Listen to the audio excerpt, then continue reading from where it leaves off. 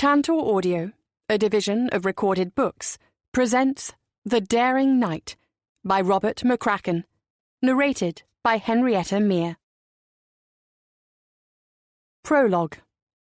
Daily Mail, Monday, 29 April, 1968. Pop heartthrob Roddy Craig, dead at 22. Birkenhead singing star Roddy Craig has died in what is believed to be a drowning accident in the Mersey. His body was recovered from the river on Sunday morning close to Canada Dock.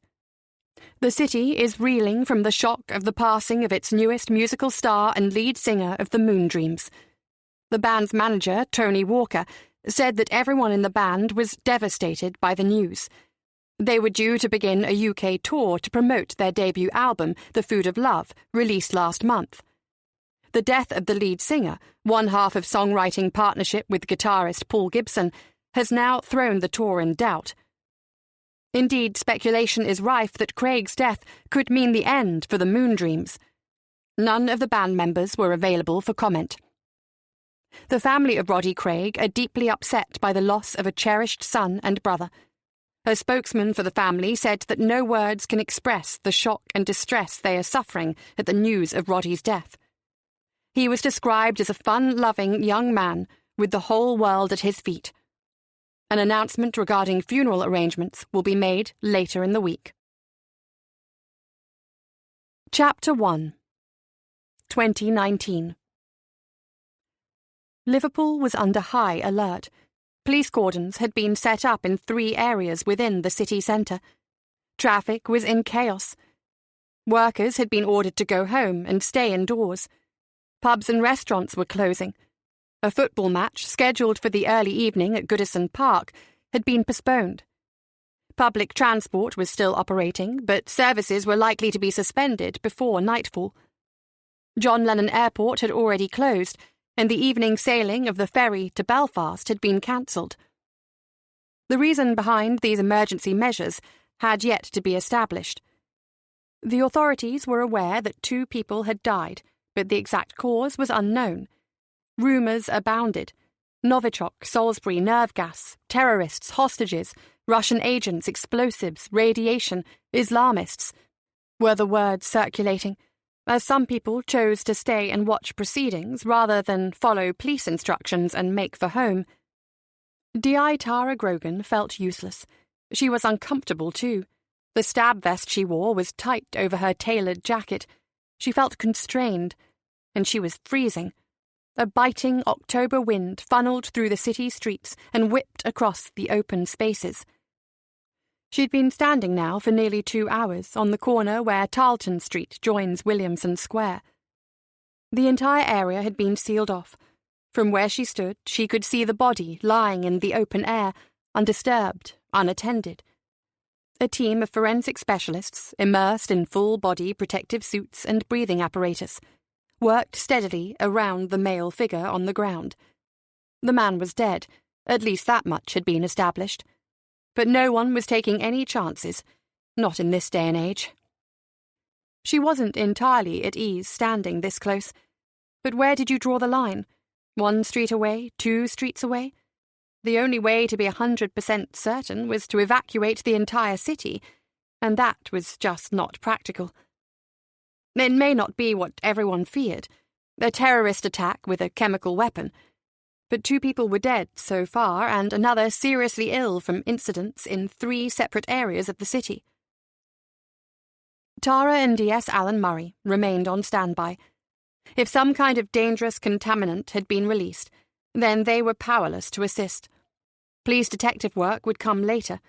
Right now, the immediate threat must be neutralized. Once security had been restored, then they could go after the perpetrator. The 2 detectives had at least managed to interview eyewitnesses who had seen the man collapsing in the square. One married couple in their 40s had been coming out of a shop when the man walked by. "I thought he was drunk," said the woman. Her attractive face was flushed from shock, and she blinked nervously. "We'd just come out of TK Maxx. He staggered past us, and then he fell over right where he is now. It's terrible." "Did he say anything to you?" Tara asked, Both husband and wife shook their heads. Did he touch you in any way? No, he didn't come that close. But I saw his face, said the husband, who looked towards the stricken body. His mouth was twisted and his tongue was hanging out. He looked really scared. Thank you for your help, Tara said. Please give your name and address to the constable, in case we need to contact you. And if you feel unwell in the next few days, contact your GP immediately. Tara spoke with 2 more witnesses, both of them telling similar stories. They described a man in his 50s, wearing a blue anorak and dark trousers, staggering into Williamson Square. He appeared drunk and his face was contorted, but within seconds he had collapsed. By the time the emergency services arrived, he was dead. Now Tara felt sorry for those passers-by who had rushed to the man's aid. They may be at risk from whatever had claimed his life. At least 6 people had gathered around the victim. They became victims too, each one having been rushed to a hospital to be examined as a precaution. The fear could be seen on their faces. Would they still be alive by this evening? D.S. Alan Murray, Tara's colleague for the past 2 years, paced up and down next to a length of incident tape stretched across Tarleton Street. He was a sturdy man, mid-30s, gaining weight by the day and losing patience by the minute. I can't see us getting anywhere near the victim today, Tara. She glared at him, and Murray knew well the reason. Tara was a stunning woman. Too beautiful to be a cop, many thought, but she had a put-down look for her sergeant that could reduce the strongest of men to puddles on the floor. It seemed at times that Murray would never lose the habit of calling his superior by her first name instead of Ma'am. Today he was lucky.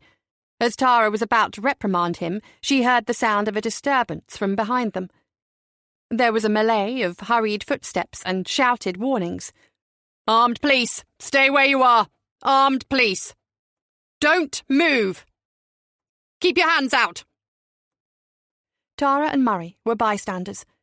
A group of uniformed and armed police officers had surrounded a figure in the centre of the street. People scattered amid the screams. Tara saw a youth, his arms raised in the air, one hand holding something. It might have been a weapon, or possibly just a bottle or can. Down on your knees, now! The youth dropped to his knees, and Tara, from 40 yards away, saw the look of terror on the young man's face. Chapter 2. Tara lay on her sofa, a late-night film on TV, but she'd lost interest in it. Her gaze fell upon the chipped varnish on her nails. She hadn't tended them in weeks. The length of time was significant only to her. If she had explained to a friend, or even to that shrink at the police treatment centre, they would appreciate her reasoning. They could offer sympathy and show understanding. But she didn't want any of it. She had lost her baby. None of their carefully chosen words, their advice or their sympathetic smiles would ever bring him back. She, Tara, had to deal with it. Suck it up. Get on with things, she told herself. No point in mulling it over all the livelong day. Sleep had never been easy since becoming a detective in Harold Tweedy's squad. In just a few brief years, she'd chalked up several tragedies and was expected to take it all in her stride. Now there was a serious incident in the city. The whole of Liverpool was at risk. And what was she doing about it? She'd found herself hoping that the lad caught by armed police was the end of the issue. That the aerosol can he'd held in his hand as he was ordered to his knees contained the poison, the stuff that had already killed 2 people and thrown an entire city into fright. Then and there, she'd hoped that the lad was the culprit and that the uniforms would just open fire and put an end to it all. It was bloody bizarre, and she seldom swore. But Saturday afternoon in the city centre, with one man lying dead in the square and a youth causing panic with a can of deodorant, spraying it on his girlfriend for a lark, it was simply bizarre. Her mobile sounded. Mechanically, she stretched her arm out to the coffee table and grappled for the phone. Her eyes were fixed on the TV. "Ma'am, sorry to wake you at this hour." It was DC John Wilson, his Scouse accent cutting through her head like a serrated knife. "What is it?" "Mum, we have an incident." "Not another one. Where?" Her tone was abrupt and impatient, demanding details before Wilson could even string the words together. A year ago, she would never have spoken to anyone in such a manner, never mind a young man she valued as a colleague and a friend. "Can't say if it's connected to Saturday afternoon, Mum, but some guy has jumped off the Liver building." "Can somebody pick me up?" She had no desire to reveal that she had been drinking. "Yes, Mum. Murray is on his way." Chapter 3. Except perhaps in advance of a royal visit, Tara had never seen such intensive police activity at 5 o'clock on a Monday morning. On the short drive, with Murray at the wheel from her apartment at Wapping Dock to the entrance of the Liver building, she counted 6 patrol cars and a minibus carrying a Matrix team. 2 patrol cars and an unmarked vehicle were parked at the front entrance of the building. Murray jerked to a halt, and Tara, having shed her seatbelt in anticipation of stopping, shot forward, her hands landing on the dash to prevent her head from doing so. "Sorry, Mum," said Murray. She couldn't be asked replying. Everything she thought lately began and ended with a profanity. It was her newly adopted default state of mind. They both climbed from the car and strode through the lobby of the city's iconic building. DC John Wilson, the detective who had telephoned her, who believed he had disturbed her from a night's sleep, greeted them in the foyer. "Morning, folks," he said, trying to sound jovial despite the hour and the circumstances. "Morning, John." Tara managed. "What have we got?" Wilson, a strapping bloke in his 20s, Scouser to the core, always looked out of place in a suit and tie. He more resembled a nightclub bouncer or a rugby player wearing his ill-fitting club suit. But Tara would never swap her DC or DS Murray for anything. She cherished them as colleagues and as friends. "A Mr. Richard Andrews was found dead on the terrace above the entrance porch." Wilson nodded to the place from where Tara and Murray had just entered. "Looks like he jumped off from one of the upper floors of the building. We're getting security staff to run through CCTV. "Let's have a look at the body," said Tara. She gazed around the foyer for an indication of how she might reach the victim. Wilson walked from the reception desk toward the lift lobby at the opposite side of the foyer. Tara and Murray followed. "It's not pleasant, Mum," said Wilson. Tara glared at him. A year ago, she would have appreciated the heads-up and the concern shown by Wilson. She was a big girl now.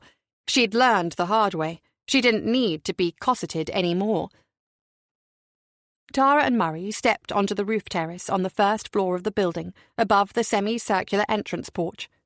Dr. Brian Whitney, forensic pathologist, a thick-set man in his 50s to whom Merseyside police were frequently indebted, had just stepped away from the body. Tara saw the grey suit, blood-stained, but from her position she couldn't yet see the state of the dead man. Whitney, by his explanation, would spare her some of the trauma. "Good morning, Tara," he said with his habitual warm smile that he seemed to hold in store exclusively for her. Quite often, Tara thought, it was the only warm thing at a crime scene. "Good morning, Brian. What do we have?" Murray slid past her to have a close look for himself. A police photographer was taking as many shots of the body as he considered necessary. "Male, late 30s to early 40s. I imagine his death came instantly as a result of a fall." Whitney looked upwards. "Must have fallen from a fairly high point, I would say, judging by the state of the body. Poor bugger didn't have a clean fall either." Tara followed Whitney's gaze to one of the flagpoles that pointed skywards from the terrace. There was no flag flying, but she saw a streak of red down the white pole. "Looks like he hit the pole head first. It prevented him from making it all the way to ground level. Instead, he flipped sideways and smashed onto this terrace. I'm sure CCTV will establish the time of the jump or fall, can't say which, I'm afraid. The post-mortem might show something more. You can have a look if you wish. Not a pretty sight, though. Tara joined Murray beside the body and soon wished she'd stayed where she was. The victim's head was nothing but a pulp of bloodied red flesh and white bone, ruptured brain tissue having oozed to the floor. Death from a traumatic brain injury is how they would describe it. The legs of the victim sat askew, but one arm had been cruelly trapped under the body and was probably dislocated from the shoulder. Strangely, the body had come to rest in what could be regarded in first aid terms as the recovery position. For Richard Andrews, the term was meaningless. An inquest would probably conclude suicide, unless the CCTV showed otherwise. Chapter 4. Murray examined the wallet that had been found on the man's body. It contained credit and bank cards, a gym membership card, some cash, amounting to £70, and a driving licence. He lived in Caldy. What's the address? Tara snatched the wallet from Murray and examined the licence. Her parents still lived in Caldy, on the Wirral. She had grown up there. The street name was not familiar. She imagined it was one of the modern developments close to Caldy Golf Club. Get someone out there to break the news, she said to Murray. We'll call at the house later on. Murray re-entered the building, passing Wilson on his way out. Tara did not care to linger within sight of the stricken body of Richard Andrews. She stared at the photograph on the driving licence. Andrews was handsome, had been handsome. A bright face, strong-looking, with a confident expression. She noted his date of birth, which made him 37 years old. A few years older than her. She couldn't help wondering if he was married, a father, perhaps. If so, a family was about to receive some devastating news. "Mom," said Wilson, "we can view CCTV footage now when you're ready." Yes, good. Let's get out of here. Her final glance at the appalling scene of the broken man sent a shiver through her body. With all that had happened to her in recent months, she should have been hardened to these scenes by now.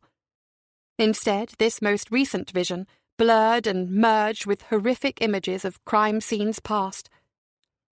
Closing her eyes for a second helped to dispel the pictures, but it did not erase the memories. Inside the security lodge of the Liver building, the head of security, Mr. Daniel Brown, a tall, upright man in his early 60s with silver hair, large nose, and sporting the odour of a delicious aftershave, guided Tara and Wilson through the overnight recordings of the CCTV in the building. Brown had a forthright manner, suggesting perhaps that he was ex-military. He spoke in a direct, factual tone. "Cameras 1 and 2 are mounted on the outside, below the entrance." "Please, Mr. Brown, just show us the place from where the victim fell." Wilson raised an eye at Tara's abrupt command. Her clipped tone had unnerved the security officer, too. Quickly, he navigated to the relevant footage. "The time was 11:46 p.m., said Brown. "Camera number 11. They watched as Richard Andrews, wearing a suit and tie, emerged from the building onto the roof terrace on the 12th floor. The camera view did not cover the exact spot where Andrews had fallen to his death. "Is that it?" snapped Tara. "I'm afraid so, Inspector," Brown replied, rising from his stooped position at the desk. "So at 11:46, Mr. Andrews steps onto the roof terrace. At 11:47, a minute later, he's dead. There's no one else in the vicinity. No one entered the area before or just after Andrews." Brown shook his head. "Unlikely, then, that he was pushed," said Wilson. "Cameras 1 to 6 are mounted for perimeter and entrance security," Brown explained. "Only camera number 5 shows anything of the incident." He adjusted the mouse beside the monitor, clicked once, and there appeared on the screen the briefest glimpse of Richard Andrews. Brown reset the footage to view again. "It's very quick. The time recorded was 11:47 p.m. yesterday." Tara watched the monitor. For 2 seconds there was nothing to see but a view of the terrace on the roof of the entrance porch and a partial view of the esplanade beyond the building. Suddenly an object slammed to the floor. "I can zoom in," said Brown, No, we don't need to see it in detail, thank you, said Tara, alarmed by the idea of watching the smashing of a skull once again. A definite suicide, said Wilson. Seems that way, said Tara. They met up with Murray in the atrium on the ground floor. He held aloft a security pass, dangling on a red lanyard. Dr. Whitney managed to get this off the body before they took it away. Richard Andrews worked here for a company called Harbinson Fine Foods. The head office is here in this building, but they have several factories on Merseyside and several others around the country. Tara grasped the security pass and saw another photo of Andrews. It only added to her view that he had once looked a handsome and perhaps a happy man. Her pondering was interrupted by Murray, who was reading a text message on his phone. "We have to get to the station, Mum," he said. "There's been a development in the poisoning case. Tweedy wants to speak with us." Tara frowned. Please, one thing at a time, she thought. She could tell that Murray was waiting for instruction, but all she could manage was to puff air through her lips. Already it felt like a day's work had been done, and yet it hadn't gone 6:30 in the morning. "Right," she said at last. "Leave this for now. We can speak with the family and Andrew's employer later. You can drive me to St. Anne Street. Let's hope there hasn't been another incident." Chapter 5. Tara had always admired Detective Superintendent Harold Tweedy. His demeanour was calm, controlled, and polite, but he was very effective in getting results. Tweedy was seated in his office, organised, tidy, in his neat grey suit and smart golf club tie, his hands closing the leather-bound Bible that he always kept on the top left corner of his desk. Tweedy had a strong faith that Tara not only admired but envied. That was how the man, tall and lean, looking all of his 57 years, coped with the rigours of police detective work. His faith was his strength, his conscience, and the basis, probably, for every decision he'd ever made on how to deal with villains.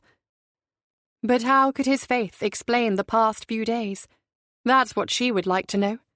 Innocent people dropping dead in the street, a young man throwing himself from the 12th floor of the Liver building, and then there was all the crap she was still dealing with in her head. The previous cases, they wouldn't leave her alone. And the loss of her baby sat to the fore of it all.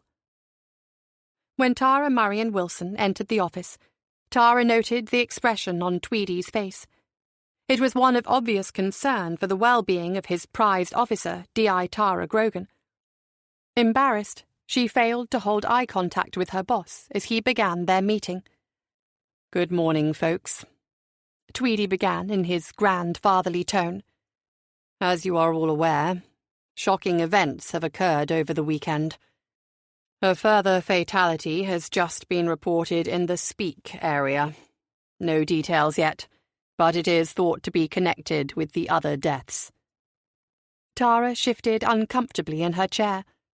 She had difficulty processing the news when the vision of a smashed skull was uppermost in her mind. She barely listened to the rest of Tweedy's announcement. "A special task force has already been assembled with staff from Admiral Street and from here at St. Anne Street. This team is liaising with National Security from London and with specialist forensic investigators from Porton Down." "Any information yet on what material was used?" Murray asked. Tweedy shook his head. "Nothing, I'm afraid. For now, though, we can stand aside and allow these specialists to do their jobs. Until we know exactly what toxic substance we're dealing with, we can't carry out a normal homicide inquiry. It would be too dangerous for us to go stumbling through an investigation until we ascertain whether it is terrorist-related. Could be connected to Russian spies or even an individual acting alone.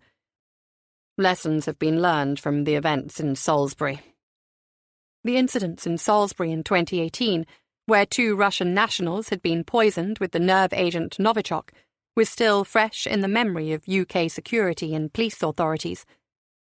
The evidence had pointed to an assassination attempt by Russian agents, and although the intended target survived, An innocent British woman had died as a result of coming into contact with the source of the toxin. Who is going to put together the connections, if any, between the victims? Tara asked. I can appreciate your frustration over this, Tara. I'm sure it will not be long before we're called back into the investigation. Once this substance has been identified, it will surely become clear what type of operation will be involved.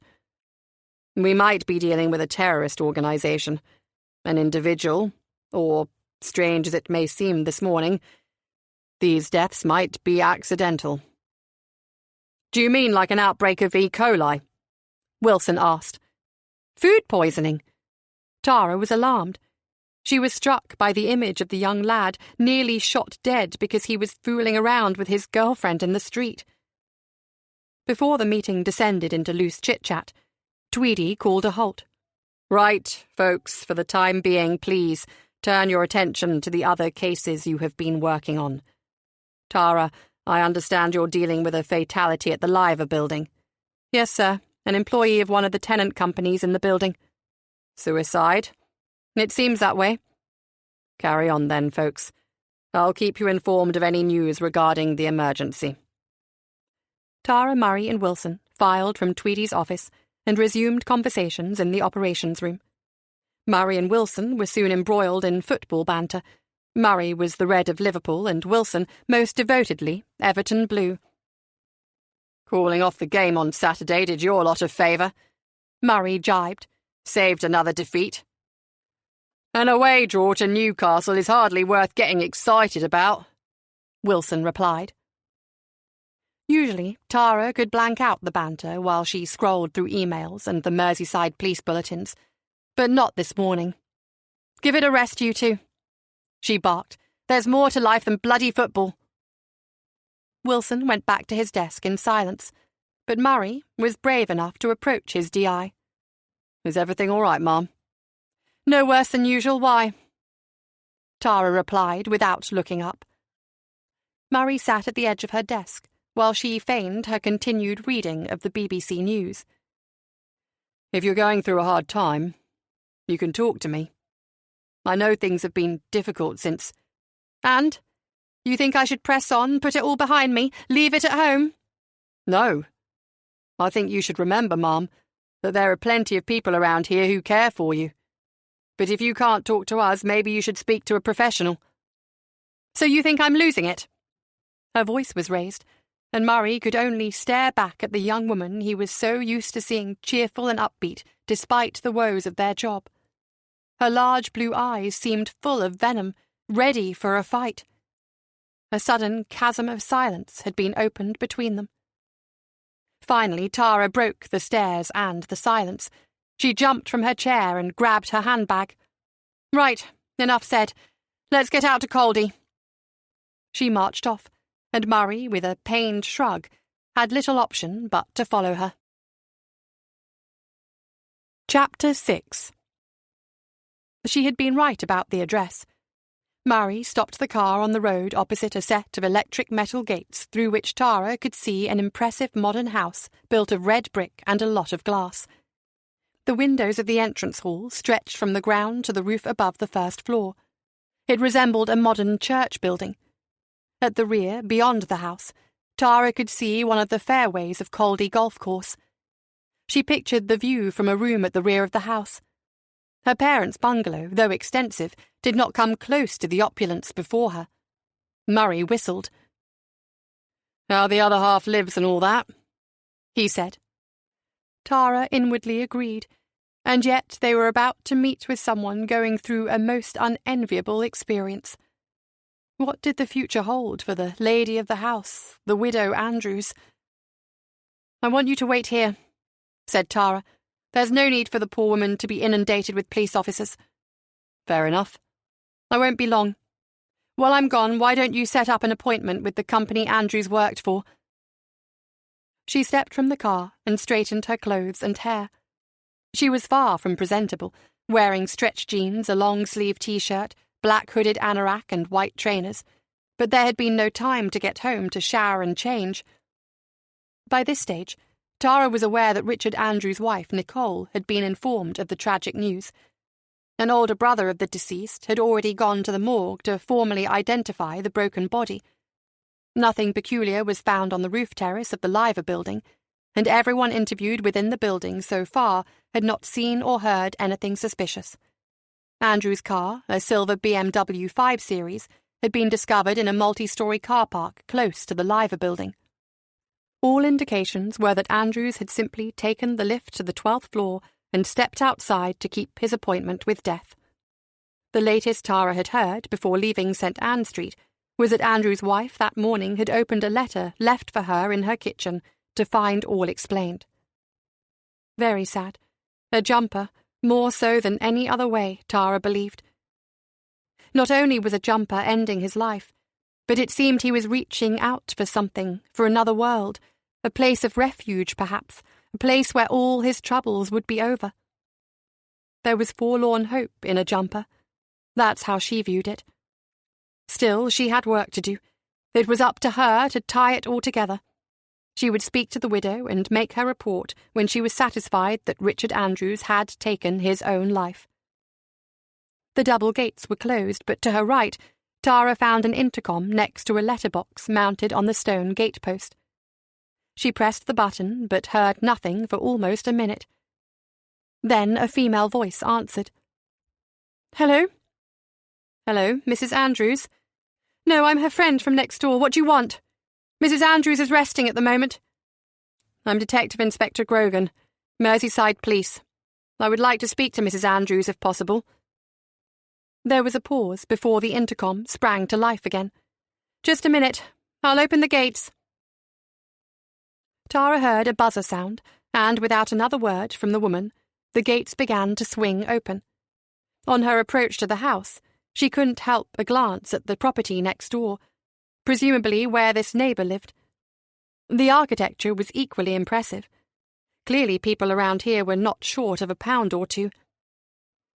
There was little sign of life about the place, until a tall, strong-looking woman in her 30s, wearing navy blue gym leggings and vest, opened the front door. Her face looked strained, probably worse for the absence of makeup. She swept a long mane of straight dark hair behind her shoulders. "Mrs. Andrews?" "No, you'd better come in," she said, stepping back. "I'll just call Nicole. She was lying down for a while. I'm Marjorie, her friend from next door. I've been looking after the kids." Tara merely nodded her understanding of the situation as Marjorie continued to reverse nervously down the wide entrance hall. "Have a seat in there, Inspector." She pointed through a set of glazed double doors to a bright and extensive lounge, the light enhanced by a huge picture window affording a magnificent view of a professionally landscaped garden with fish pond, decking, a modern stone folly, and of the golf course beyond. Briefly, Tara scanned the room.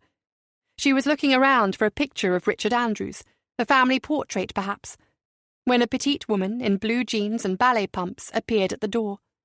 She could easily pass for a teenager, and for a brief moment Tara wondered if she might be a daughter of the late Richard Andrews. Her features were fine, although pale, bordering on deathly white, and she wore a large degree of exhaustion, her dark eyes heavy, her short brown hair ruffled from a fitful sleep. Tara knew what it was like to be taken for someone much younger than her age. She had never looked her true age and had never seemed old enough to be a police detective. She smiled at the woman. "Hello, Mrs. Andrews. I'm Detective Inspector Tara Grogan. I'm very sorry about your husband." The woman ventured into the room and sat down on a deep sofa, indicating that Tara should do likewise. "I've already spoken to the police this morning," she said in a shaky voice. It was faint, and she sounded more like a bashful schoolgirl than a grown woman. "I understand that, Mrs. Andrews. It's been a horrendous experience for you. But I need to ask you a couple of questions. A few minutes of your time, and I'll try my best not to bother you again." Nicole Andrews produced a tissue from the sleeve of her black jumper and used it to wipe the tears rising in her bloodshot eyes. "I'm sorry, this may sound very callous, but we need to be satisfied that your husband took his own life." Tara knew instantly that it didn't sound right. What I mean is, we have to be sure that a murder has not been committed. The harsh idea of murder seemed to startle Andrews, and she looked gravely at Tara. I believe that you found a letter from Mr. Andrews? Nicole pulled a crumpled envelope from the pocket of her jeans and handed it to Tara, remaining silent as she read. The first couple of lines were full of apology to Nicole and the children for causing so much pain. Andrew's reasoning for taking his life was contained in the last line. I'm sorry, but I can't live without her. Tara inspected the page on which the brief message had been roughly scribbled. It was headed paper, the logo of Harbinson Fine Foods in red and blue at the top left, an abstract though obvious image of a liver bird surrounded by the company name. She noticed at the bottom of the page, where the company directors were listed, that the name Richard Andrews had been scored out. Nicole Andrews was staring into space as Tara attempted to return the letter. Do you think you could elaborate a little bit, Mrs. Andrews? For a second, the woman glared at Tara, cold, indignant, nearing anger. Then she rose from the settee and went to the window. We were separated, Inspector. Richard left us 8 weeks ago. He moved in with her. He claimed that he still loved us, but he couldn't bear not being with her, so off he went. Tara was waiting for the name. Purely academic now, but she felt obliged to listen. It was tragedy piled upon tragedy for Nicole Andrews. Tara knew all about that. Been there, got the T-shirt. Is there any reason why he should then take his own life? Tara asked. She threw him out 4 days ago. He couldn't handle that. I would have taken him back, you know. But all he could say was how much he loved her and that he needed to be with her. He cried down the phone to me, can you believe that? His wife, the mother of his children. Her voice began to fail, and she wiped her face with the already tear-soaked tissue. Tara gave her a few moments, but she felt so powerless to help the woman. So, Inspector, Nicole said tearfully, it's her you should be talking to, not me. I didn't feature in his life. Go ask her. Does she have a name? She has, but I'll never speak it. She is my father's secretary. Richard worked for my father's company. At least, he did until yesterday. Tara assumed that she meant until the moment when her husband jumped to his death, but Nicole Andrews had not finished. Richard was asked to resign from the board yesterday morning. I imagine that was the final straw. He lost everything within 3 days, his lover, his career, and his family. Nicole's eyes were set to infinity once more. Tara reckoned she had heard enough. It certainly wasn't the sort of story to set you up for a relaxing evening in front of the telly. Thank you for your patience, Mrs. Andrews. Once again, I'm sorry for your trouble.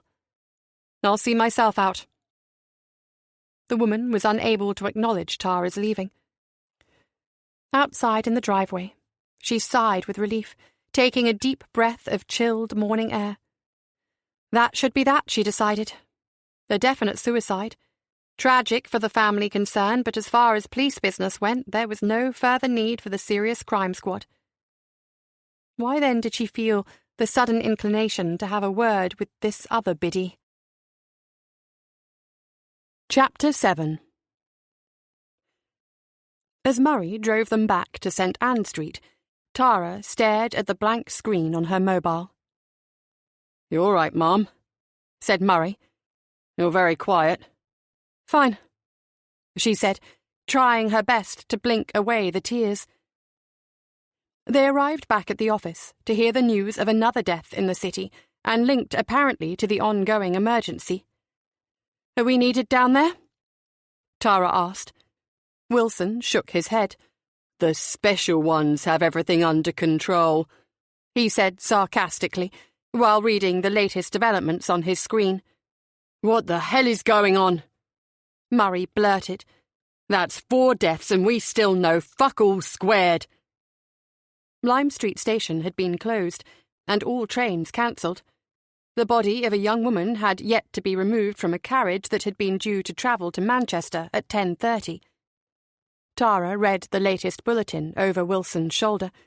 It wasn't hard to picture the scene at the city train station.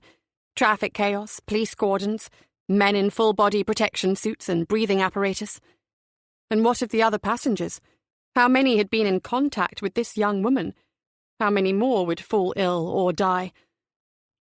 Tara was irritated by her lack of involvement. She felt useless. 3 days into an emergency, and they still had no idea what they were dealing with. Questions raised at Westminster, government statements, press conferences by the Chief Constable of Merseyside, and still no one had any clue. The media were having the proverbial field day.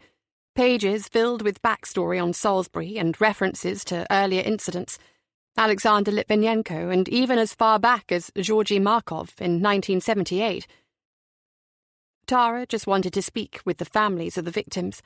Maybe then they could find connections, circumstances that linked each death. Had they all been in contact with the same perpetrator? Had they all at some point visited the same place, contaminated with goodness knows what? Drank from the same glass, eaten the same meal at the same restaurant? Were all of the victims complete innocents? Or was someone amongst their number an intended target? But as yet they had nothing, and here she was spending her time dealing with a case of suicide. Wilson set a piece of paper on her desk. "Mom, this note was found in Andrew's car. It doesn't say much." Tara lifted the A5-sized paper, torn from a notebook, and read the handwritten line. "Toby, I've been such a—" "Fool, maybe?" Wilson suggested. "Seems likely. Or perhaps failure or complete bastard." Wilson looked at her, bewildered. Following a brief lunch, where she ate only strawberry yogurt and drank some coffee, she decided that there was little point in moaning about her lack of involvement in the poisoning cases, while she had still to close her inquiry into the death of Richard Andrews. On her way from the office, she called out to Murray. "I'm off to speak with the company that Andrews worked for." "You want me to come with you?" "No need. It shouldn't take long." Tara strolled from the station building, savouring the fresh air and the feeling of solitude. She made a call to check that the appointment that Murray had set up was with the chairman of Harbinson Fine Foods. She learned also that Edward Harbinson's secretary, a Miss Riordan, had gone home early, due to illness, it was said. She had forgotten, when refusing Murray's offer to accompany her to the Liver building, that she didn't have her car. It was Murray who had picked her up from the flat at Wapping Dock in the early morning. She could hardly believe she was still living through the same day. So many different issues had flowed through her mind. It was no more than 1.5 miles on foot to the Liver building, and she decided to walk. Despite the early 20th century exterior of the Liver building, the head office of Harbinson Fine Foods on the 5th floor was ultra-modern in concept, plate glass and polished granite with desks and counters trimmed in chrome.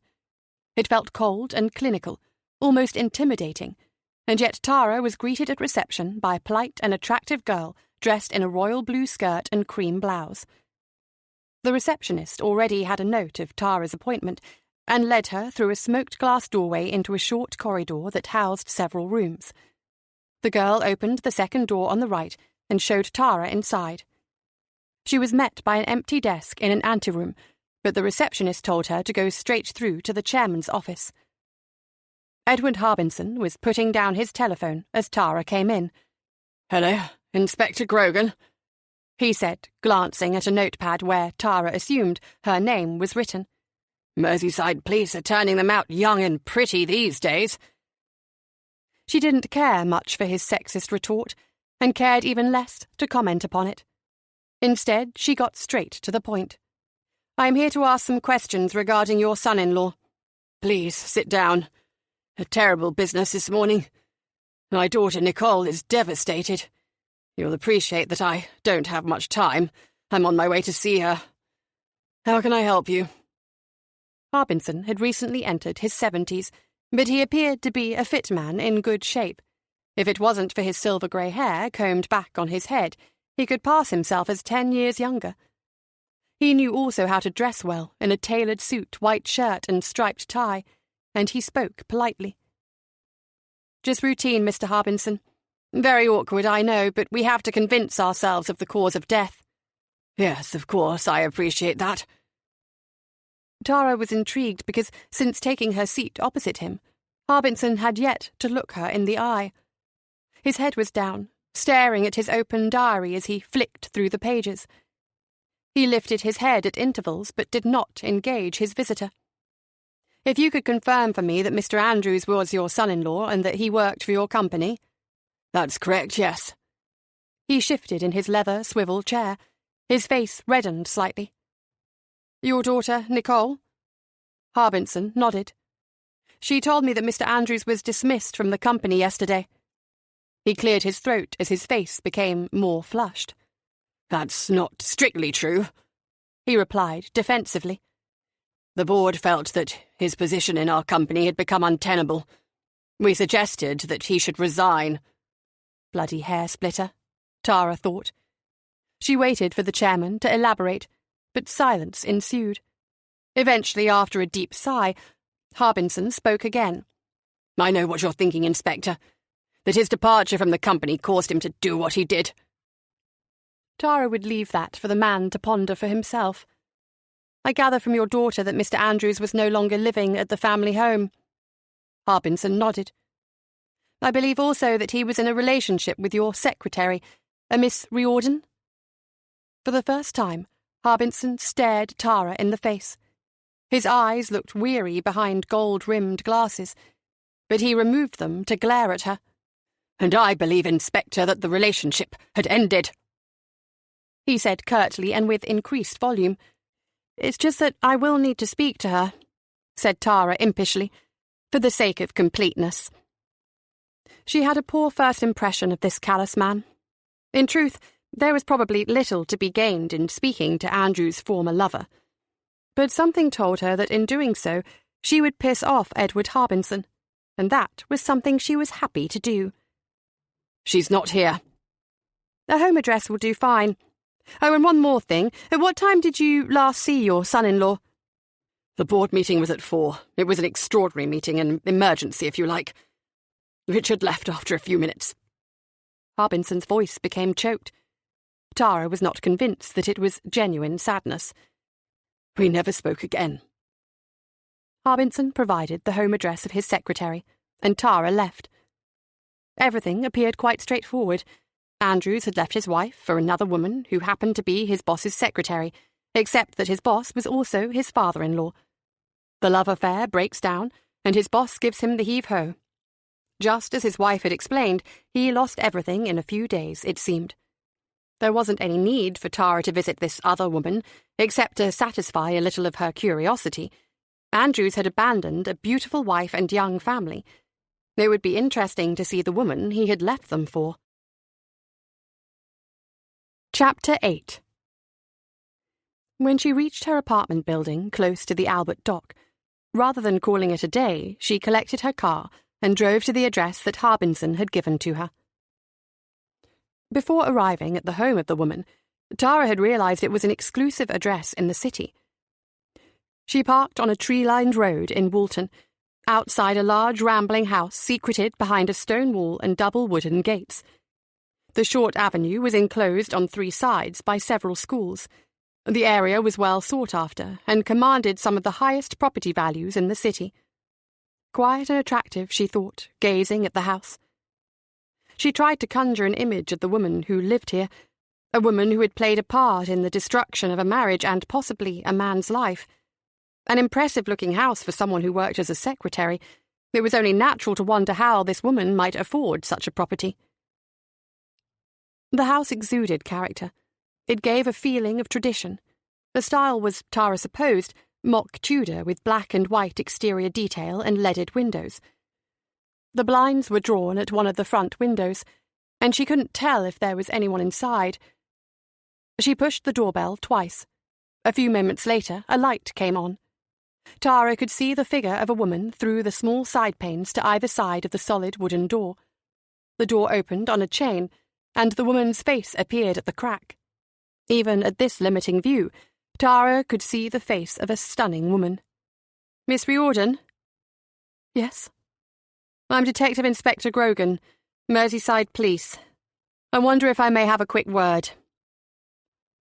Tara presented her warrant card for inspection.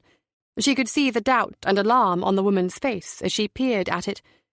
Another moment passed, while she studied Tara's face, before the door was closed, the chain was released, and the door reopened. Tara's eyes did a double take. She was everything Tara imagined that she had to be. For Andrews to abandon a beautiful wife and then top himself when his affair ended, she had to be special. She was barefoot, and yet towered over the slight figure of the detective. A long white bathrobe was pulled closed across her waist with one hand. Long tousled black hair sat on the thick collar of the robe. Her eyes were a vivid blue and rather piercing, as if to inspect the very mind of her visitor. Riordan's mouth sat in a seductive pout before she spoke, although her voice sounded weak and tired. "You'd better come in." She stepped back, holding the door, allowing Tara to pass through into a dimly lit hallway. Both women observed each other nervously. Riordan slipped past Tara and padded to the rear of the house and into a spacious lounge. Tara felt obliged to follow. The walls of the room were adorned in colourful paintings. One wall housed an extensive collection of books, CDs and DVDs within a dark wood bookcase. Out of character with the rest of the room, Tara thought. "Apologies for my appearance," said Riordan, "but I wasn't expecting company. It's been one hell of a day." "I'm so sorry for your trouble, Miss Riordan, but I'm afraid I have to ask these questions." Tara had yet to decide on the woman's age, but for some peculiar reason she wasn't interested in such trivia. Riordan nodded her understanding of the situation and motioned for Tara to sit down. The living room was square, although a second door a few feet from the other one, and wide open, revealed a spacious modern kitchen. Tara sat down in a soft brown leather sofa and found herself facing an attractive raised fireplace where a gas fire was flickering away. "Firstly," she began, "just to confirm that you work at Harbinson Fine Foods, is that correct?" "Yes," Riordan replied, resigning herself to an armchair that matched the sofa. "Am I right in thinking that you knew Mr. Andrews well?" A bemused smile broke on the woman's face. "Come on, Inspector. I'm sure that someone has told you by now. Richard and I were lovers." She left it at that, as if to tease Tara, inviting her into prying further. It worked, too. Tara wasn't usually so easily embarrassed, but she was feeling rather in awe of this confident woman. Now that she had opened the can, she would have to deal with the worms. "When did you last see him?" "Yesterday." "At what time?" She felt the room growing warmer, or was it just her? "Not long after 4:00. He walked out of a board meeting and kept on going." Her eyes filled with tears. "That was the last time I saw him. He left, Inspector, without a word." "I need to get an idea of his state of mind." "The chairman had just shown him the door. I think it's fair to say that he wasn't terribly happy." "Am I right in thinking that your relationship had also ended?" Riordan raised an eyebrow, then dabbed a tear with a tissue she'd pulled from the pocket of her bathrobe.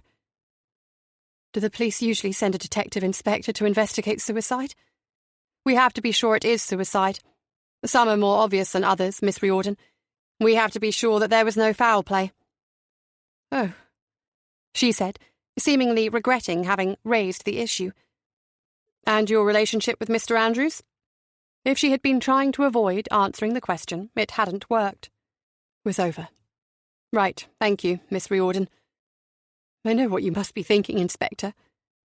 "Two bloody mind-readers in one day," thought Tara. "First Harbinson and now Riordan." She got to her feet. "That our breaking up was too much for him to bear? That he wouldn't be dead if we'd stayed together? I'm sorry, but it's not my place to pass judgment. If someone has it in them to take their own life, then they will eventually find a reason for doing so. That's what I think, for what it's worth." "You must think me very selfish, Inspector." "No, not at all. It's very difficult for all concerned, so I won't take up any more of your time." Tara was already at the lounge door before Riordan rose from her chair. "Is there anyone close to keep you company?" "They'll be fine, thank you." "I see that you have an interest in art," said Tara, her clumsy attempt to lighten the tone on her way out. "They're all mine, I'm afraid." Tara took the opportunity to glance around the room once again. Her experience of painting was confined to looking and a little reading of art history in some of her more studious moments when at Oxford, but she knew what she liked. There were several landscapes, fairly large canvases, vivid greens and blues of rare summer days. She liked open spaces, hills and sky. Wasn't it Constable who was the master of sky, she mused? It never seemed a difficult thing for someone to paint until you tried it for yourself. So many shades of sky. But here was a definite, bold, overwhelming blue. This had been no trouble at all. Riordan watched patiently as Tara inspected her work. "I have a studio upstairs," she said. "Call in sometime. I'll show you around." "Thank you," said Tara, without conviction, as if the last minute had just been wiped from her memory. "I'll be on my way. Good night, Miss Riordan." "Good night, Inspector." Case closed, Tara thought, as the front door was shut behind her. Now she could turn her attention to the current emergency. She was not part of the investigation team, but she hoped that would soon change. Chapter 9. Tara ate less than half of a lasagna she'd bought from Marks & Spencer. The remainder, still within the foil tray, lay abandoned on the coffee table. The bottle of Chardonnay, bought at the same time on her journey home from Woolton, was more welcome than the food. She poured a third glass and sat back on her sofa, cradling her mobile in her right hand and texting with her thumb. She had managed only one night out in 6 months. It had not exactly been a wild evening. Dinner at a restaurant in the city, a couple of drinks, and then home early. She couldn't help smiling, though, at the picture her friend Kate had sent of Adele, Tara's goddaughter, in her christening gown. "She's a sweetie," Tara replied.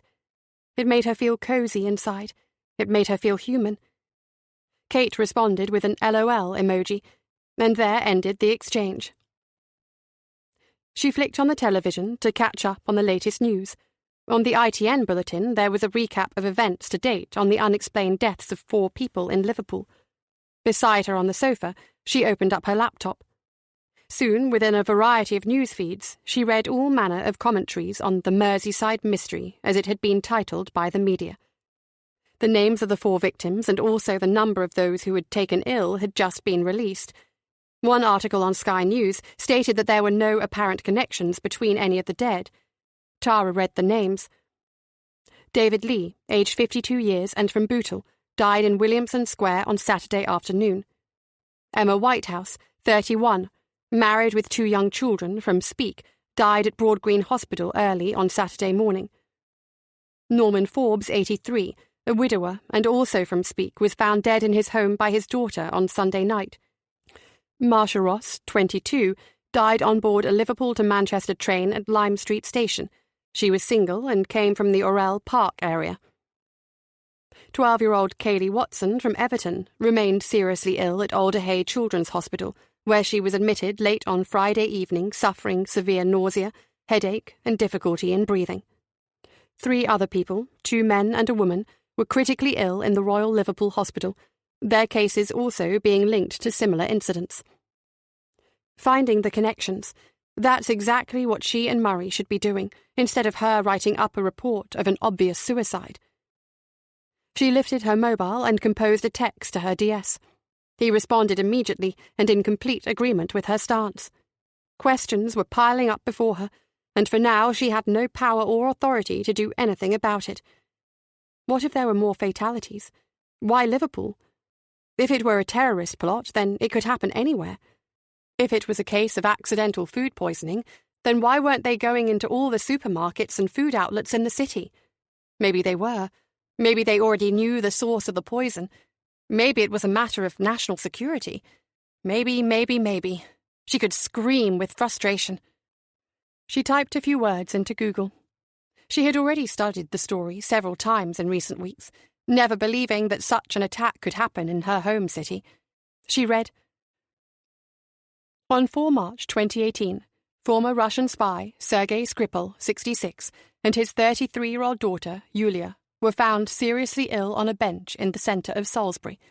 They had been poisoned by a nerve agent in an attack likely to have been sanctioned by the Russian state. A bitter exchange of accusations and denials from the highest levels of governments came in the months that followed, culminating in diplomatic expulsions and international sanctions.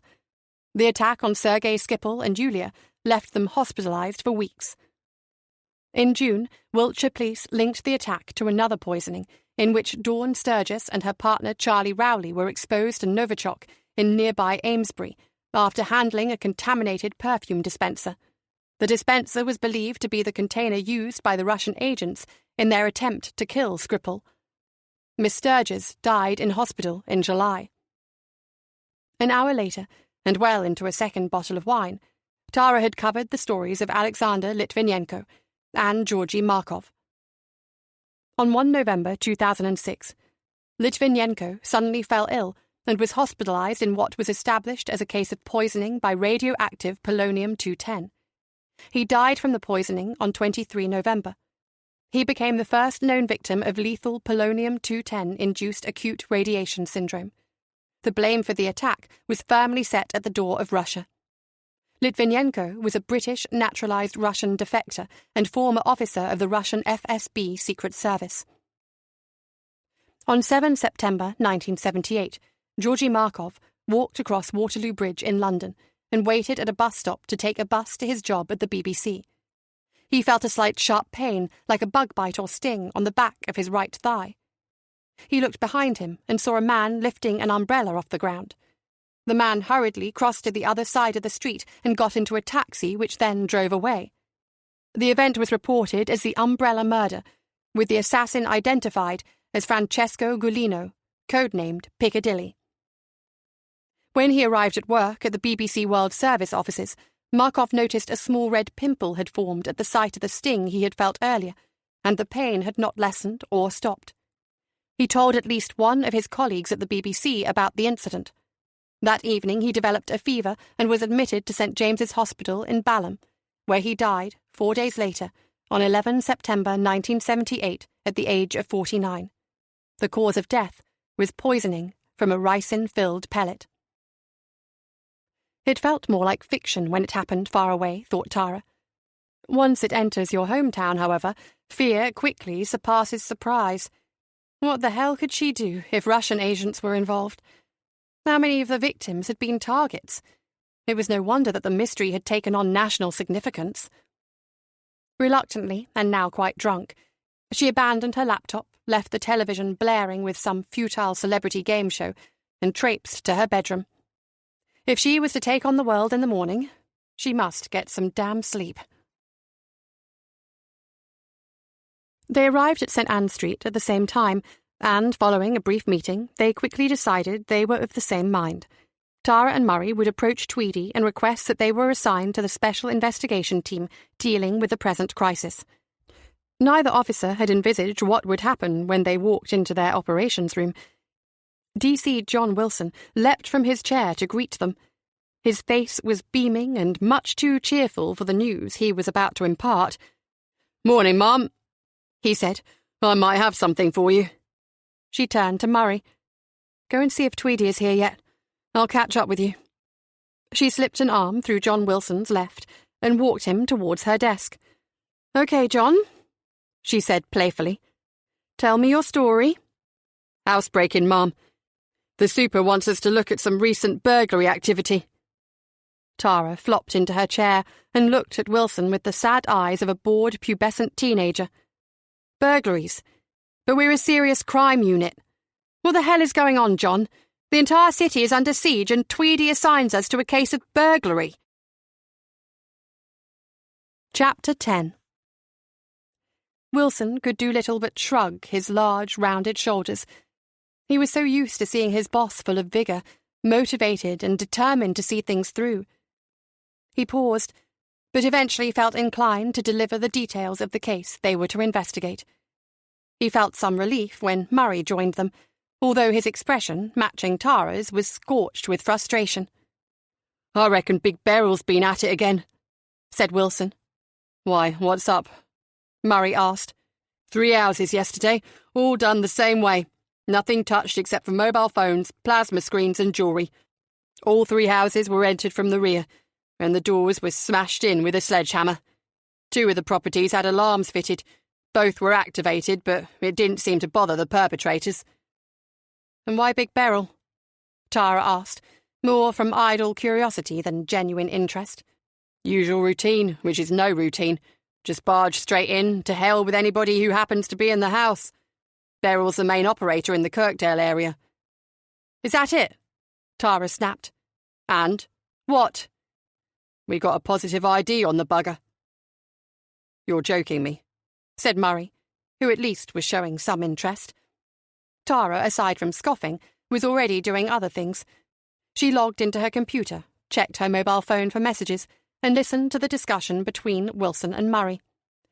"And Mrs. Henshaw," Wilson explained, "was coming down her stairs just as Big Beryl was struggling in the hall with her telly. She recognised him straight away. He washed her car the day before." "At that Speedy Clean place down by the docks?" said Murray. "Yes, Great Howard Street." "Brilliant. Bloody brilliant. Time we paid Big Beryl a visit. I thought you might want to do that," said Wilson with a satisfied grin. Tara went along, reluctantly. Murray and Wilson were brimming, particularly Wilson, who seemed to relish a reunion with an old adversary. Tara sat next to Murray in the marked car, thinking of how to best approach Superintendent Tweedy over what she now firmly believed was her sidelining. Wilson had come along to supply physical support. Murray drove a marked BMW 3 Series just over a mile from the station to the Speedy Clean attended car wash in Great Howard Street, a former heavy industrial area now, in patches within the throes of redevelopment. Murray thought it wise also to have a couple of uniforms in a second car, for the same reason he had brought Wilson. "Want your motor cleaned, love?" said a husky and rather high-pitched voice. Big Beryl stood in navy blue waterproof gear with a power hose in his burly hands. Tall, heavily built, no one would ever deny him the first word of his nickname. The second, however, as the story went, was acquired during a stay at Her Majesty's pleasure in a youth detention centre when Beryl was 13. His fellow inmates were rather taken with his female-sounding voice and man-boobs. Billy, his real name, was lost forever. In those days, his expertise lay in stealing car stereos. Although he sounded cheerful, his face was scrunched to a permanent scowl, such that his eyes were little more than slits in a chubby face. "You're a funny man, Beryl," said Tara, flanked by Murray. Wilson had remained by the entrance to the car wash compound. "And it's Detective Inspector Grogan to you?" Beryl gave a few token squirts of water across the bonnet of the red Astra as Tara and Murray drew closer. Close enough for him to suddenly aim the jet in their direction. Their recoil gave him just enough time to leg it past them towards the open street. He had not bargained on running into Wilson, his equal in height if not in weight.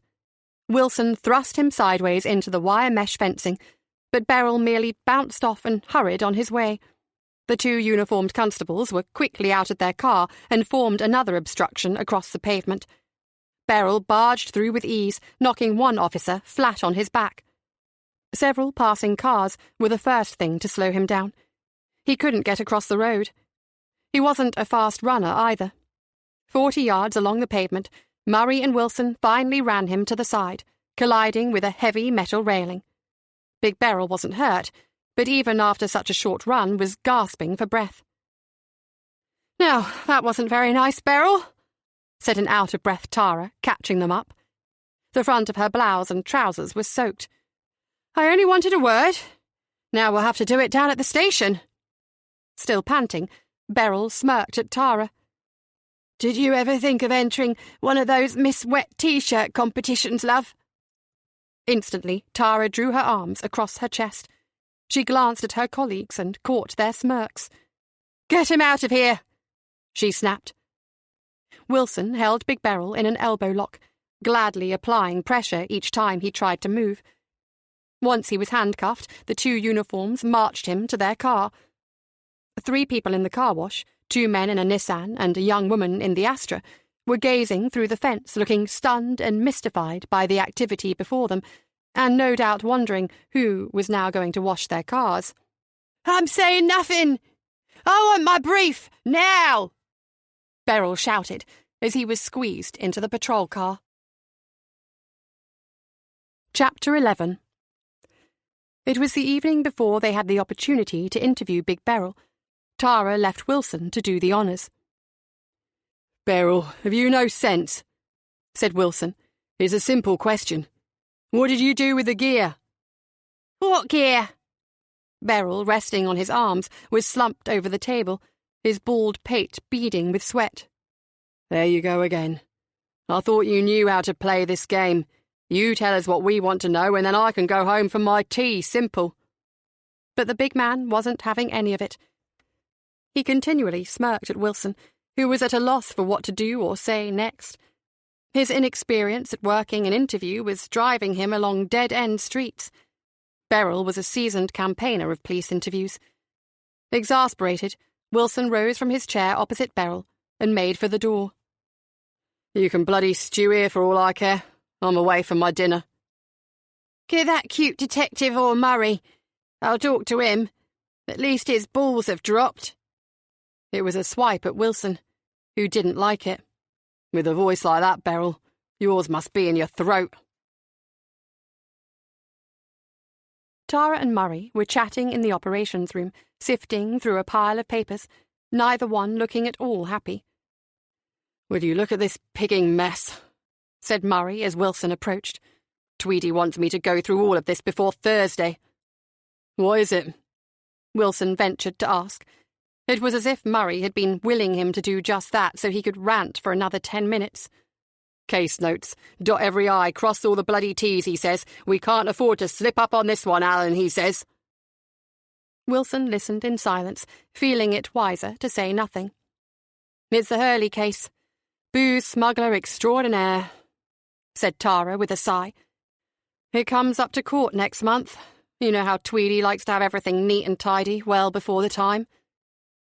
"What's going on, Mom?" Wilson asked. "I thought we were supposed to be a serious crime squad." "I wish I knew, John. I'm beginning to think I've done something wrong." Wilson acknowledged her comment with a nod of his head. "If you want a break, Big Beryl says he'll only talk to one of you." "Playing hard to get, is he, John?" Murray enjoyed the odd poke at his junior colleague. Wilson and Murray were good lads. They had been in Tweedy's section longer than Tara. They more or less clicked right from day one. She was fortunate, 2 good cops. They understood her, and she was happy to allow them some scope. Wilson was relatively quiet, never said too much, but Tara knew he had a wild streak in him. He liked a few drinks and a hand of cards. Murray, however, was making another attempt at settling down. Lately he was not always available when Wilson fancied a late night at cards or a game of squash after work. "He's acting as if he's just snatched the bloody crown jewels and won't tell us where he has them stashed," said Wilson. Tara tossed a bundle of paper onto her desk, sat back in her chair and stretched. "What time is it?"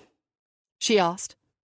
"It's after 7, nearly past," said Murray. "Sod it. I think I'll take this lot home and look over it in front of the telly." "What about Big Beryl?" said Wilson, as Tara stood, gathering her bag and coat. "Give him his tea and put him to bed. I'll speak to him in the morning. He might be more forthcoming after a night in the cells." "Fair enough," Wilson replied. "That means I can be on my way too. I'll see you in the morning." Tara gathered up the files that Tweedy had given to her, walked from the office and took to the stairs. She contemplated the remainder of her evening. Once she got home, there was little chance she would even open the files. This day, as if she could get much lower, had dragged her down. But she did not go straight home. Chapter 12. Tara needed activity and had a yearning for company. There weren't many options open for her. Maybe she could drive around for a while or go to the pictures, but then she wouldn't get any work done. She could turn around and go back to the office, or she could go for a long run. Somewhere between driving to Kate's or the local Cineplex, she still hadn't decided, another idea popped into her head. Scarcely realizing she had done it, and instantly feeling nervous, she stopped her car outside the house. The double gates lay open, but she felt better leaving her car in the street and walking up the drive to the front door. The blinds were closed at the lounge window, and she was unable to tell if there was a light on inside. She rang the doorbell and waited for a light to come on in the front porch.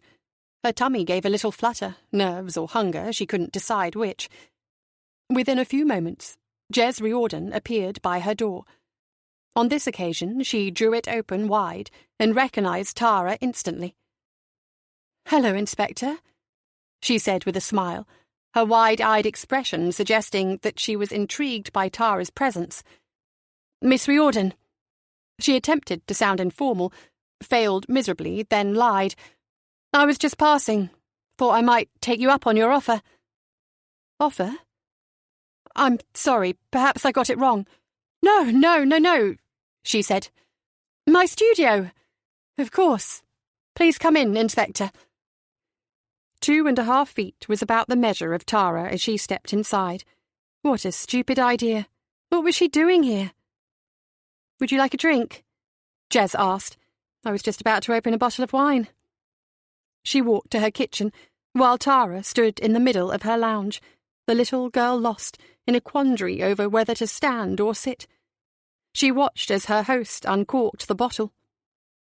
Tara thought Jez looked better than last time. It was the clothes and makeup, she supposed. She wore a dark grey skirt with a white blouse, black stockings, and expensive-looking shoes. "I'm sorry about turning up like this. I hope I'm not interfering with your plans for the evening." "Turning up like what?" "Out of the blue, unannounced. You don't need an appointment, Inspector. Not for a social call, anyway. I had no plans for tonight, other than this bottle of wine and the television. Please, call me Tara. I suppose I also wanted to check that you were all right." "That's really thoughtful of you, Tara. And you can call me Jez." She handed Tara a hefty wine glass, 1/3 full of a fruity red. "Please, make yourself comfortable," she said.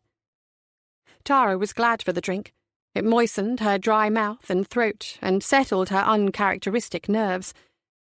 She stole the chance to examine Jez as she sat in an armchair to her right, while she was plonked sheepishly in the middle of the sofa. Tonight, Tara thought, Jez looked younger, at least by 5 years. Her hair brushed into waves which dropped to her shoulders.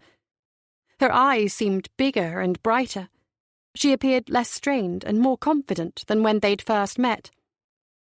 "I had the evening free unexpectedly," Tara felt compelled to explain, "and the idea of looking around your studio came into my head." Did that sound all right? Or did that sound like Inspector No-Mates? I'm glad it did. I don't often get the chance to show anyone around. I wonder sometimes if people feel that I'm being pretentious when I start talking about my painting. Lately, though, it's got me through some rather dark times. And how are things at the moment? Fine, I suppose. It never gets easy getting over the loss of someone you cared for. You're still working at Harbinson's? Yes, of course. She sounded a little put out by the question. It sparked an alarm in Tara that told her to quit work for the evening and to stop asking such pertinent questions. "Come on," said Jez, rising from the chair. "I'll show you around. After all, that's what you came for." She led the way up the thickly carpeted stairs, pushed open a door on the landing and switched on the light. It's supposed to be the master bedroom, but I thought that I could put all the space and light to better use. I sleep in one of the rooms at the back of the house. It's perfectly adequate when you're living alone. The room was indeed spacious, and would appear more so in daylight with the French windows open onto the balcony. "It must be a lovely room when the sun is shining," Tara commented. In summer I can easily lose track of time up here. I do all my real living in this space." Tara began to relax and to wander around, inspecting the 6 pictures on the walls. There were several canvases stacked on the floor, paper sketches too, paint boxes and 2 easels. The smell of fresh air mingled with the odour of oil paints and new paper. Jez remained by the doorway, her arms folded, allowing her visitor to browse in silence. Being honest, Tara wouldn't know if Jez's work was any good in the commercial sense, but she didn't have to be told what to like and what to dislike.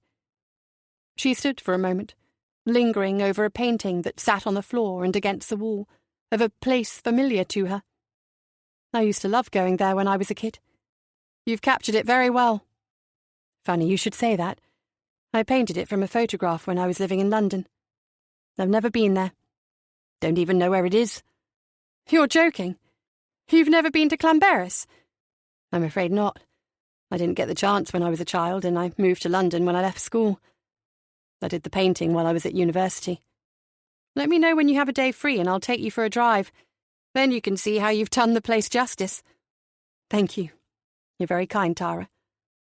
They smiled at each other, and at last Tara felt at ease in this woman's presence. They spent nearly an hour going through Jez's collection, discussing each one that interested Tara. Jez explained a little of how she chose a subject and what she tried to convey in the work. Mostly, Jez's paintings were traditional landscapes, but Tara uncovered several canvases which seemed a tad bizarre. She held one before her in both hands. Oh, that was part of an exhibition theme I did a few years ago. Jez explained. I chose some beautiful landscapes and then blighted them with something horrible. A big environmental statement, I suppose, but they sold well. Tara was holding a picture, shaking with laughter, as she gazed at a beautiful rural scene of cows in a meadow. In the background, however, the cows had formed an orderly queue, which led to the front door of a McDonald's restaurant. For that one, I had no takers, Jez said. So tell me, how'd you like being a police officer? Jez asked, having insisted upon making supper after Tara had let it slip that she had not eaten. It has its moments, I suppose. It certainly gives me plenty to think about. You mean that you bring your work home? Sometimes it's hard to switch off. It's probably the type of job that a woman like me should have. Not married, no kids, not much else to worry about. Jez set a bowl of spaghetti with smoked salmon in a cream sauce and a basket of garlic bread in front of Tara. She was ravenous and tucked straight in. How come you're in Liverpool and working as a secretary? I'd have thought you'd have done pretty well with your painting in London. I suppose I did do well, but I needed a break. I wanted to be somewhere else, and I decided to do something ordinary for a change.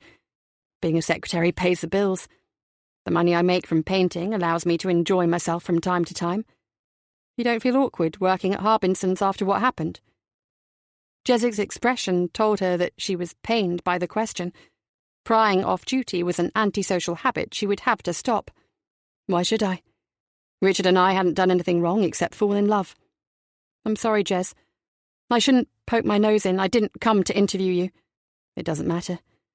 Already in the past, I suppose, and I'm on my own again.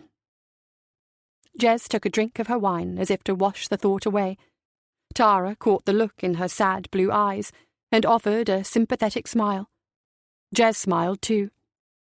Do you have family in Liverpool?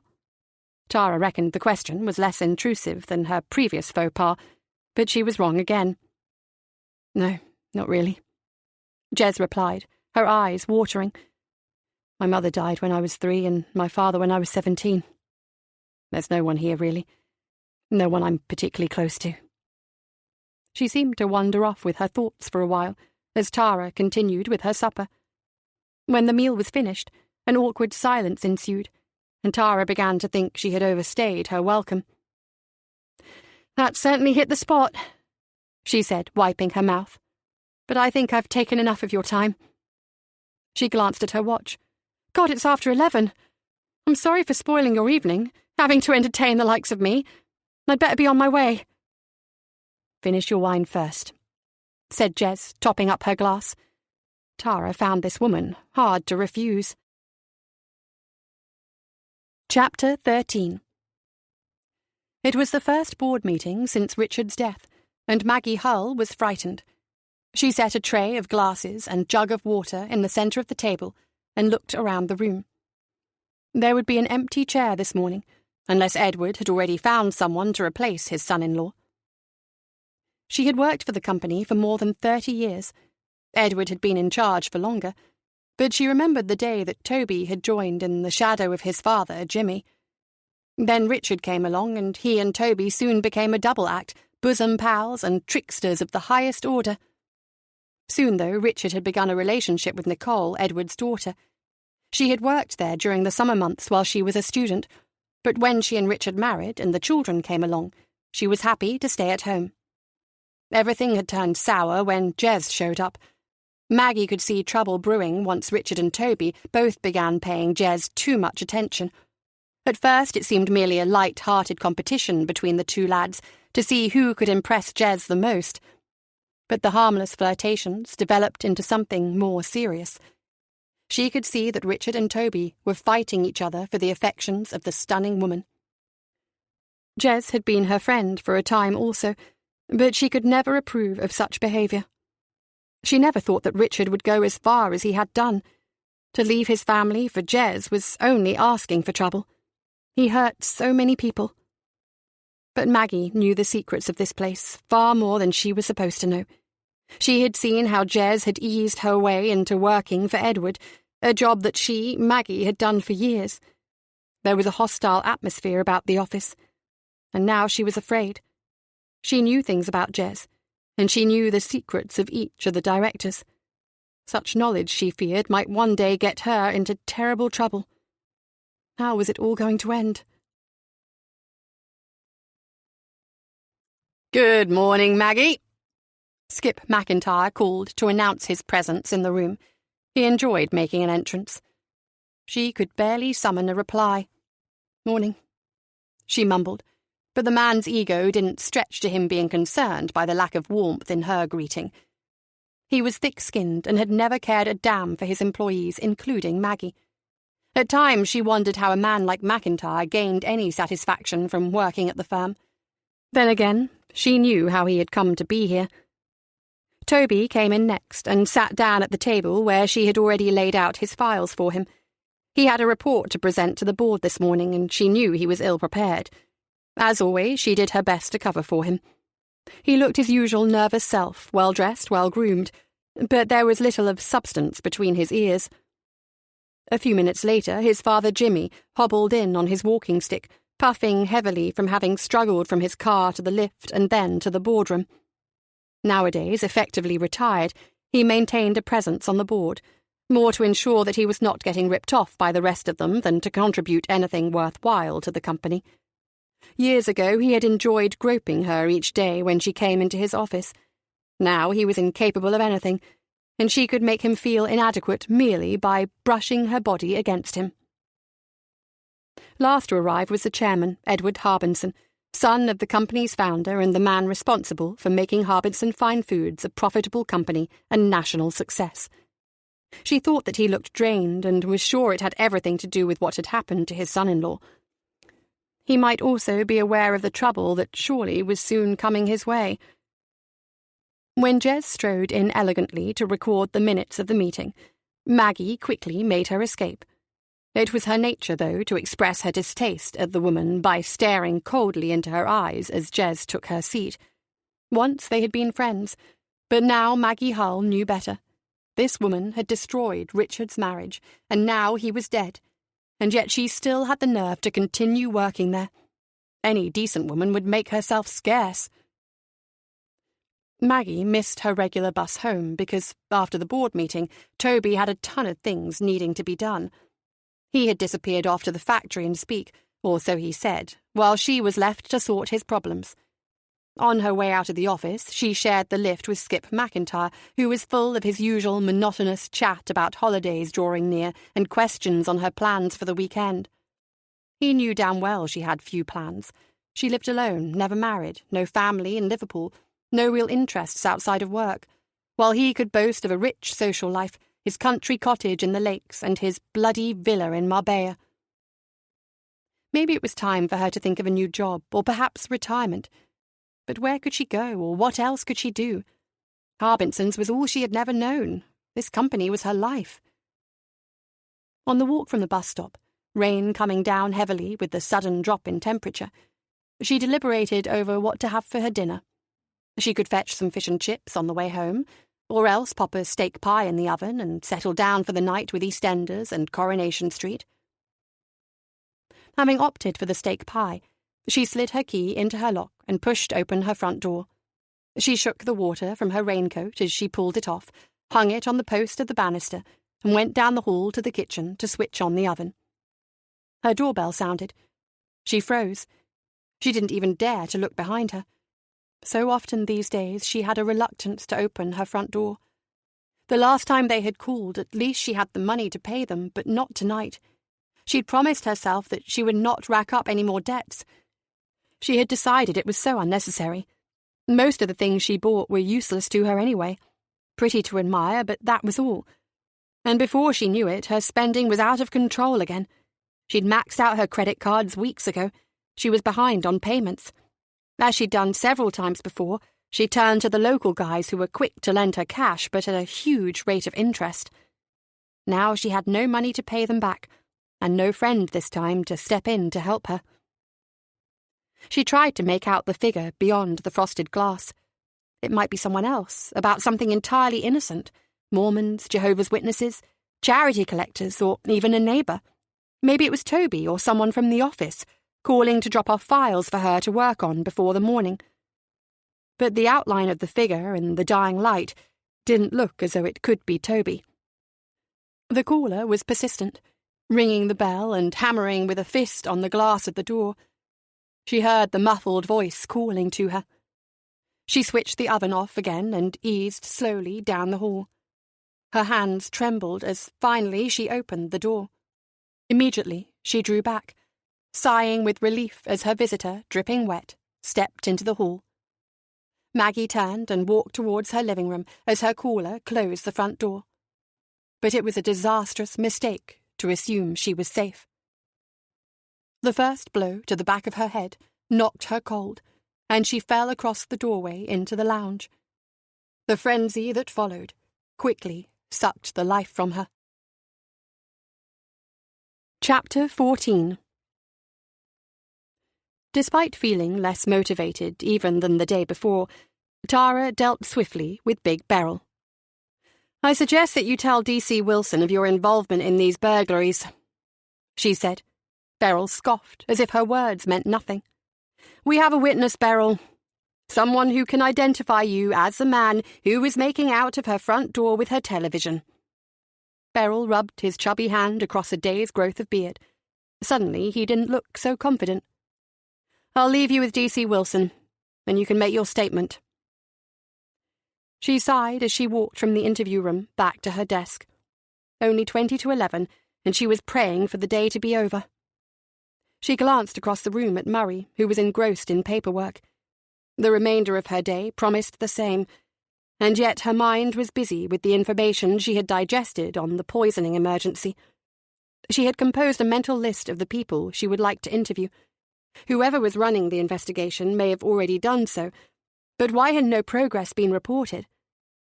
It seemed that, with the involvement of national security services, everything was being kept under wraps. The public was not to be told, and she was not allowed to get involved. Scrolling through the Merseyside police bulletins, she was trying to conjure some interest in her work when her desk telephone rang. "May I speak with Detective Inspector Grogan, please?" said a woman's sedate voice. "Speaking," Tara replied. "Inspector, this is Jez Riordan. How are things?" Tara was startled by the call. She was certainly not expecting it, and yet somehow she felt elated to hear the friendly voice. "Up to my eyes in tedious paperwork," she replied. "Not the most interesting of days?" "Oh dear," Jez said. "Maybe I can change that. Are you free this evening? I have 2 tickets for the Philharmonic tonight. I wondered if you would care much for an Elgar cello concerto." "Classical music? I can't say that I've tried that before. I'm more a Foo Fighters fan." "A what?" Jez said incredulously. "Rock music." "Oh, I see. I thought about asking you last night, but I'm afraid I chickened out. I didn't want to appear forward." "No, not at all. It's fairly light, lowbrow, you might say." "Why not? You've talked me into it." "I'm happy to drive." "Great. You can pick me up at 7 if you like." "See you then." "Bye." Tara could have talked more. She could have chatted to such a friendly soul all day. With a wistful smile, she wondered about her new friend. Was Jez, like her, in desperate need of companionship? Her afternoon's work paled away. It was a battle with her mind to concentrate on the Hurley case. The paperwork was 4 months old, the case having first come to light almost a year ago. After a tip-off and then several weeks of surveillance, police had managed to seize 2 tanker lorries. 5 men were caught at the scene, and 3 others, including Jack Hurley, the overlord of the smuggling operation, were arrested within the day. The lorries had been especially converted to carry alcohol in tanks hidden behind the refrigerated compartments used for transporting dairy products. Thousands of gallons of booze had been smuggled from Poland, ready to be bottled and sold as a major brand of vodka. The police had managed not only to catch the smugglers, but also to smash the distribution network for the booze once it reached Liverpool. The case being prepared for the courts was built upon the surveillance evidence. The objective had been to disrupt a major alcohol smuggling operation. Jack Hurley was the #1 target. His previous convictions ran to 2 pages, mainly related to drug activities. The rumour was that his old associates were upset to learn about Jack's smuggling operation because they had been excluded from the scheme. Hurley was probably thankful that the police got to him before his old comrades did. Chief Superintendent Tweedy was pleased with the work and hopeful of a positive result when the CPS took it to court. As Tara read through the various reports, she could see the flaws. Mostly the minutiae of police procedure, but a half-alert barrister could still decide to muddy the water sufficiently for a judge to order a dismissal. She had seen it happen many times before. That's what worried Tweedy. Unfortunately, events and occurrences could not be changed. Having got to this stage, they would simply have to make do. By 6 o'clock, Tara could take no more, her head buzzing, the cocky face of Jack Hurley flashing like a Belisha in her head. She felt elated at the prospect of a night out with new and friendly company. A quick shower and change at home, and 20 minutes late, she dashed to the house in Walton to pick up her new friend. "Did you think I wasn't coming?" Tara asked. "I was beginning to wonder if you had some kind of allergy to Elgar." They were standing in the foyer of the Philharmonic Hall before Tara dared to comment on Jez's appearance. Until then she'd been covered in a black full-length overcoat, protection against the cold October rain. "You look—" "What?" "Very different from last time," said Tara. "If I knocked on your door instead of you running out to the car, I might not have recognised you." "Oh, thanks very much," Jez said. "Sorry, I mean you look fantastic, just different." Jez looked rather striking. Her eyes were heavy with liner and mascara, her face deliberately pale, milky white, in contrast to her black hair. She wore a mid-length, slim-fitting black dress cut away in front to reveal the edges of a black lace bra and cleavage. Around her waist was a broad leather belt with 2 shiny silver buckles, and she stood tall on 5-inch-heeled black ankle boots. The thought occurred to Tara that if you passed this woman in a crowded street, you would still remember every detail of her 4 weeks later. Tara had made some effort to look presentable. She wore a maroon off-the-shoulder dress and matching high heels. She noticed that Jez seemed to inspect her in a similar manner. The auditorium was full, a great venue for music, Tara realised, although she had only been there once before with her mother to see Cliff Richard. She also had to admit that the cello concerto was at least relaxing. She wasn't as struck on the other composer, she'd forgotten his name, but the time passed gently, and as they drove back to Jez's house, she felt that the evening had been enjoyable. "Thank you, Tara," Jez said softly. "I really enjoyed your company. It's the first time I've been out since Richard, you know."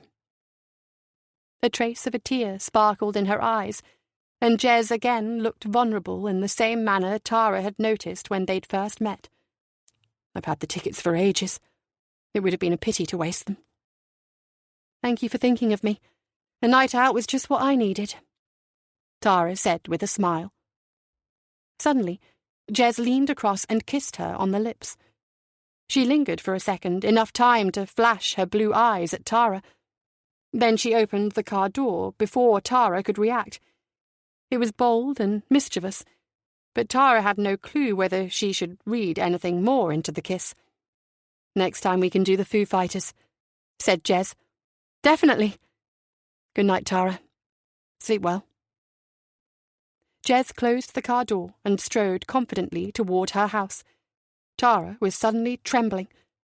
As she drove away, her confusion over what had just occurred suppressed her enjoyment of an evening spent with a new friend. She was on her way home to Wapping Dock when she got a call on her mobile. It was a duty officer from St. Anne Street. Another fatality. Chapter 15. The death was suspicious, but she had no idea at this point if it was linked to the spate of poisonings in the city. If it was another such incident, then she was surprised to have been called to the scene. After all, she had been sidelined. That case was in the hands of a specialist team. She turned the car at the next junction and headed to Wavertree. The rain was coming down in bucket loads. Now close to midnight, it was cold, and she was standing with Murray outside a small terraced house in Bartlett Street. Her jacket and dress were soon soaking wet, despite the shelter from Murray's umbrella, and her heels were impractical for wearing at a crime scene. 2 police vans were parked either side of the house, and arc lighting had been erected above the front door, from where forensic personnel were coming and going. There was no sign of a team of special investigators in protective suits, so she assumed that it had already been confirmed that this scene was not linked to the poisoning emergency. She was curious to know how such a conclusion had been reached so quickly. A cordon of fluorescent incident tape sealed off the lower end of the long street, while at the opposite end and closer to the house, a crowd of more than 50 people standing in the road were held at bay in a similar manner. Tara noticed the looks of shock on the faces of some, horror on others, and pure inquisitiveness on the remainder, all sheltering under umbrellas, baseball hats, or hooded anoraks. Someone in their quiet little street was dead. The police were involved, so it must be murder. Wilson ducked beneath the crime scene tape and joined Tara and Murray. "Well, John, what's the story?" Tara asked him. "I've just been speaking to the woman who lives 2 doors down, a Mrs. Bailey." He paused for a moment and drew a breath. He'd been the first detective on the scene and looked pale and cold for it. "She found the body." "I assume it's not another poisoning incident?" Wilson shook his head. "Not this one, Ma'am." "What time did she find the body?" "About 2 hours ago. She knocked on the door, got no answer, then took a peek through the living room window. The light was off, but she saw the body lying on the floor. According to her, it is the body of Maggie Hull. She lived alone." "Do we know what happened?" Murray asked, visibly shivering. "I got a quick peek before forensics moved in. Looks like she was battered over the head, what's left of it. She's lying on the floor between the living room and hallway. I didn't get to see much else." "We'll have a good look around when forensics have finished," said Tara. "Have a word with some of the other neighbours. Ask if they saw or heard anything. Tweedy will be here soon. He'll want to know all the biz. Alan, you and I can have a chat with Mrs. Bailey." An elderly man, Mr. Bailey, Tara presumed, was standing by his door, beneath a small porch affording him shelter from the rain. Tara introduced herself and asked to speak with Mrs. Bailey. "She's very upset," said the man in a flustered tone, his face pinched and his mouth drawing tightly on a cigarette. Despite wearing only a white cotton shirt and dark trousers, with braces dispatched from each shoulder, he didn't seem troubled by the damp and cold. His hair was black, thinning, and greased to his bony head. His eyes seemed to bulge outwards as he spoke. "She got a hell of a shock, we all did. I can hardly take it in that it's Maggie." He shook his head and exhaled a barrage of smoke. "I take it that you knew her well?" Tara asked. "Maggie? Of course we did. We've lived here 44 years. She was only a nipper running about the street when we moved in. Wouldn't hurt a fly. A kind girl if there ever was one." "Does anyone else live in the house?" "With Maggie?" He drew back as if astounded by the question. No, he said, shaking his head each time with increased fervour, dismissing the very notion that his neighbour shared her home. "Not Maggie. She never married, you see. Didn't bother at all with men, as far as I know. You can ask our Betty, she'll tell you. No, not Maggie. Tara was about to speak again, but the man hadn't finished. Now, she did have her mother until about 5 years ago. She died. Only 72. It was sudden like, you know. A stroke. Tell them about her brother, said a voice from within the dimly lit hallway. Mrs. Bailey, a handkerchief at her nose, wobbled to the door. Her chubby face was flushed from expended tears. She was slow. Her ankles and feet were swollen with fluid. Maggie has a brother, she said in a croaky voice. He lives in Canada. Kenneth's his name. He'll take this badly.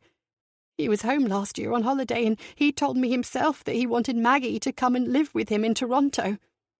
I don't know how anybody is going to break the news to that lad. The woman turned away and disappeared again in floods of tears. Tara glanced at Murray, who had been writing every word said into his notebook. She wouldn't be surprised if he had gone to the bother of recording every action, including the old woman crying her way back into her living room. Is there anyone you know of who would want to do Miss Hull any harm? Maggie? This habit of repeating the victim's name as a question was beginning to wear on Tara, but she understood that the man was elderly and upset by the evening's events. I wouldn't know a soul with anything bad to say about Maggie, not a soul. He seemed to drift away on his thoughts and memories. Tara thought it best to leave things until morning. Superintendent Tweedy's arrival coincided with an opportunity for the group of detectives to have a limited viewing of the crime scene. What's happening, Tara? Tara ran through what information she had so far gathered, as Tweedy made it clear that he was eager to see inside. They continued their discussion as they put on the requisite white protective hooded overalls and blue overshoes. Wilson consulted with an officer from SOCO in charge of guarding the front door, and thereby the precious crime scene and vital evidence. He nodded to Tara that it was all right to proceed. He needn't have bothered because Tweedy was not about to be kept waiting. All three detectives filed inside, Tara, then Tweedy, and finally Murray. The entrance hall, with a staircase to the right, was long and narrow and led to a galley kitchen. Off to the left was the living room, although at that moment none of them could get that far. The body of Maggie Hull lay straddled over the doorway. From where the three officers stood, only her legs were visible. The victim wore dark shoes with a medium heel, black or navy, plain tights on fairly trim legs, and what appeared to be a knee-length dress or skirt, also in black or navy blue. The rose-coloured light shade in the hall, although bright and enhanced by the arcs from outside, betrayed the natural colours. Blood, copious amounts of it, was the sight that hit them when they stepped closer to the threshold. Tara hung back, but she knew that she must look. This evening, she felt as though she could never stand over another corpse. Tweedy sighed, tutted and shook his head. The body lay face down. The back of the head was nothing but a mass of deep red pulp fused with hair, the colour of which was indiscernible. The beige shag pile carpet of the living room was soaked red around the head and shoulders of the body. There were spatters of blood for several feet beyond. One side of a mink-coloured sofa was darkened red, and a cushion had been pulled from its place and lay close to the victim's left hand. They didn't enter the living room. It would have involved them stepping over the body, and it was clear from the activity around them that the SOCO team still had work to do. Tweedy scanned the scene, absorbing as much information as he could. Tara reluctantly did the same. She studied the body and gazed about the living room, saying nothing. It was a tiny place, filled with furniture and ornaments and a woman's touch. Little seemed out of place to her, meaning that she didn't think a long, protracted struggle had occurred. Murray stole a glance at the stricken body as Tara moved away. When they had seen enough, they stepped back into the heavy rain, the droplets a refreshing tonic for Tara's clammy face. "Right," said Tweedy. "Try to put everything together as much as we can tonight. I'll see you all in the morning at 9 sharp. "Sir, does this mean we have this case?" Tara asked. "Only I was getting the feeling that I was being sidelined." Tweedy looked sympathetically at his young DI. It was not a conversation to hold in the pouring rain, but Tara was eager for a response. "No, Tara, you have not been sidelined. It's just that I felt that this poisoning emergency would be just too much for you right now. You're not long back on duty. You've had a torrid experience. It can't have been easy for you. But now, needs must. You have a murder to investigate." "Yes, sir." Tweedy strode away, scraping off the white suit before retreating to his car. "Right, I'll see you two at 9 sharp," said Tara to both Murray and Wilson with a satisfied smirk on her face. Murray looked peeved, knowing he was here for some time yet. "Have a word with some of these onlookers," she said. "They don't seem too keen on going to their beds." Chapter 16. At 9 o'clock in the morning, in Tweedy's office at St. Anne Street Station, Tara watched with Murray and Wilson as the superintendent worked with his notorious flip charts. By the time they were finished, most of the paper would have something written on it, a word or phrase, a roughly sketched diagram, lists of evidence, lists of people, witnesses or suspects. Every thought from every person involved with the case would find its way onto Tweedy's charts. That was his way. He had been using them since Babbage was a lad. In other words, long before anyone ever saw the benefit in using a computer. He was not dismissive of new technology, but he did not believe that it necessarily had to replace his tried and tested methods. No one in the room looked particularly fresh. Murray and Wilson had no more than 3 hours' sleep, a quick shower and down to the station. Despite getting home earlier than her colleagues, Tara was not feeling the better for it, her head throbbing and her stomach crying out for nourishment. Tweedy always looked drained nowadays, although his voice somehow portrayed a brisk and jovial manner. He flicked over the cover of his chart. "Right," he began like an auctioneer. "All start me off." "The latest," said Wilson, who'd spent the night in liaison with Socko, the police doctor and the pathologist in charge of post-mortem, "is that the estimated time of death was between 6 and 7 yesterday evening. The post-mortem is to begin at 11:30 this morning after formal ID. There were no signs of forced entry to the house." Wilson paused while he flicked from one page to another in his notebook. Tweedy scribbled fervently on his chart with a felt pen. The information was not coming in the manner he would prefer, that is, in logical order. It meant him having to write the time of death on one page and then turning over several pages before noting facts from the crime scene. He wrote the time for the post-mortem in the bottom left corner of the first page. "Thank you, John. Who's next?" Tara looked at Murray, who merely returned her gaze. Tara couldn't help grinning at their playful indecision. Tweedy was oblivious to the silent remonstrating, but finally Murray felt compelled to jump in. "The victim has been unofficially identified as Maggie Hull, age 49, unmarried, and lived alone at the house in Bartlett Street." He paused, giving Tweedy time to construct his lists. "The victim was found by her next-door neighbour at approximately 10:15. The front door had been closed normally. There were no signs of forced entry. So far, there are no witnesses to any disturbance in the area."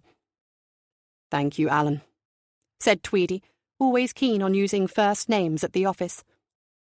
"The victim appears to have been beaten to death," said Wilson, reading again from his notes. "No evidence as yet of motive, no signs of sexual assault. It seems as though the victim had just returned home from work when the attack took place. Her overcoat was found hanging on the banister, and a handbag was discovered close to the body.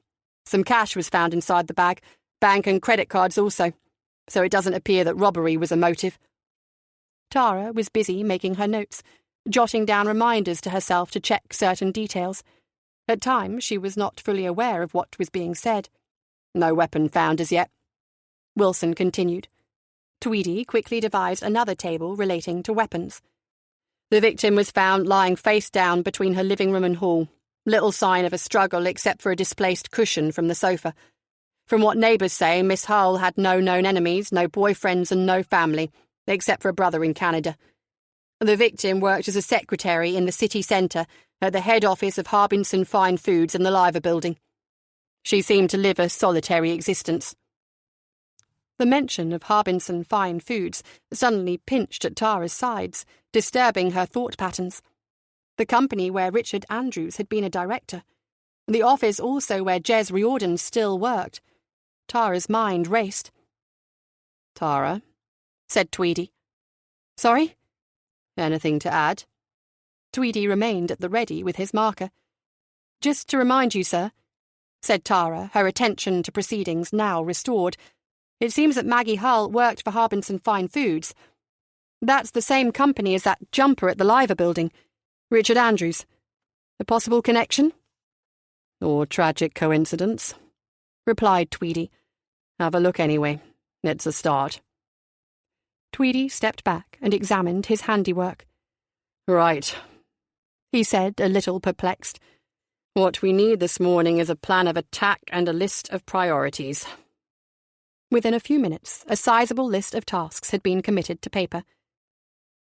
Tweedy shared them out among the officers assembled, and then called for any further thoughts or suggestions regarding a lead to quickly solving the case.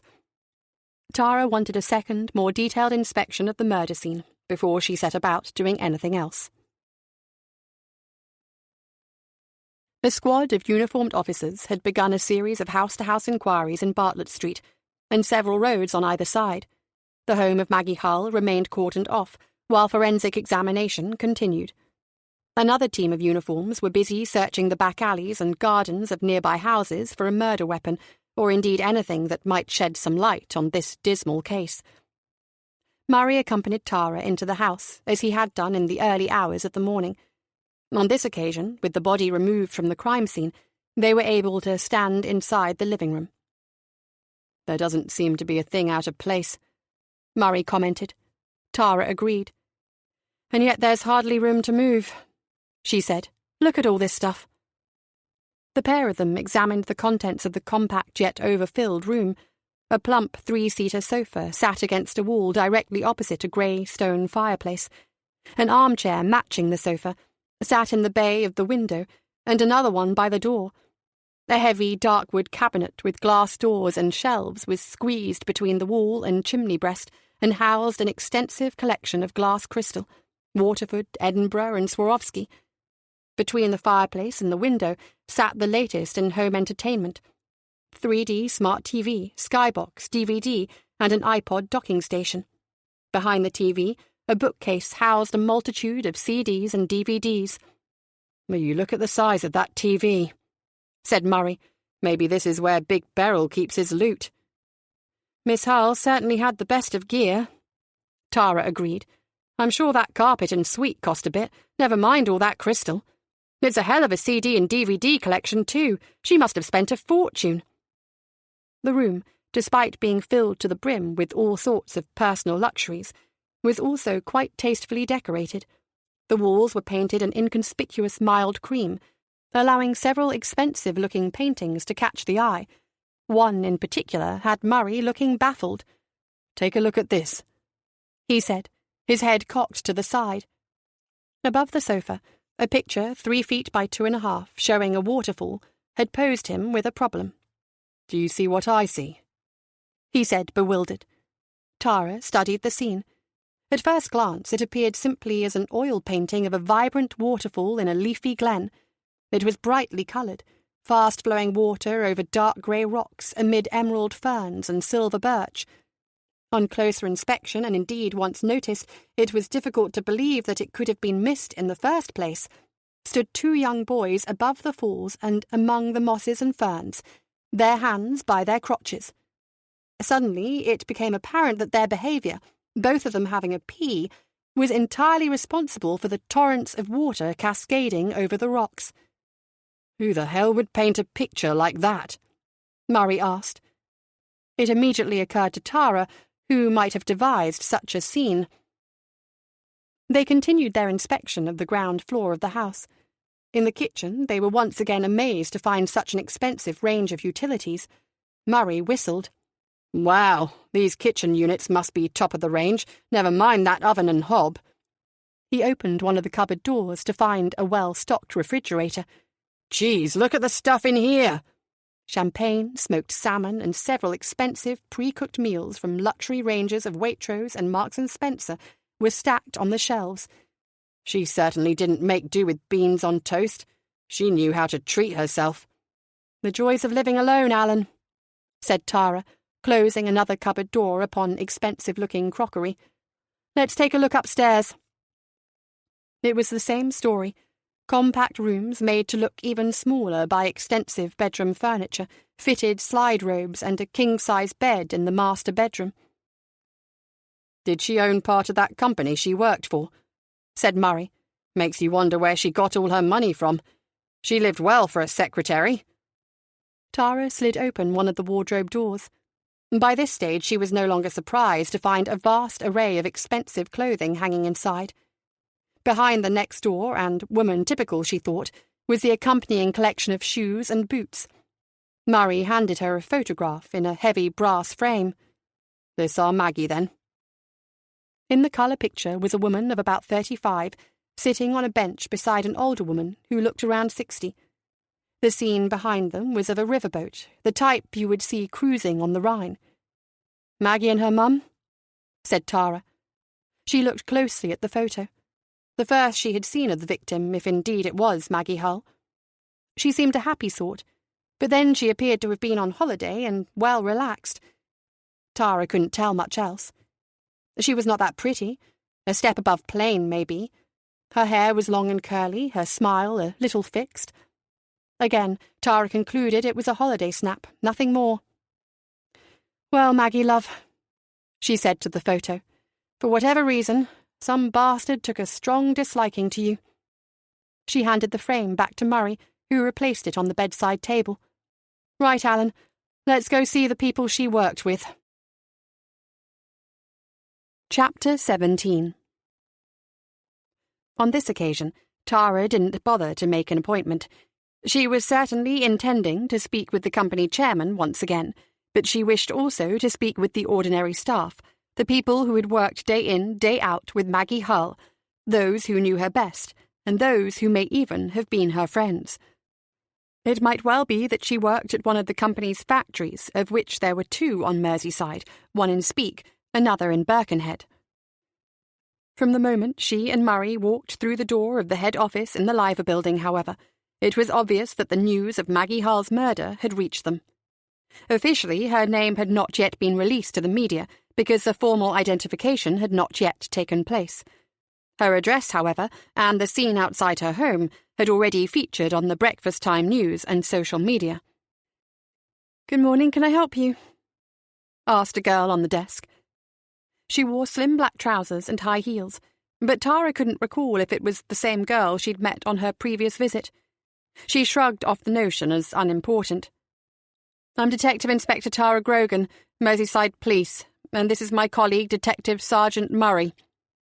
The girl's face reddened, but she managed to nod acknowledgement. "Can I assume that you have already heard the tragic news this morning regarding Miss Maggie Hull?" "Yes, we have," she replied tearfully. "Can you confirm that Miss Hull worked for this company?" Yes. She worked for Mr. Ewing. She's his secretary." "Would you like to speak to him?" "I'll certainly do that. But first, can you tell me if Maggie had any close friends in the office? Anyone who might have known her better than most?" "Maggie's been here a long time," she said. Her voice faltered as she realised that she'd been talking of Maggie in the present tense. "I'm sorry. We're all very shocked. I'll get someone to speak with you." She returned to the group of people who by now had ceased their conversation and were listening to the exchange with the police. "Poor Maggie. We can't believe it," said a woman who had volunteered her services, leaving the other girl behind to settle herself with a cup of coffee. "What happened to her? I hope you get them, lock them up and throw away the key. She never did anybody a button of harm." The small and stout woman with greying hair and well-powdered face was saying all the things that would spring naturally to anyone who'd just learned of a murder, and especially that of a friend. She dabbed her eyes with a crumpled tissue as Tara repeated her introductions. "I would like to speak to anyone who knew her well," she said. "All of us knew her well," the woman replied. "Maggie was a very private person, though. She mixed well in the office. We went out to lunch, did some shopping. Beyond that, I don't think anyone here was close to her. As far as I know, outside of working hours, she never really socialised. Thank you, Mrs. Hodges. Muriel Hodges. OK, Mrs. Hodges. I'll speak with Mr. Harbinson now if he's available. Certainly, I'll just check. She walked to a desk, picked up a telephone and punched in a number. A few seconds later, she was back with Tara. That's fine, Inspector. Mr. Harbinson can see you now. I'll take you there myself. She led them along the corridor that Tara remembered from her previous visit. Go on through, she said when they had reached the door to the chairman's office. Oh, Inspector, just one thing. Yes, Mrs. Hodges? I should have mentioned it earlier, but Maggie was quite close for a while with one member of staff. At least I believe they used to spend some time together outside working hours. She'll probably explain to you herself. And who is this person? Oh, sorry, I nearly forgot to tell you that part. Her name is Jez Riordan. She and Maggie are both secretaries to the directors. I expect that's how they became friends. Thanks very much, Mrs. Hodges. You've been very helpful. The woman smiled with closed lips, turned on her heels and hurried away, no doubt relieved to be finished with the police and their questions. Edward Harbinson must have overheard the conversation because he opened his door to greet them. There was no sign of Jez at what Tara presumed to be the secretary's desk in the outer office. Come in, Inspector, he said, holding the door open. Mr. Harbinson, I'm sorry to bother you again on the back of more tragic news. I understand. You'll have to excuse me, but I'm devastated about Maggie. My phone hasn't stopped this morning with colleagues and friends, even clients who knew her well. Everyone is shocked. Harbinson was certainly more animated than when Tara had first met him. On that occasion he'd sat with head bowed and seemed rather indifferent to the passing of Richard Andrews, his son-in-law. He had sat down as Tara and Murray had taken their seats, but in seconds he was on his feet again, pacing, fidgeting with his tie, then tidying around his desk. He was a man on edge. His hand shook when he lifted some papers, and his voice teetered and threatened to fail. We were wondering if you could fill us in a little on Maggie Hull's background. I gather that she's worked here for a long time. Harbinson sighed, but his breath seemed to pass nervously. He was fighting to remain composed. All her working life, Inspector, he replied. She walked into our office in Birkenhead the day after she left school. Her mother had to bring her in, she was so shy. My father was chairman at the time. I was still learning the ropes, a long time ago. Tara didn't want him drifting off on some nostalgic trip. She needed hard facts regarding Maggie Hull, because so far she had precious few. Can you think of any reason why anyone should want to do her harm? I was about to ask you the same question. If you had known Maggie, then you too would be confounded at the thought that anyone would have reason to kill her. She worked hard in the office. There's nothing she didn't know about this company. Everyone trusted her, everyone liked her. What more can I say? What about her personal life? Of that, I'm afraid I know very little. She kept her personal life to herself. She never brought her problems into the office. She never appeared as anything less than happy. I know she never married, and I don't believe there was anyone in particular. Her mother died a few years ago. I was unable to attend the funeral, but Maggie understood. That's the sort of person she was. Very understanding. OK, Mr. Harbinson. I think we've heard enough. If you don't mind, we'd like to chat with other members of your staff. Yes, of course. Please, feel free. He rose from his desk, visibly relieved, as if he'd just been given the all-clear by a cancer specialist. He walked his visitors to the door. May I ask you a question, Inspector?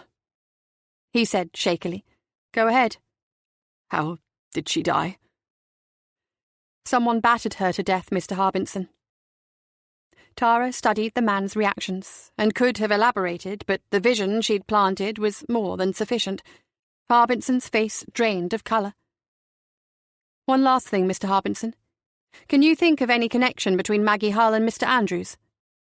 He had to swallow hard before attempting to speak. The idea had given him something of a jolt, and Tara had noticed.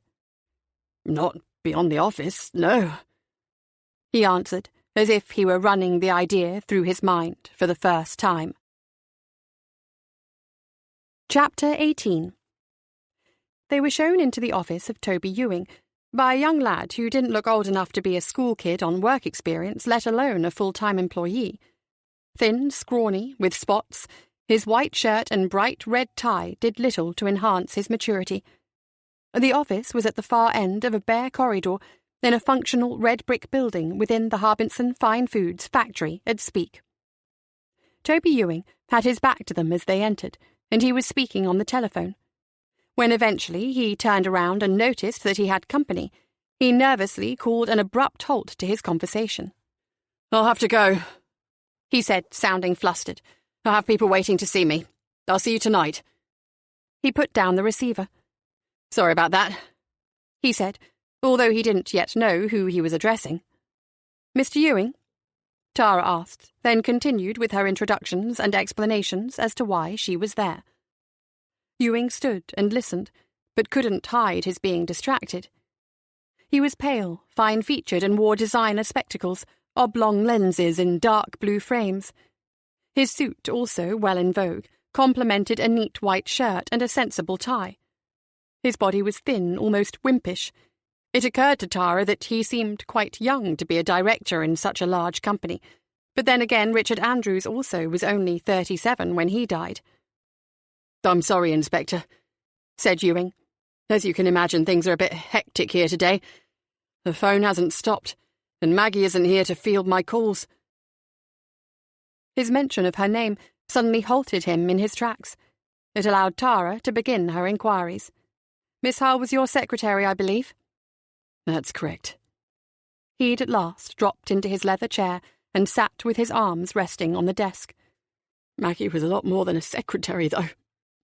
His voice cracked, and he wiped tears from behind his glasses. "I'm sorry," he sobbed. "I meant to say that Maggie had been here a long time. Long before me and Richard. We were just kids. She taught us everything about this place. She was like a big sister to us, keeping us in check and covering up for us when we stepped out of line. The products, the accounts, dealing with clients, how to handle Edward. There's nothing she didn't know." "You mentioned Richard. Would that be Richard Andrews?"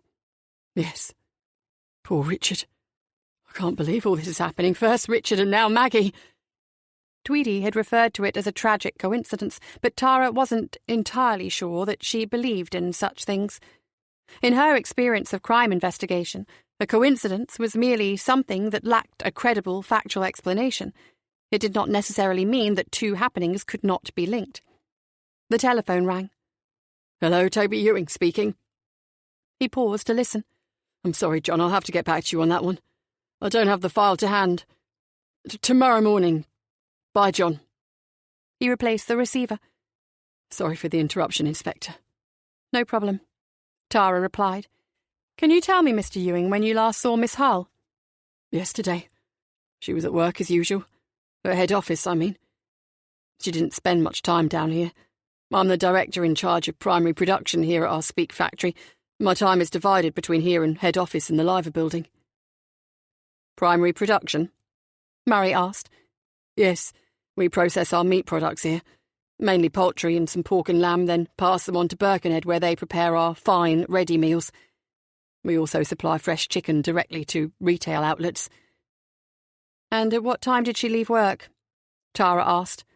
5:15, I assume." "You assume?" "That's her usual finishing time. I was here in the afternoon. I didn't make it back to head office." The phone rang again. "Sorry," he said before answering. "Toby Ewing speaking." "Email?" "No, I'm sorry, Mr. Soames, I haven't got to it yet. Things are a bit upside down at the moment." Tara looked at Murray, who rolled his eyes. This man had spent his entire morning fielding a barrage of client phone calls. When he was finished, he apologised once again. Tara remained largely indifferent, wishing only to get the interview over and done with. "Do you know of anyone who might have wished to harm Miss Hull?" she asked. "No one could ever have reason to hurt Maggie. She was a saint." "Do you know of any problems that she may have been having? Did she seem troubled about anything, perhaps not her usual self?" Ewing rolled his head, dismissing all of the suggestions. His eyes watered heavily as he struggled to answer. No, Inspector. I can't help you. In that case, Mr. Ewing, we'll let you get on with your work. I can see that you're very busy. The phone was ringing again as they left his office. At the Harbinson factory in Birkenhead, they were introduced by a secretary to Skip McIntyre, another of the company directors. Put bluntly, McIntyre was of a none impressive yet memorable appearance, slim, tanned and wrinkled face, and balding but with long strings of dark and grey hair hanging to the back and sides of his head. Tara tried to guess at his age, but found it impossible. McIntyre wore an open collarless shirt, brown tweed waistcoat and jeans. His face was pinched, and he sported a grey goatee beard. He looked like a geriatric hippie. His office was quite lavish and certainly better furnished than that of the company chairman. A glass and chrome desk occupied the middle of the floor, a computer monitor and keyboard the only things sitting upon it. There was an expensive-looking black leather sofa, a heavy, smoked-glass coffee table and, set against a wall, a well-stocked glass and chrome drinks cabinet. Judging by the number of bottles, some full and several nearly empty, it was put to regular use. So, how can I be of service to the Merseyside police? He asked, quite chirpily, and sporting a churlish grin. Tara returned the grin in equal measure. She didn't expect every colleague of Maggie Hull to be in floods of tears at the news of her death, but where had this guy been this morning? On the happy pills? Tara quickly ran through her line of questions regarding Maggie Hull. It soon transpired that McIntyre also thought highly of her concerning her work and her long service at Harbinson Fine Foods. Tara, however, was conscious of a pattern emerging.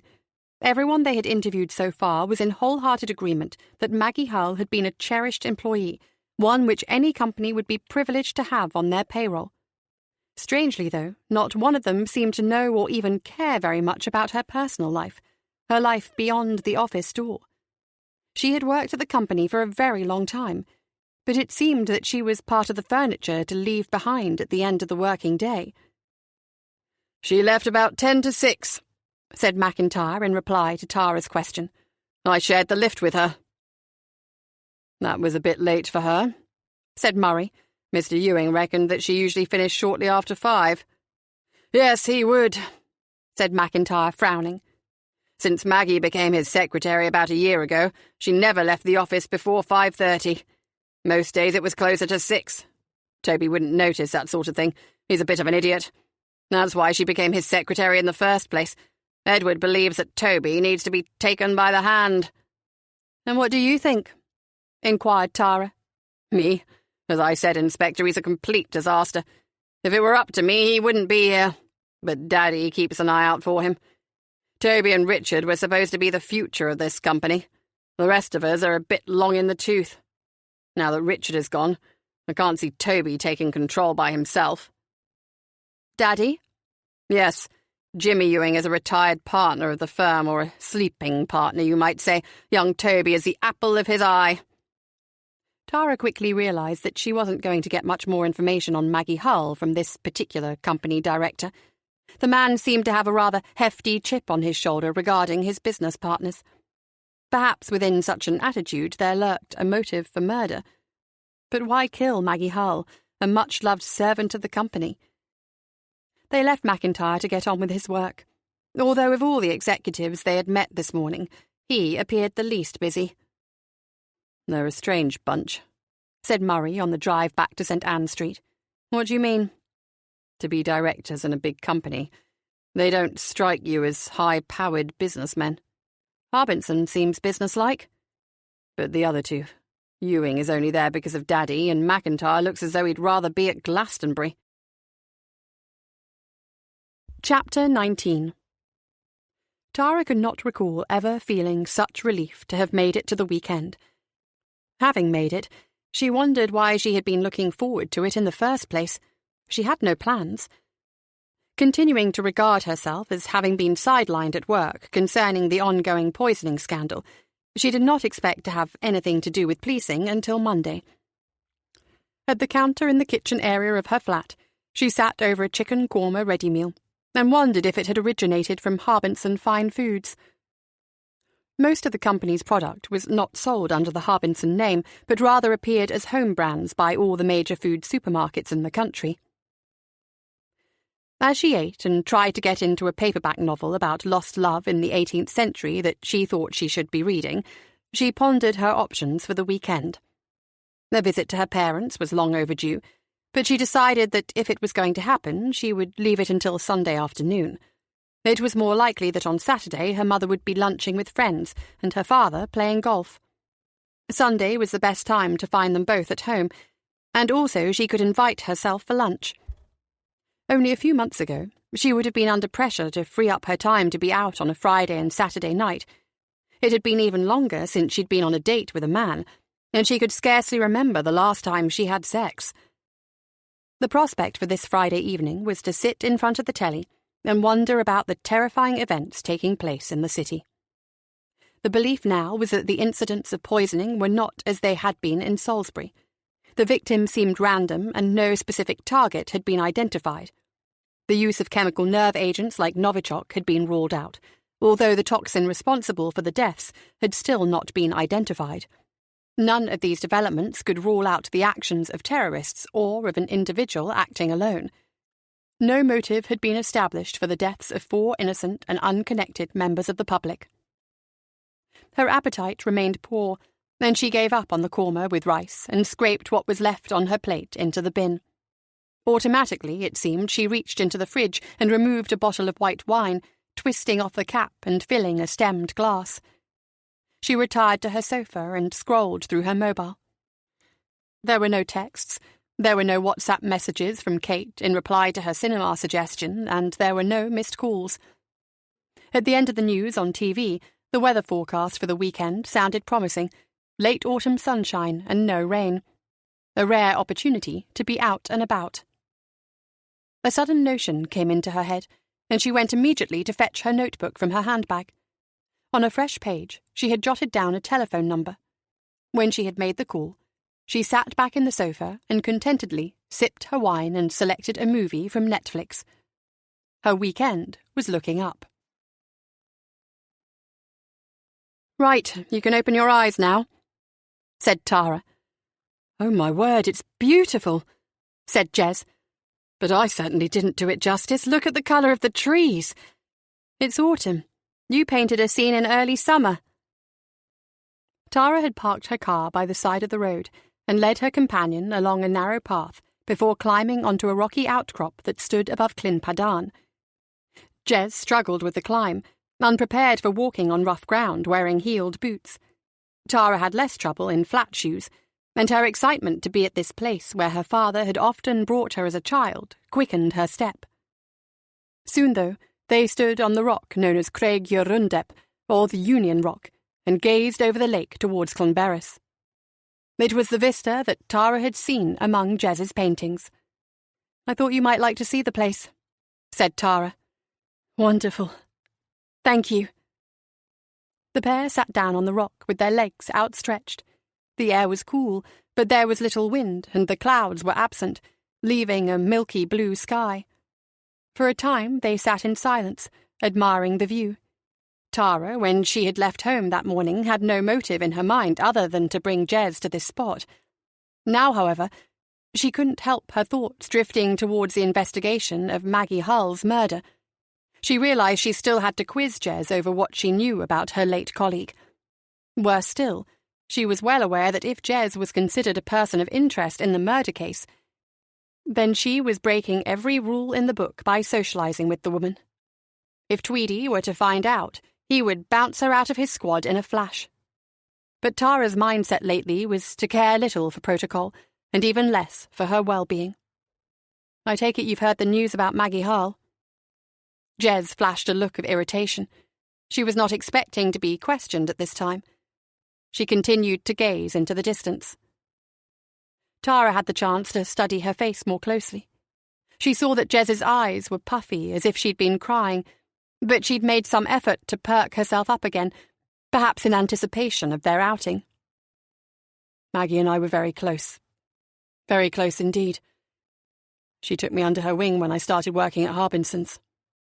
I learned most things about the company from her." Jez did not look at Tara as she explained, but continued to absorb the scenery.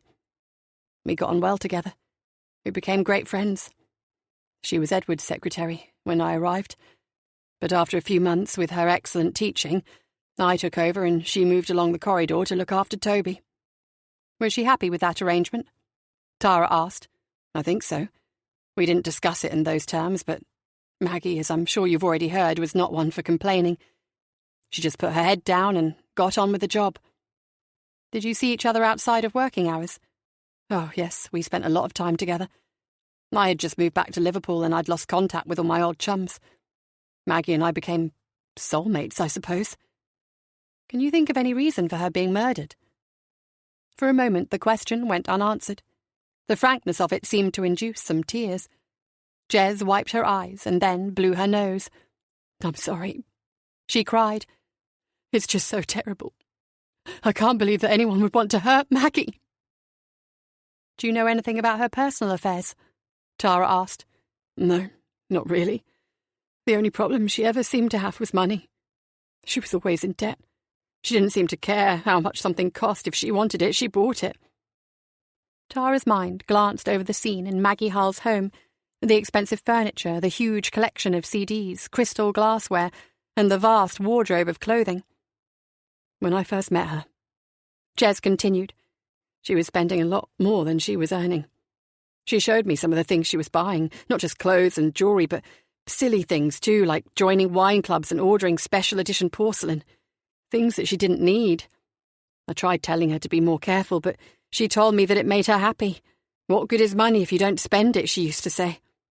I tried to steer her towards things that would at least give her some lasting enjoyment, a social life even. We went to the theatre and the cinema together and several concerts. I enjoy painting, so I suggested that she attempted a hobby. And how did that turn out? Asked Tara, who, although listening intently to Jez's softly spoken tones, was irked by the fact that Jez had taken over Maggie's role in the company. Oh, she attempted to paint and went to a few evening classes. I gave her a few tips as well. Last year we went on an artist weekend to the Lake District. She did all the things I suggested and more, but she remained as carefree as ever with her money. And her debts were mounting, said Tara. Absolutely dreadful. I found out that over a year ago she'd been refused a debit card by her bank. I advised her to throw away her credit cards. She had at least 15 that I knew of. Visa, MasterCard, American Express, store cards like Marks and Spencer. She did it too. I watched her cut them up one day during lunch. I offered her some money to help pay off some of the bills until she got back on her feet, but she wouldn't accept it. Not at first, anyway. She changed her mind. I changed it for her. I found her one morning about 4 months ago, crying in the ladies'. She refused to tell me anything at first until I noticed the bruises. She'd taken a beating from someone who had lent her money. She hadn't been able to pay them back, so they turned nasty. She'd been kicked in the ribs. I told her to go to the police, but she wouldn't hear of it. I gave her the money to pay them off. £900. She'd only borrowed 300. Can you believe these people? That was the last time she involved me in her problems. I asked on several occasions how things were, but she always shrugged it off and said that she had learned her lesson. It's strange, because after that incident, we were never really close again. I think it must have embarrassed her deeply. How did she seem when you last saw her? Tara asked. Jez thought for a moment, her face losing some of its colour. It was one day last week, I suppose, before a board meeting, but as I said, we were no longer very close. Apart from discussing work, we hadn't spoken for months. She gazed directly at Tara, as if searching for an ounce of comfort. Jez insisted on paying for lunch when they stopped at a pub in Clonberis. It's my treat, she said. You were kind enough to bring me here. It was really sweet. Tara smiled coyly. She had enjoyed the time spent in this woman's company, a world of difference from the empty times at home brooding. Better than Elgar, said Tara. Jez laughed, if you like. After lunch, they started immediately on the drive back to Liverpool. They didn't chat much. Tara played the radio, and at one point Jez dozed off. When she awoke, she was suddenly all biz about what they could do together. Another concert, a visit to the theatre, dinner in midweek, and a proposed trip to London for early Christmas shopping. As she pulled up outside the house, Tara felt strange. Her tummy tightened, and she was suddenly tingling with nerves. "Would you like to come in?" Jez asked her. "We could order Chinese and watch TV." "Oh, thanks, Jez. It sounds great, but I really must be getting back." Her reaction was instinctive and defensive. She couldn't think why. It was an innocent proposal. But already she'd gone too far in her association with a woman who might well be considered a suspect in a murder. She felt uncomfortable suddenly with Jez staring at her. "Well, maybe some other time," said Jez with a smile. "Definitely." "Thank you for a lovely day, Tara." In a flash, she moved closer and kissed her as she had done on the previous occasion. It was intended to be a long and passionate kiss, but Tara snapped her head back. She knew it was too much for her to understand, and yet it did not feel unpleasant. Certainly it was a step further than the last time. Jez smiled devilishly and searched Tara's eyes. Tara knew she had to leave. "I'd better go, Jez." "I'm sorry, I went too far." "It's fine, I just have to go." Jez climbed from the car, and Tara roared away from the curb. She fought to see the road beyond her floods of tears. The only mechanism she had to deal with her confused emotions was to think of murder and death and the case of Maggie Hull. Had Jez and Maggie been lovers? Is that the reason they had stopped being friends? The idea fought the logic. Jez had been in a relationship with Richard Andrews. She wasn't gay. Why was she reading so much into a kiss? Maybe Jez was simply an over-affectionate woman.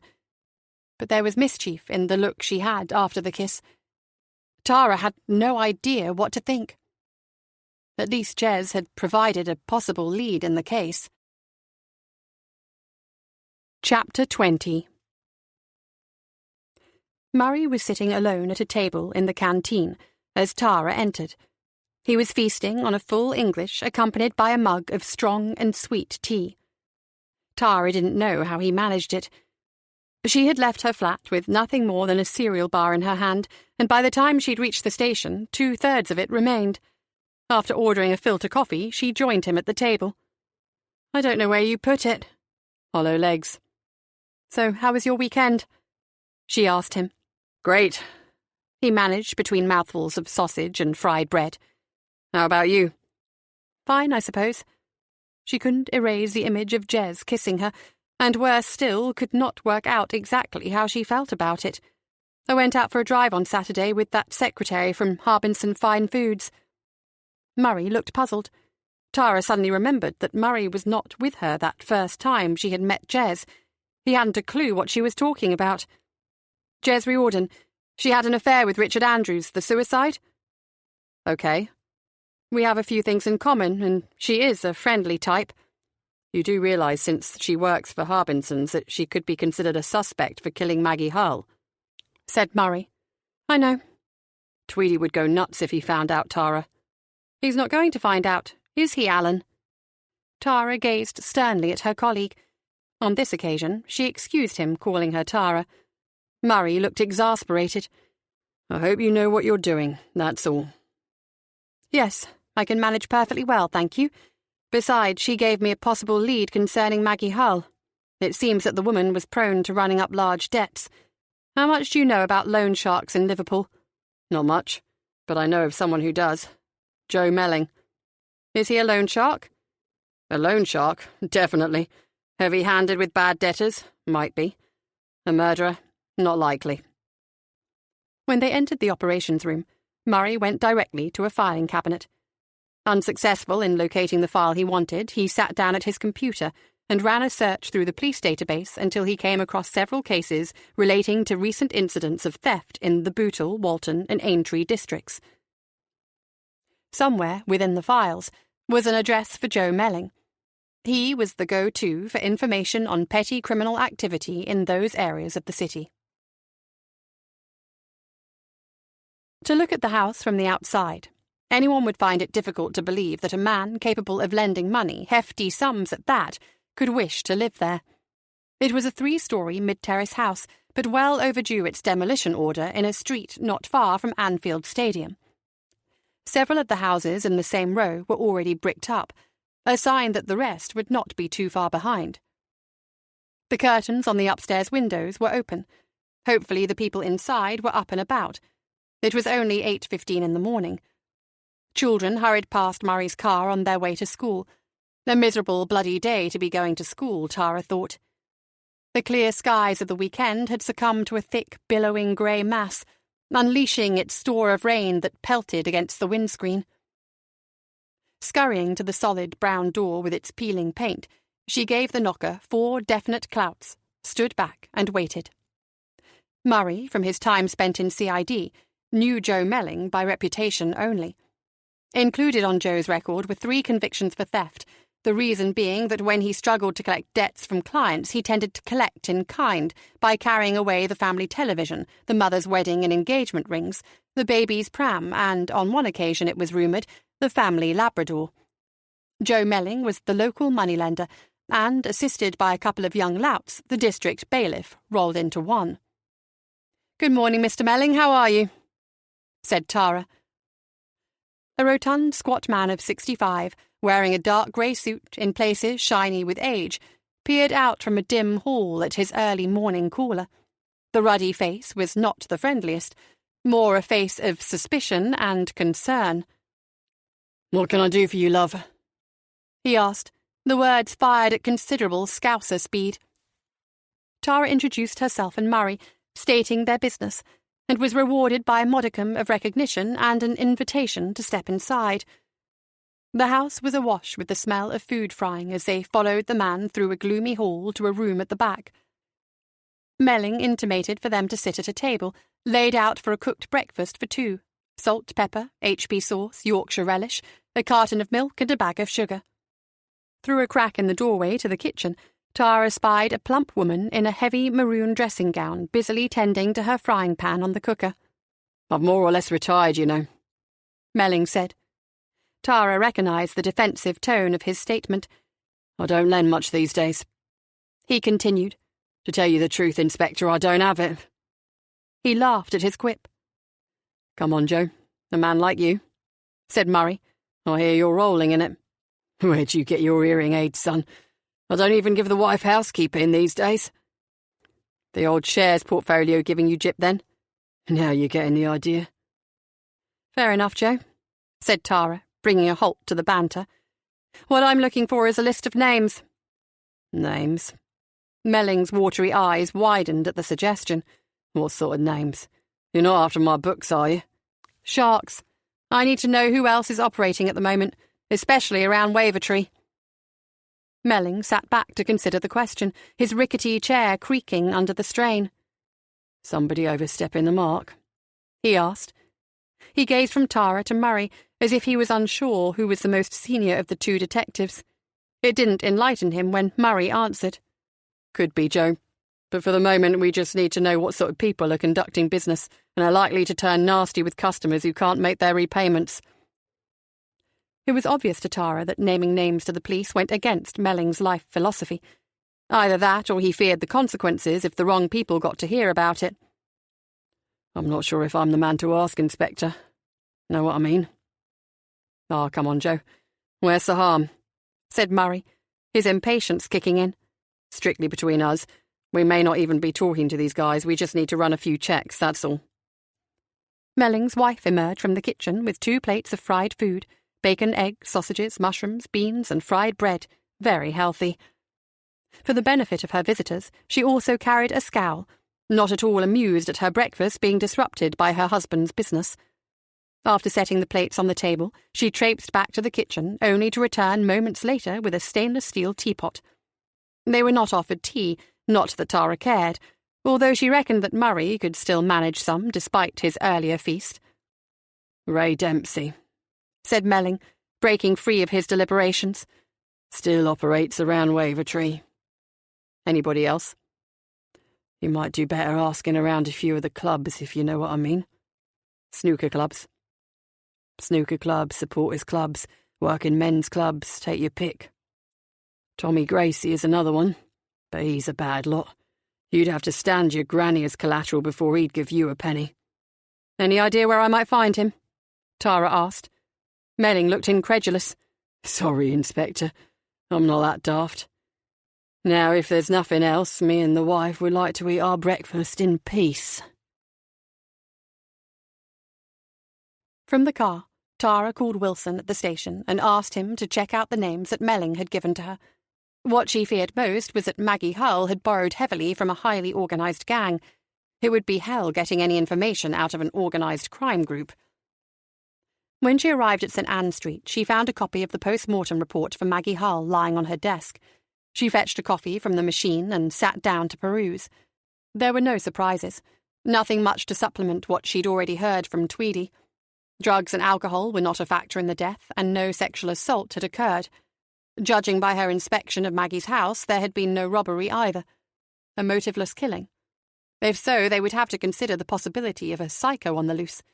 She shuddered at the thought. Chapter 21. Rebecca Thomas was late for her lecture, only because she couldn't bear to see the kitchen left in such a mess. The others were happy to leave it. Eventually, somebody would get around to clearing up. And they were right. Somebody did. It was always her and never the others. Even the girls took advantage of the fact that she couldn't abide seeing the house left in a state. First thing this morning, as some of them hurried out to lectures and one or two slept off last night's binge, she raced around the downstairs of the house, gathering empties, bottles and cans, crisp bags, pizza boxes, trays of chicken curry and chili con carne, taking all of it out to the bins. Then she washed the glasses and plates, dried them and put them away. All the work surfaces and the big table in the kitchen were cleaned down with disinfectant wipes. At least the place would be habitable before anyone cooked dinner this evening. All of her efforts left her 15 minutes behind schedule. She grabbed her bag and folder, pulled on her jacket and rushed outside. The air was cool and damp, the pavements wet from the early rain. It was a 10-minute walk to the lecture theatre. She would miss the start to the relevance of the 19th century novel to modern society. As she hurried along, she sent a text to her friend Laura, saying that she was on her way and asking her to save her a seat. With all of her clearing up, she hadn't had time for breakfast, although she thought it best to give her tummy a rest. She felt a bit delicate this morning. She hadn't drunk a lot the night before, a few bottles of Budweiser, but maybe it was something she had eaten. Her throat felt tight also, but she had been singing and laughing so much last night. The guys in their house, Josh, Gary and Mark, were very funny when they got a few drinks in them. And she quite fancied Josh, although so far nothing had happened. Early days, she thought, as she tried to pick up her pace. She felt herself sweating beneath her long-sleeved T-shirt and corduroy jacket. She knew she wasn't fit. Never had been into sports that much, except for dancing, and it wasn't really a sport. She reached Abercrombie Square, not far to go now, she thought. Her head was throbbing, and now she had difficulty swallowing. She must have eaten something bad. Veering to the railings by the side of her building, her stomach suddenly heaved and she bent double. But this was more than simply throwing up. Her throat was pulsing in a spasm, she was boiling hot, and suddenly she felt sharp pains across her chest. She cried out for help. A lady who was standing at the bus stop across the road hurried towards her. Rebecca dropped to her knees. She could no longer see clearly. She couldn't breathe, and finally dropped face down on the damp pavement. In a laboratory within the chemistry department of the university, Rebecca's housemate Mark suddenly let go of the conical flask he was holding. It smashed on the floor, and he collapsed over the pool of dilute sodium hydroxide solution it had contained. The lecture Rebecca had missed was halted 10 minutes before the end, when one of the students was taken ill. Laura had become nauseous, then found herself gasping for breath as she was gripped by a terrible pain in her chest. At the student house where Rebecca had so diligently cleaned up, 2 students, Catherine and Philip, sharing a bed and feeling wretched, would not rise in time for their lectures. Chapter 22. Wilson handed over a single sheet of A4. Upon it were printed the names and addresses of both men. Under Dempsey's name was his national insurance number and date of birth. The same details were stated for Gracie, along with a list of criminal convictions that included assault, theft, ABH, membership of a prescribed organisation, and, to cap it all, attempted murder. Murray whistled his amazement. "Well, well, Tommy Gracie, this is your life. John, can you dig up a file on this guy, please?" Tommy Gracie was 48 years old and was enjoying his years of freedom under the early release scheme, a consequence of the Good Friday Agreement in Northern Ireland. Before 1998, he had been detained at Her Majesty's Prison Maze, serving 14 years for the attempted murder of a Catholic taxi driver, illegal possession of a firearm, and a list of other offences, minor in comparison, linked to the same incident.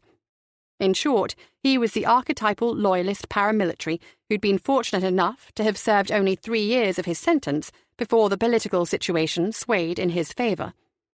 Before, during, and following that period, he had participated in several other ventures associated with paramilitary groups. A quarrel with his fellow gangsters in Belfast had resulted in his resettlement in Liverpool. Money lending was his strike for independence from the organisation. His activities, however, had already come under scrutiny from Merseyside police. At least 4 vicious attacks in Liverpool were suspected by the police to be retribution by Gracie for unpaid debts. In light of this, Tommy Gracie seemed a plausible suspect for the murder of Maggie Hull. Tara and Murray called firstly to Gracie's ground-floor flat off Priory Road in Anfield. There was no one at home, but a mousy-looking teenage girl, his next-door neighbour, told them that Gracie could usually be found around lunchtime at his local bar, the Hallowed Turf. The pub stood at a busy road junction, its outer walls curving around the street corner. It was the type of place that was packed on match days and Friday and Saturday nights. The rest of the week, the pub had a dedicated but limited clientele. Tara and Murray entered the bar and looked around the dingy room, which was in dire need of renovation, quite obviously searching for a particular individual. A pair of old men, both with a sallow complexion, sitting in a booth with brown leatherette benches, inspected the newcomers. Leaning at the bar and watching the racing from Doncaster on Sky Sports were 3 young lads, each one holding a pint glass nearly empty of lager. A solitary barman, washing glasses at the sink, acknowledged Murray with a slight flick of his head. He had a notion that his latest customers were from the law. Murray ordered 2 half-pints of lager, while Tara approached the muscular, shaven-headed man seated alone by a window and reading the Daily Star.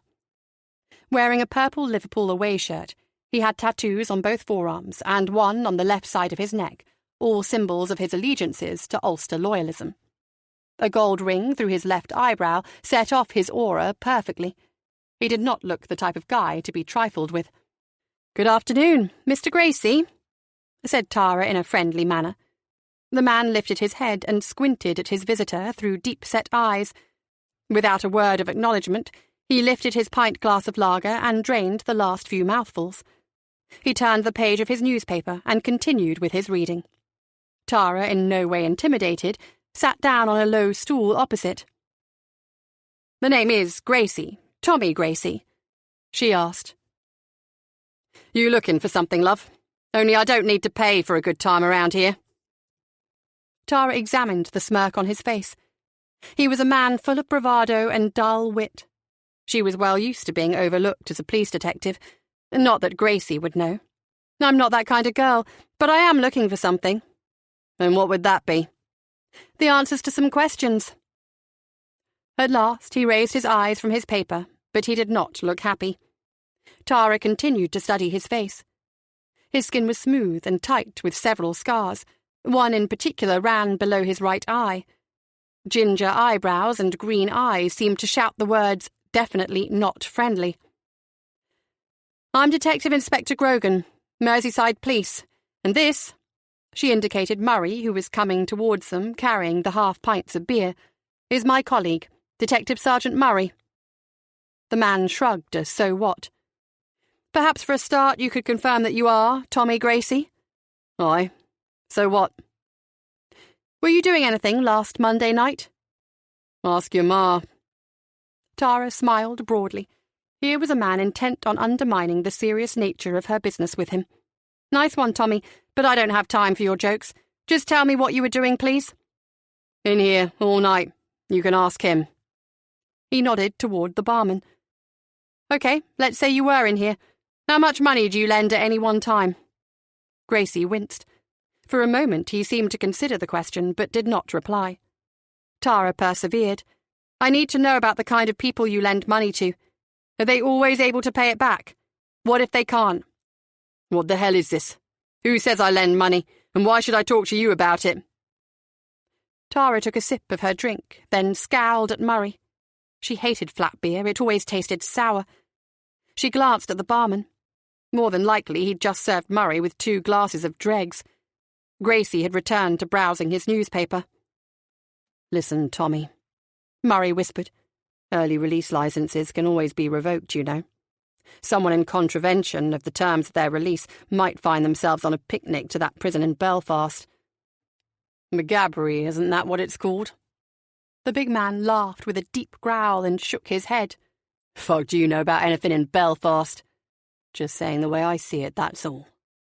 Lending a few quid to a couple of mates won't land me inside. Perhaps not, Tommy, said Tara. But murder certainly will. What the fuck are you talking about, murder? I don't know nothing about any murder. Maggie Hull? You know her well enough, don't you, Tommy? You've lent her a few quid recently. Never heard of her. Still owe you money, does she? I can't see her paying you back, though, not now she's cold and stiff. You're off your head, love. I don't know fuck all about any murder. He rose from his seat, and for the first time Tara noticed the walking stick that had been standing by his chair. She allowed Gracie to limp away. Think about your client list, Tommy, she said after him. I'll call again in a couple of days and we can go through it. Gracie muttered something under his breath and hobbled to the bar. Tara took another sip of her beer and screwed her face in disgust. Bloody hell, Alan, are you trying to poison me? Murray, undaunted, had drained his glass. They were just stepping through the swing door into the entrance porch of the pub when they met a hefty-framed man coming the other way. It was Murray, not Tara, who was first to recognise the face. Chapter 23. Ah, Beryl. Fancy meeting you here. Beryl grimaced and his face twitched nervously. Just calling for a pint. No law against that, is there? None at all, Beryl, said Tara with a smile. You may as well enjoy it while you can. Beryl's reply was little more than a grunt as he barged past and into the bar. Tara turned to Murray as they made their way back to the car. Give it a minute, Alan. Then put your head around the door and see if Beryl is in conversation with our friend Mr. Gracie. Dead right, said Murray, rejoining Tara a minute later. I thought so. 2 bad eggs in the one dubious pub at the same time. There had to be some connection. What are you going to do about Gracie? Murray asked. Nothing for the time being. I reckon he probably lent money to Maggie at some point. He got shirty with me too quickly not to be on his guard about something. Could be that one of his heavies, Beryl perhaps, went too far and hit poor Maggie over the head, although I'm not convinced. There was no struggle, Alan. Maggie Hull knew her killer, and if it had been the likes of Gracie, then I imagined she would have put up a fight. Not if she was taken by surprise. The killer might have been hiding in the house already, waiting for her to come in from work. Trouble is, we can't prove that at the moment. We've no witnesses who saw anyone going in or coming out. My guess is that she probably knew her killer. Either he arrived at the house with her, or she had no fears about letting him inside when he came knocking at her door. If Gracie came looking for money, would she even have opened the door to him? So where does that leave us? Another loan shark? Maybe. We'll call with this Dempsey fella on the way back to the station. Also, Big Beryl might have something to tell us. We'll give it a day or so, then pull him in. They arrived back at St. Anne Street, still in discussion over the murder of Maggie Hull, and whether it had some connection to the suicide of Richard Andrews. So far, Murray couldn't believe it was anything more than coincidence. Tara retained the thought that the deaths were closely linked. Their meeting with Ray Dempsey, the final name on their brief list of loan sharks, had been fruitless. Dempsey had described himself as a 76-year-old businessman. Nowadays he claimed not to be in the cash-for-loan game. He'd ventured into the landlord business and was making more money from renting run-down flats to immigrant workers. Tara was content to accept his word for now. She, however, regarded Tommy Gracie with greater suspicion. The operations room was awash with the news that several students were seriously ill, and that it was believed to be from another incident of poisoning. Although his squad was not currently involved in the investigation, Harold Tweedy had called a briefing to update his officers. "Firstly," he began, "the latest case involves 5 students at Liverpool University, all seriously ill and presently being treated at the Royal Hospital." Already Tara's mind rushed to all manner of scenarios as to how these young people had succumbed to this latest poisoning event, and Tweedy soon confirmed one of her thoughts. "This time," he continued, "we have a direct connection between the victims. It appears, with the exception of one girl, that all of them share the same student house. Most crucially, all 5 students spent yesterday evening together in that house. We have forensics and specialist hazard teams down there now, looking for the source of the contamination." "A bad batch of drugs, sir?" Wilson called out. "Very easy to jump to conclusions, John," Tweedy replied. "But that doesn't stack up with the other victims in this emergency." "Then it has to be food or drink," said Murray. "That seems the most likely, Alan. But let's wait and see what forensics turn up." "Has the poison been identified yet from the earlier incidents?" Tara asked. "It seems to be more a case of they know what it isn't," said Tweedy. There were a few scoffs from around the room. Tweedy was not put off. He referred to a file that he was holding. "The use of a nerve agent such as that used in Salisbury has been ruled out. Items removed from the homes of David Lee, Emma Whitehouse, and Norman Forbes suggested that all 3 victims had consumed similar meals before falling ill. As for Marsha Ross and Kaylee Watson, no such connection has been made, although we cannot rule out the possibility that similar food was consumed away from home. This latest incident may shed light on the suspicion that food has been contaminated." "What type of contamination?"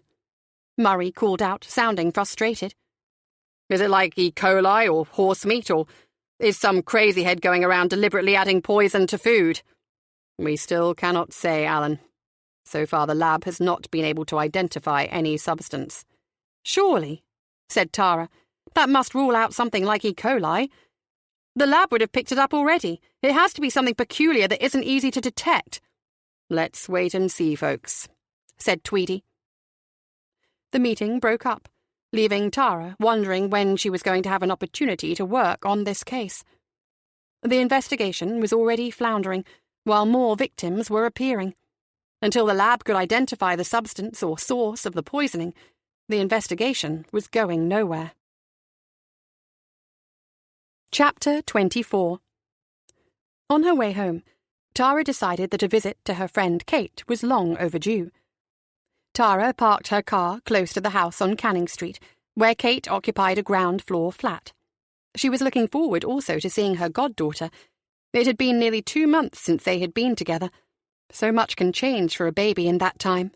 "Hiya," said Kate cheerfully when she opened the door. She hugged Tara, but it felt awkward for both women. "What's new?" she asked. "Nothing much," Tara replied. "I thought it was high time I called to see you." Tara examined her friend. Kate was the same age and of similar build to her. She worked as a cardiac nurse on a heart ward at the Royal Hospital. This evening she looked tired and drawn, no worse than Tara was feeling, of course. She was so used to seeing Kate displaying her latest outrageous hair colour, but in recent months she had reverted to her natural shade, a dirty fair. It was much longer, too, falling below her shoulders, and in need of styling. It seemed that their frivolous days were over. Tara had lost her baby, and Kate was now a mother. Kate asked how she had been lately, and Tara recited a brief tale of the latest emergency for Merseyside Police. She could see that Kate looked disinterested in that aspect of her life. But what else could she talk about? Since Tara had miscarried, she had done little of interest.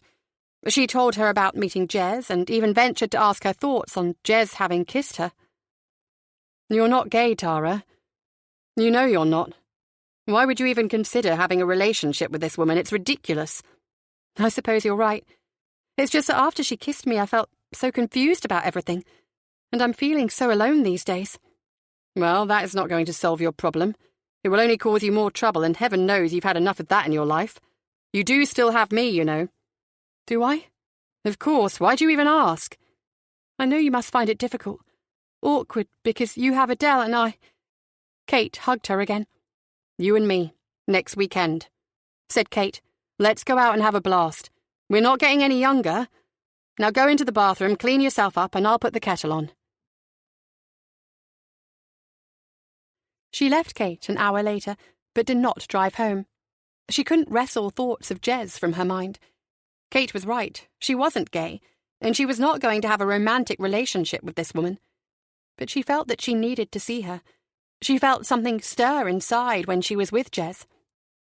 Tara parked on the roadside outside the grounds of Jez's lavish home.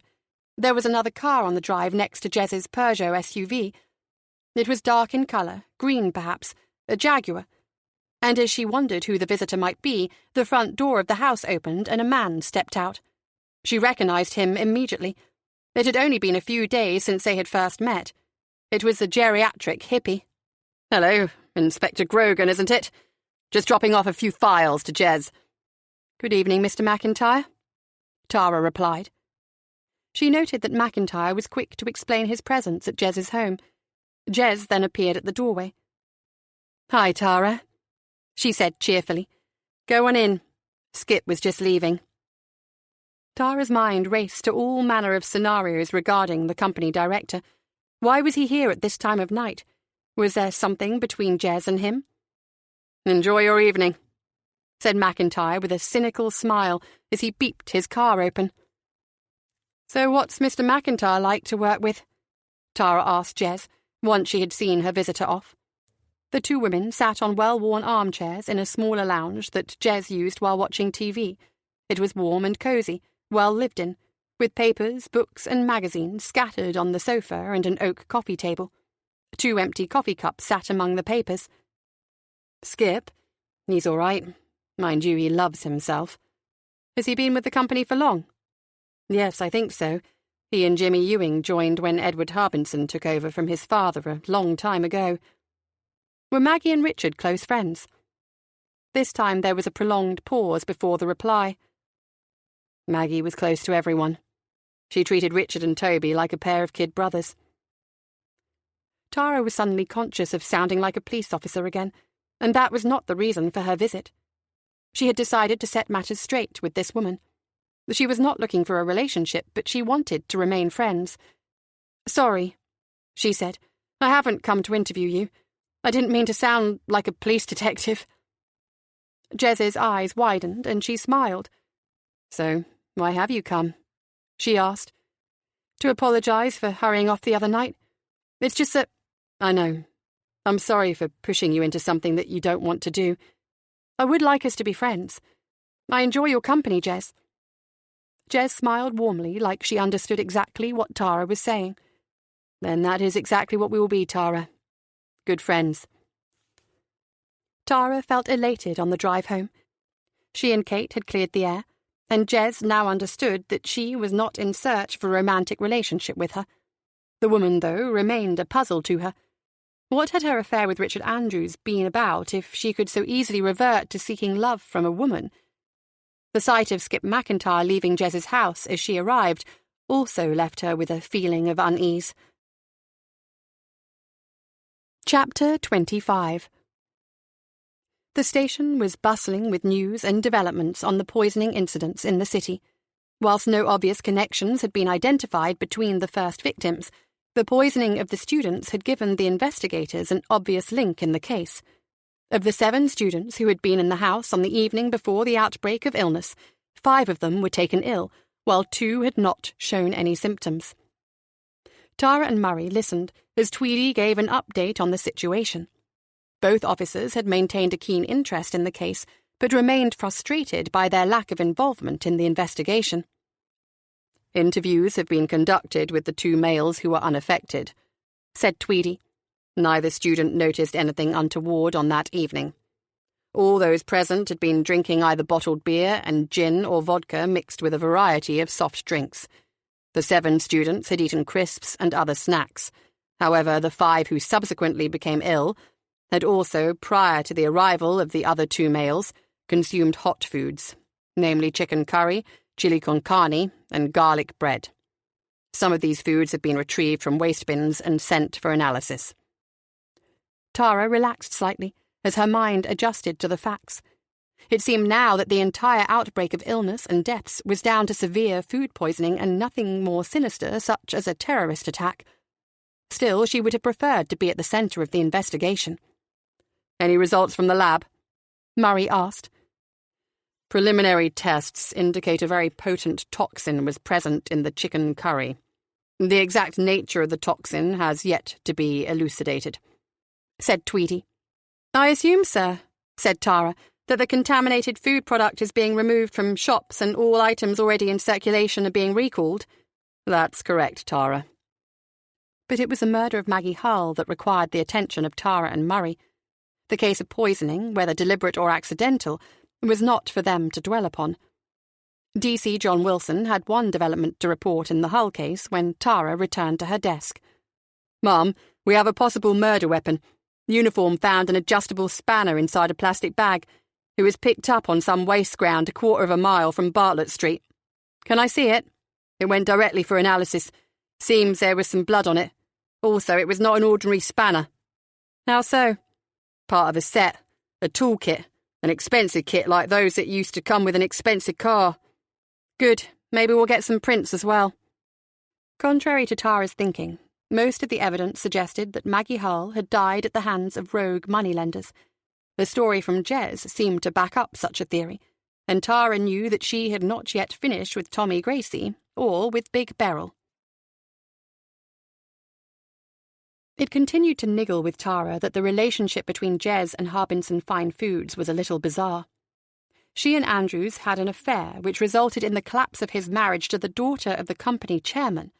Any right-thinking individual in the chairman's shoes surely would have found it difficult to maintain a working relationship with Jez the moment Andrews was dismissed and subsequently committed suicide. Edward Harbinson, on the contrary, had retained her as his secretary.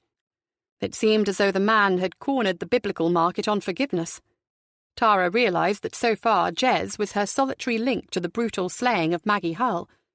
Jez had known Maggie well enough to rescue her from unscrupulous moneylenders, well enough to give advice and to assist in sea changes with Maggie's lonely existence. Jez had been a rare friend to Maggie, and yet that friendship had at some point turned sour. Tara picked up her phone, checked the number in her notebook and dialed. From the receptionist at Harbinson Fine Foods, she was put through to Mr. Harbinson's secretary. "Hi, Jez." "Hello, Tara," said Jez in a telephone voice. "Don't tell me you've managed to get hold of tickets for the Foo Fighters already." "I'm afraid not. This is more of a professional call." "I see. How can I help you?" Tara noted her change in tone. "I wonder if you could answer a few more questions in connection with Maggie Hull." "I'll try," she replied. "Firstly, do you know the name of the loan shark that you paid off on Maggie's behalf?" For a moment there was silence. "I'm afraid I don't. I was at her house the night they came to collect the money, but they were only a pair of young lads. It seemed to me that they were the messenger boys who had either come to collect the payment or to dish out punishment for not paying." "How well did Maggie seem to know them?" "Not well. She was very frightened of them. On that occasion, I told her to hide upstairs while I paid them off. They looked disappointed when I handed over the cash. I got the impression they were hoping to give her a beating." "In the time that you and Maggie were friends, did you ever meet anyone else that she knew well?" "No one except for the others who work here. She was a very lonely person, Tara." "I realise that." "Not having much luck, then?" Tara sensed Jez's return to a lightened mood. "We haven't got far, no," she replied. There followed a brief pause in the conversation before Tara thought of another question. "Did you give Maggie any of your paintings?" No, but she did insist on buying one." "From your environmental collection?" Jez laughed heartily at the phrase. "Yes, that's right. My environmental period." "2 kids peeing a waterfall?" "That's the one. Did you like it?" Maggie thought it was hilarious. The idea of 2 young boys piddling in the forest, so natural and yet quite cheeky. She wanted to pay my normal asking price, but I'd spent months encouraging her to be more careful with her finances. I wasn't about to accept any money off her for one of my old paintings. I told her that if she kept herself out of debt, that would be payment enough." "And did she?" "Of that I can't be certain. As I told you before, we seemed to drift apart shortly after I paid off the loan shark. Why was that exactly?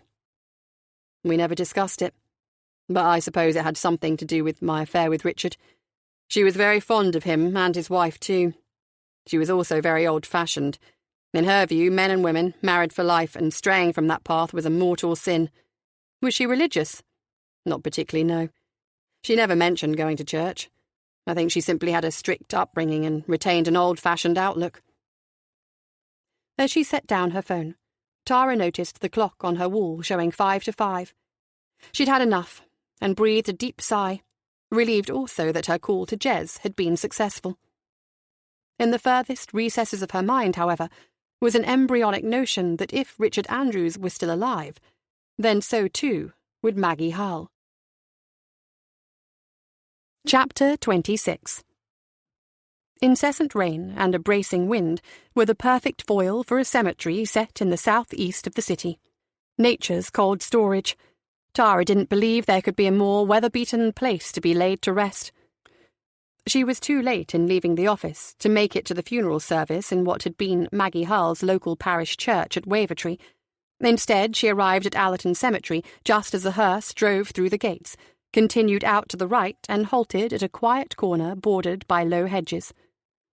One funeral limousine and 6 other cars, including her Focus, had followed behind. Murray had offered to accompany her, but she asked him instead to go over the notes gathered so far on the case, particularly concerning the lead they had on loan sharks. The men from the funeral home bore the coffin to the open grave. A man and woman stepped from the black limousine and walked arm in arm behind the pallbearers. The vicar from the Holy Trinity Church in Wavertree, frail and elderly, climbed from his vauxhall, already dressed in his vestments, the wind taking its toll as he struggled against it.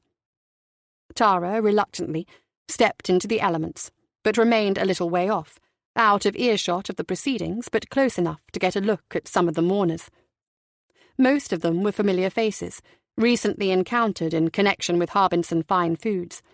Edward Harbinson was accompanied by his daughter, Nicole Andrews, who looked pale and delicate, although most of her petite frame was well wrapped in a heavy coat and scarf. The funeral of her husband, Richard, had taken place only 2 days earlier. The company chairman appeared very withdrawn and reacted only to instructions from his daughter. Close beside them, a man battled to hold his umbrella against the wind, his face for a time obscured from Tara's view. Within a few seconds, the umbrella succumbed as spokes bent in the wrong direction. Only then did Tara recognize Skip McIntyre, wearing a dark suit and his long hair tied into a ponytail. Several others had more luck with their umbrellas, but it was difficult to make out other faces from the food company workers. Tara assumed that among the huddle of 6 people standing by the grave, opposite the principal mourners, one of them was likely to be Jez. She recognized also one of 2 men standing with their backs to her as Toby Ewing. The other man appeared much older and rather stooped. As the vicar performed the committal ceremony, Tara edged closer, looking from one mourner to another. The man and woman who had arrived in the limousine were middle-aged and well-dressed, but looked tired, although in the turbulent weather many of the mourners appeared uncomfortable. Tara assumed that the man was Maggie's brother who had flown in from Toronto for the funeral. This was confirmed when she introduced herself after the vicar had concluded the ritual. "Mr. Hull, I'm Detective Inspector Grogan, Merseyside Police. May I offer my sympathy for the loss of your sister?" The man, grey-haired with a leathery face, offered his hand. "Thank you, Inspector," he replied with only the slightest waver in his Scouse accent, even though he'd spent nearly 30 years of his life in Canada. "This is my wife, Eileen." Tara shook her hand, and the woman smiled without speaking. Her cheeks were red, more from her makeup than the biting cold, her lips bold and drawn with scarlet lipstick to a false pout. Her eyes betrayed her, that she did not want to be there. They kept looking beyond Tara towards the sanctuary of the waiting limousine. "I'm sorry that we haven't yet made any significant progress in catching your sister's killer." Kenneth Hull shrugged. What could he say to that? A queue of mourners developed, all waiting to offer condolences to the brother of Maggie Hull.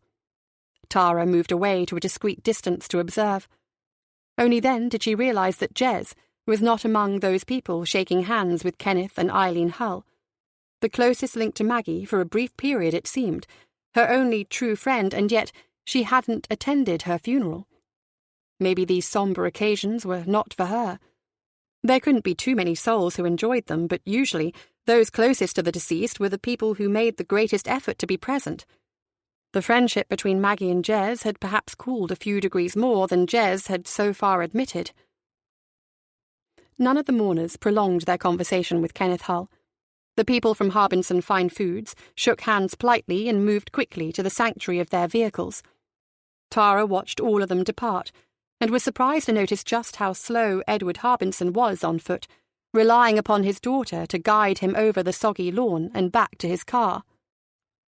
McIntyre dumped his umbrella in a waste bin at the junction of two paths and stomped to his dark green Jaguar. Toby Ewing accompanied the older man with whom he'd been standing past the hearse to a silver BMW parked directly behind the limousine. As he opened the passenger door for the old man, he noticed Tara watching him. They didn't hold eye contact for long. Instead, Ewing glanced towards Harbinson and his daughter, then dropped his head as he made his way around to the driver's side. He stole another glance at Tara, who had continued to observe him, then ducked into his car. Kenneth Hull and his wife remained at the graveside for several minutes, and it was with some reluctance, it seemed, that he eventually obeyed his wife's desire to leave. Tara had decided that she needed another word. "I'm sorry to bother you, Mr. Hull, but I wonder if you would mind answering a few questions about Maggie. We could sit in my car if you like." Hull instructed his wife to wait in the limousine while he spoke with Tara. "How can I help you, Inspector?" "Perhaps you could tell me when you last spoke to your sister?" "Gee, we usually spoke on the phone every couple of weeks," he said thoughtfully. "We took turns to call, but you know how these things get out of sync, and maybe 3 weeks would pass before she called me to give off stink about how I had forgotten all about her." It was enough to raise a tear in the man's eyes, which he tried to control with a hefty sniff. "I suppose it was Thursday, 2 weeks ago when she last called." "How did she seem?" "All right.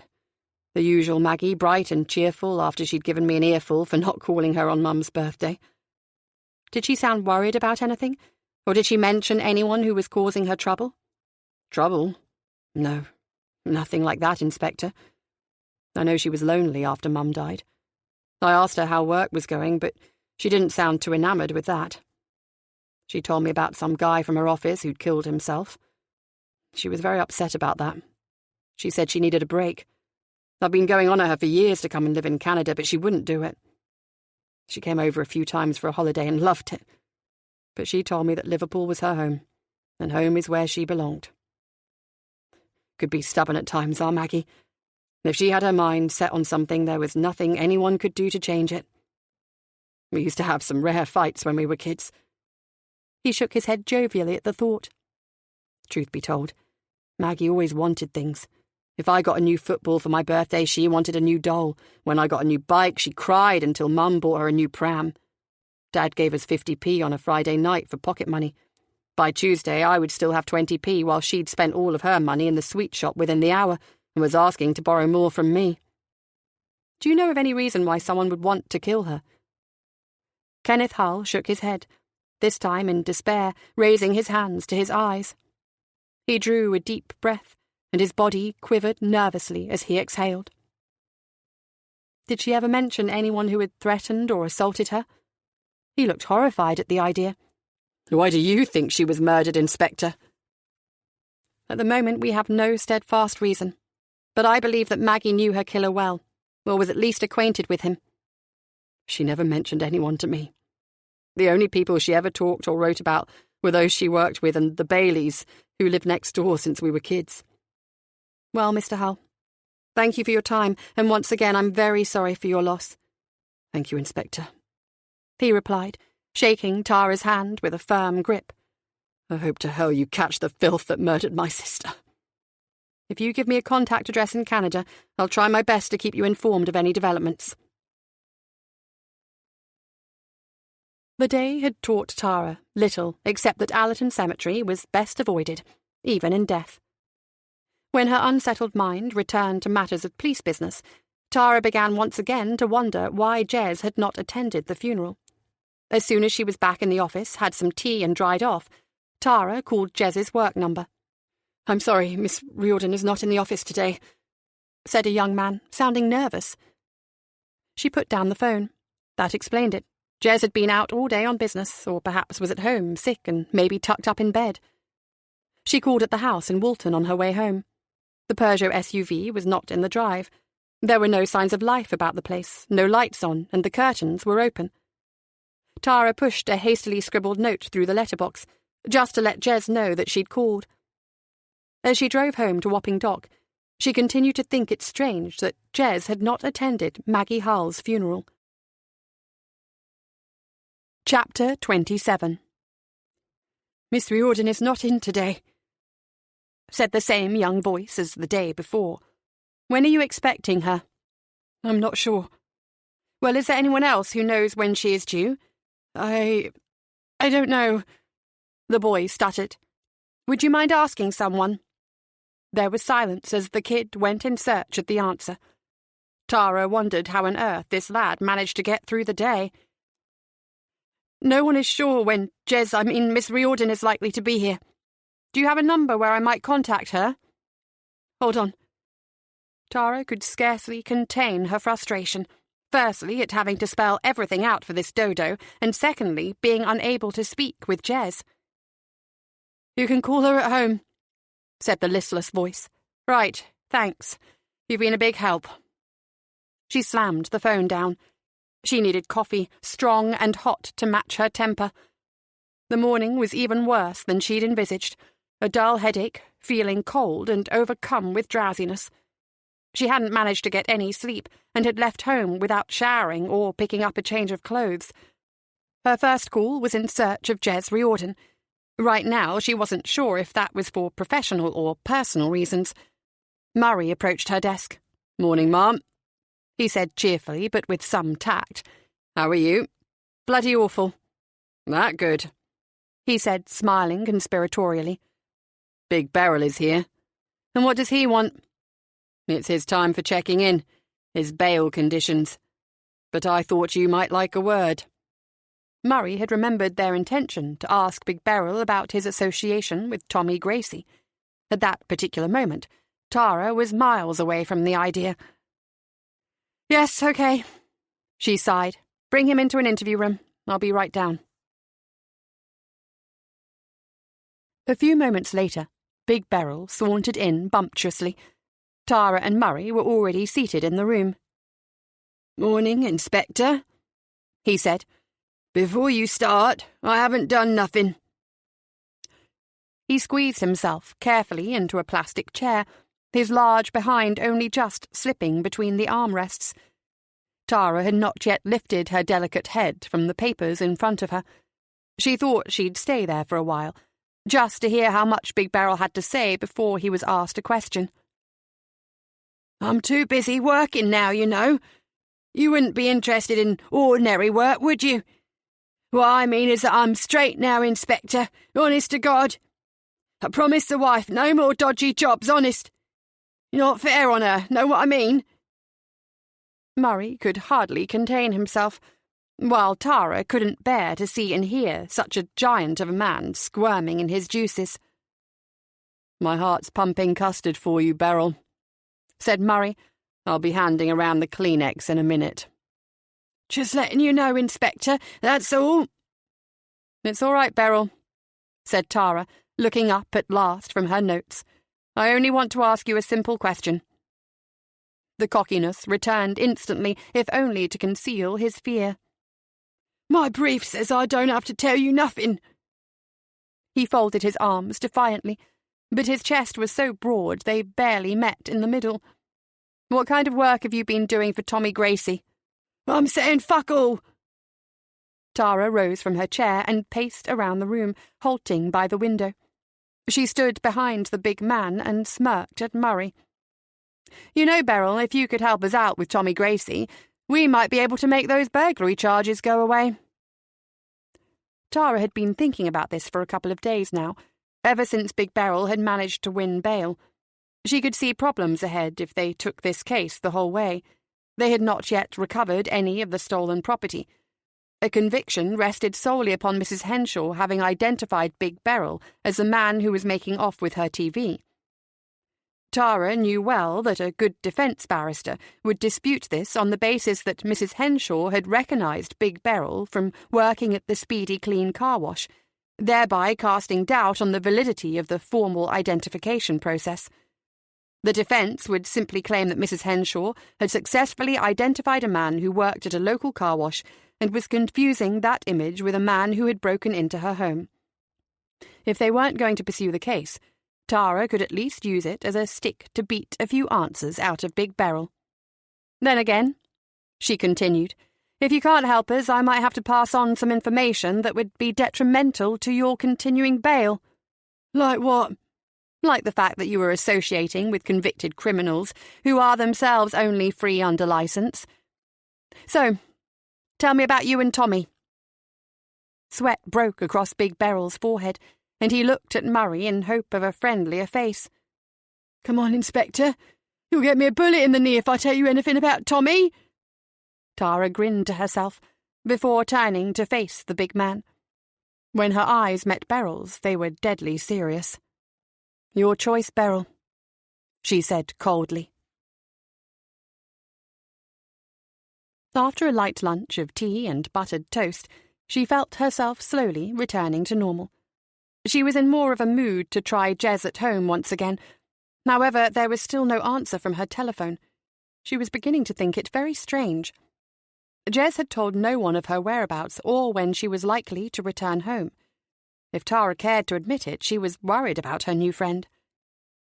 She and Murray spent some time with Tweedy in the afternoon. The detective superintendent filled out several more pages on his flip charts with the information they had reported to him concerning their interview with Big Beryl.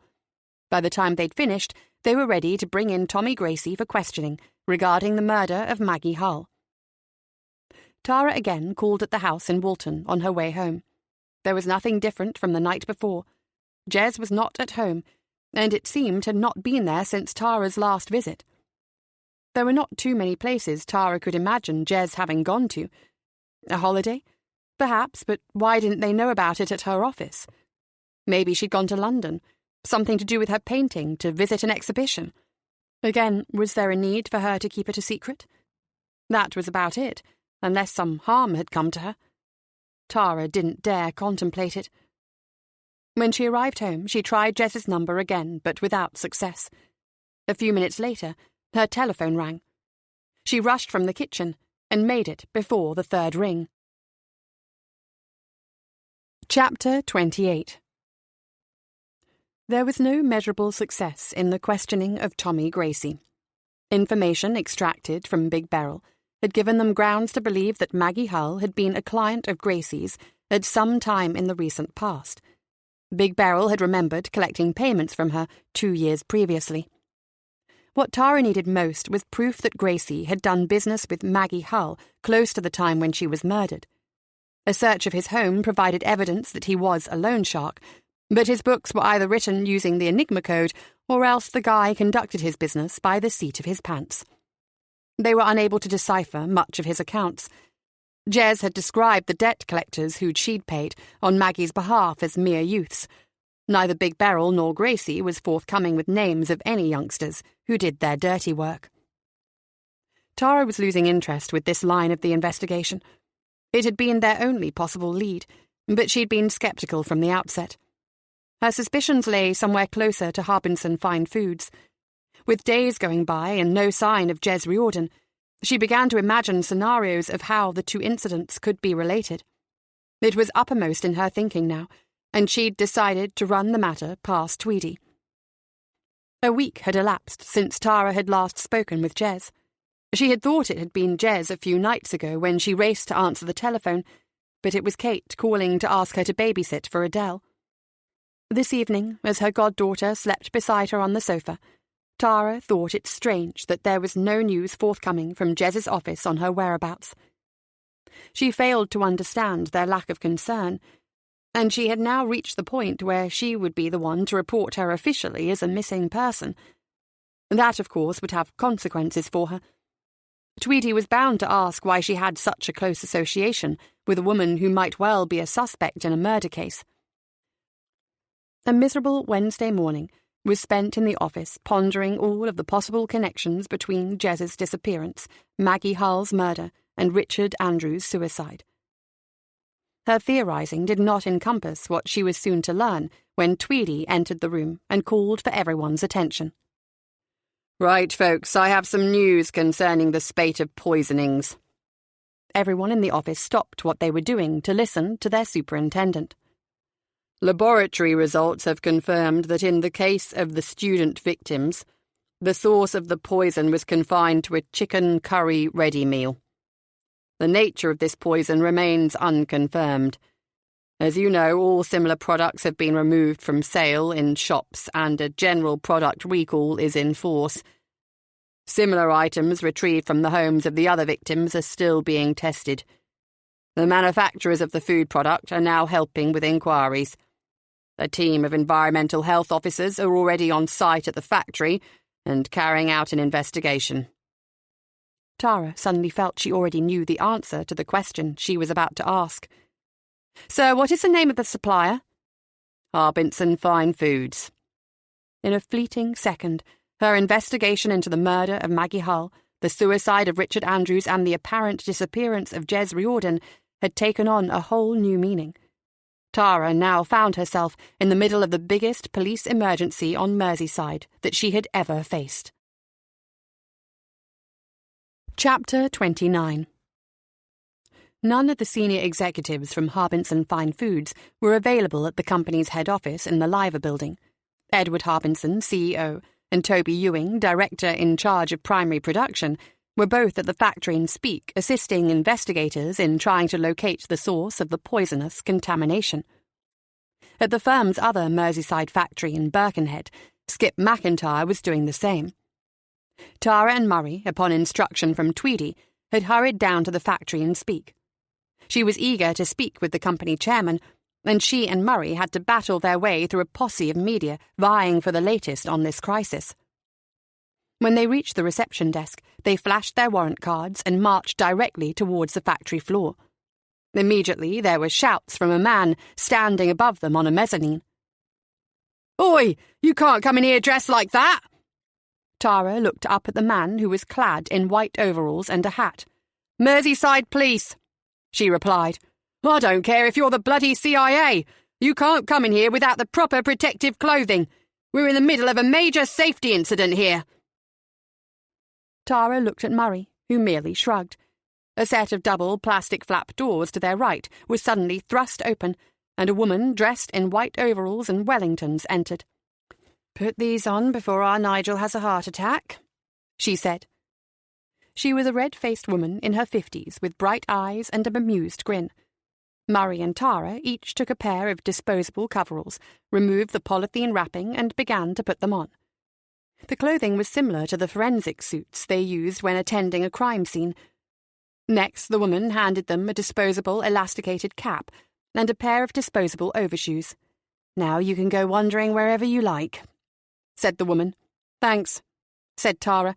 "I would like to speak with Mr. Harbinson. Do you know where I might find him?" The man, who had continued to look down on them as they dressed, finally strolled away. He had no interest in engaging with the police detectives.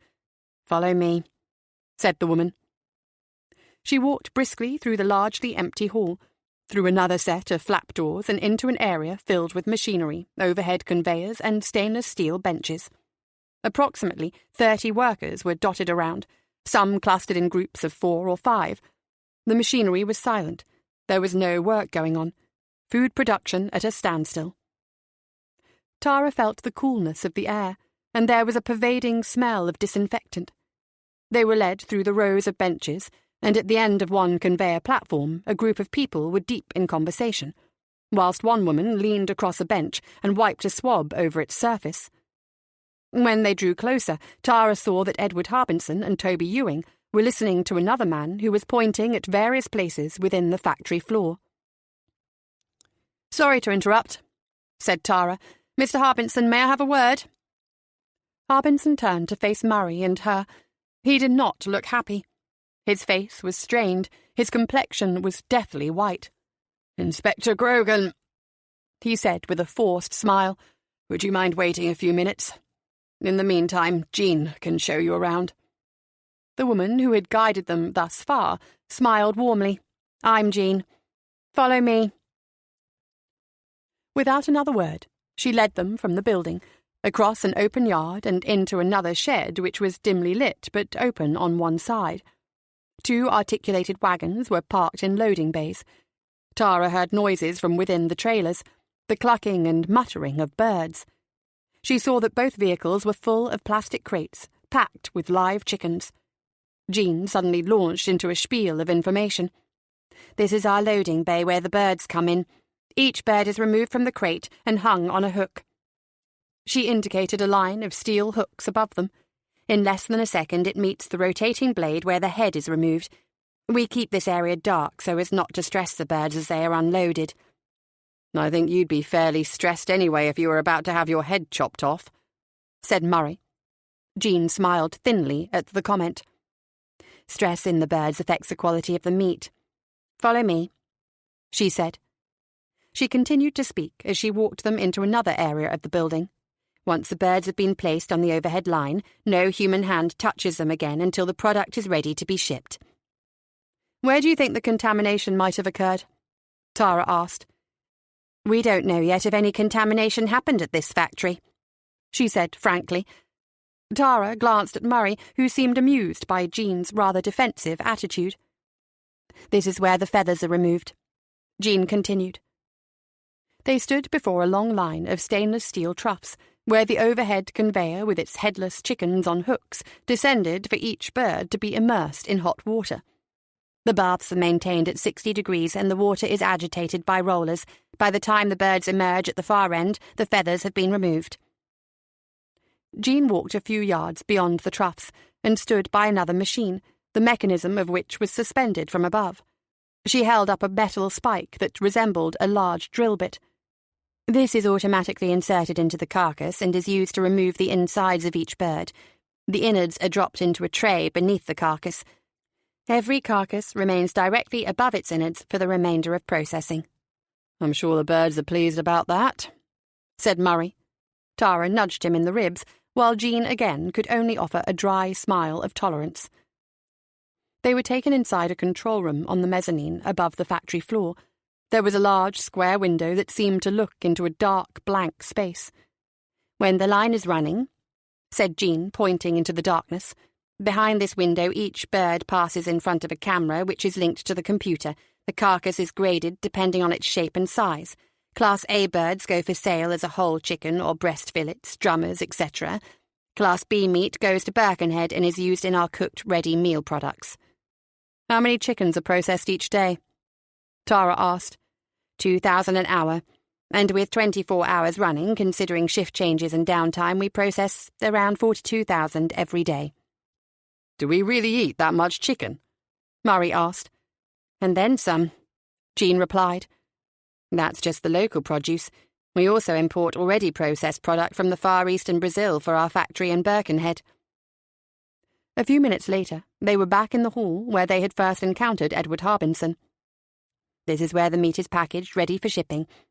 The meat has not been touched by human hands from the time it was placed on the line until this point. Unfortunately, by this afternoon, this area will be full of the recalled product. What will happen to it? It will go to cold storage until all the testing is complete. Then I imagine it will be incinerated or go to landfill." "Thank you, Jean," said Tara. "You've been very helpful. If there was a source of contamination in this factory, where do you think it would come from?"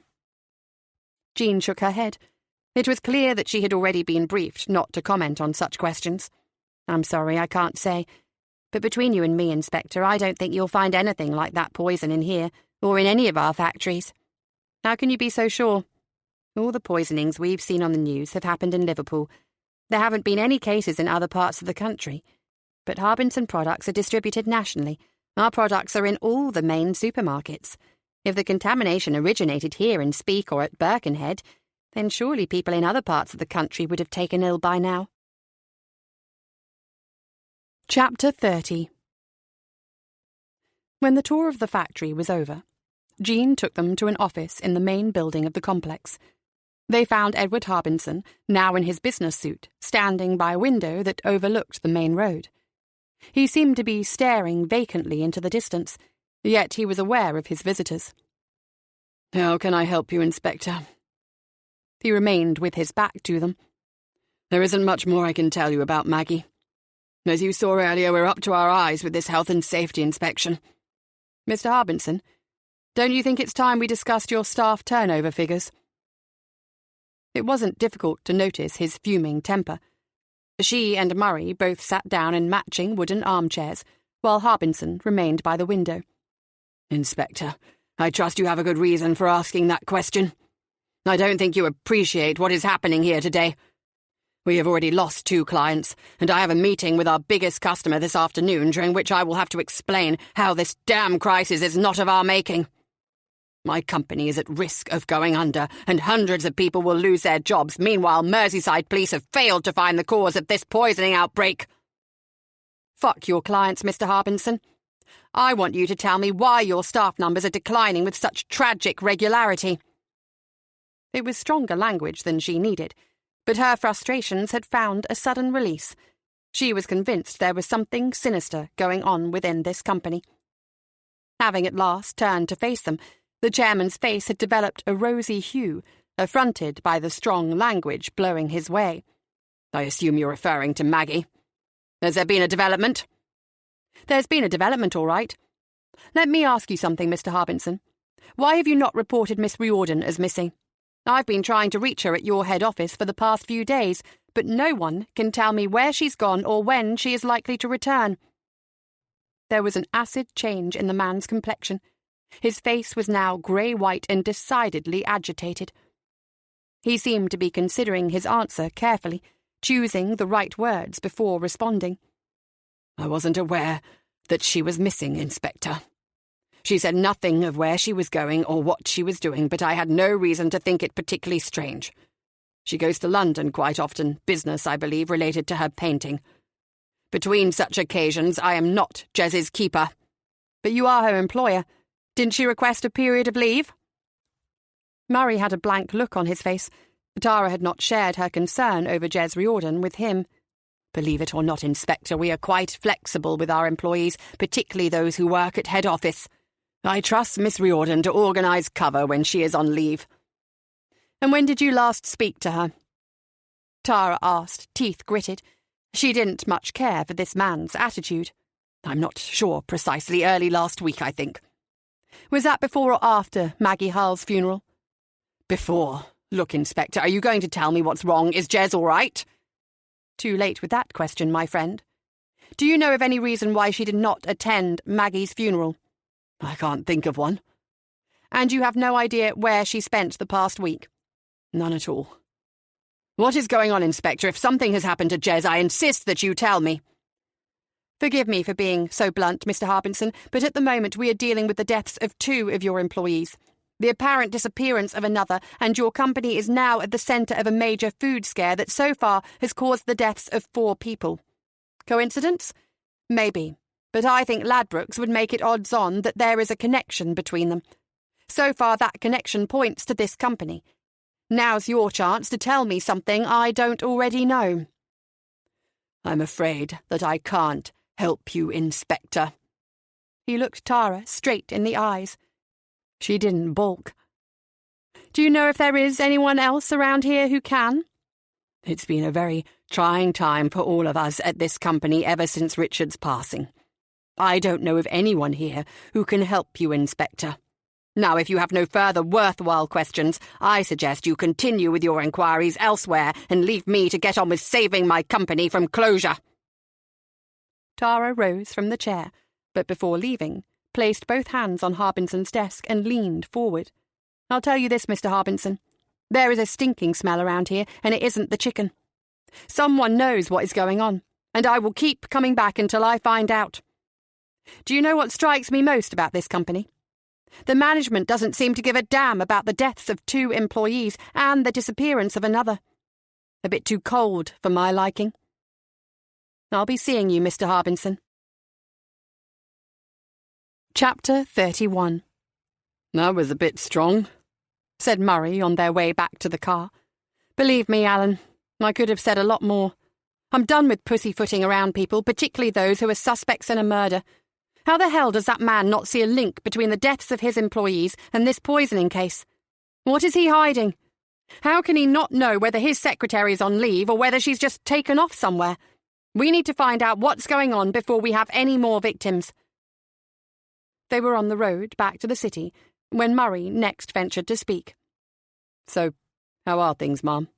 "What do you mean, things?" "I mean, how are you? How are you feeling at the moment?"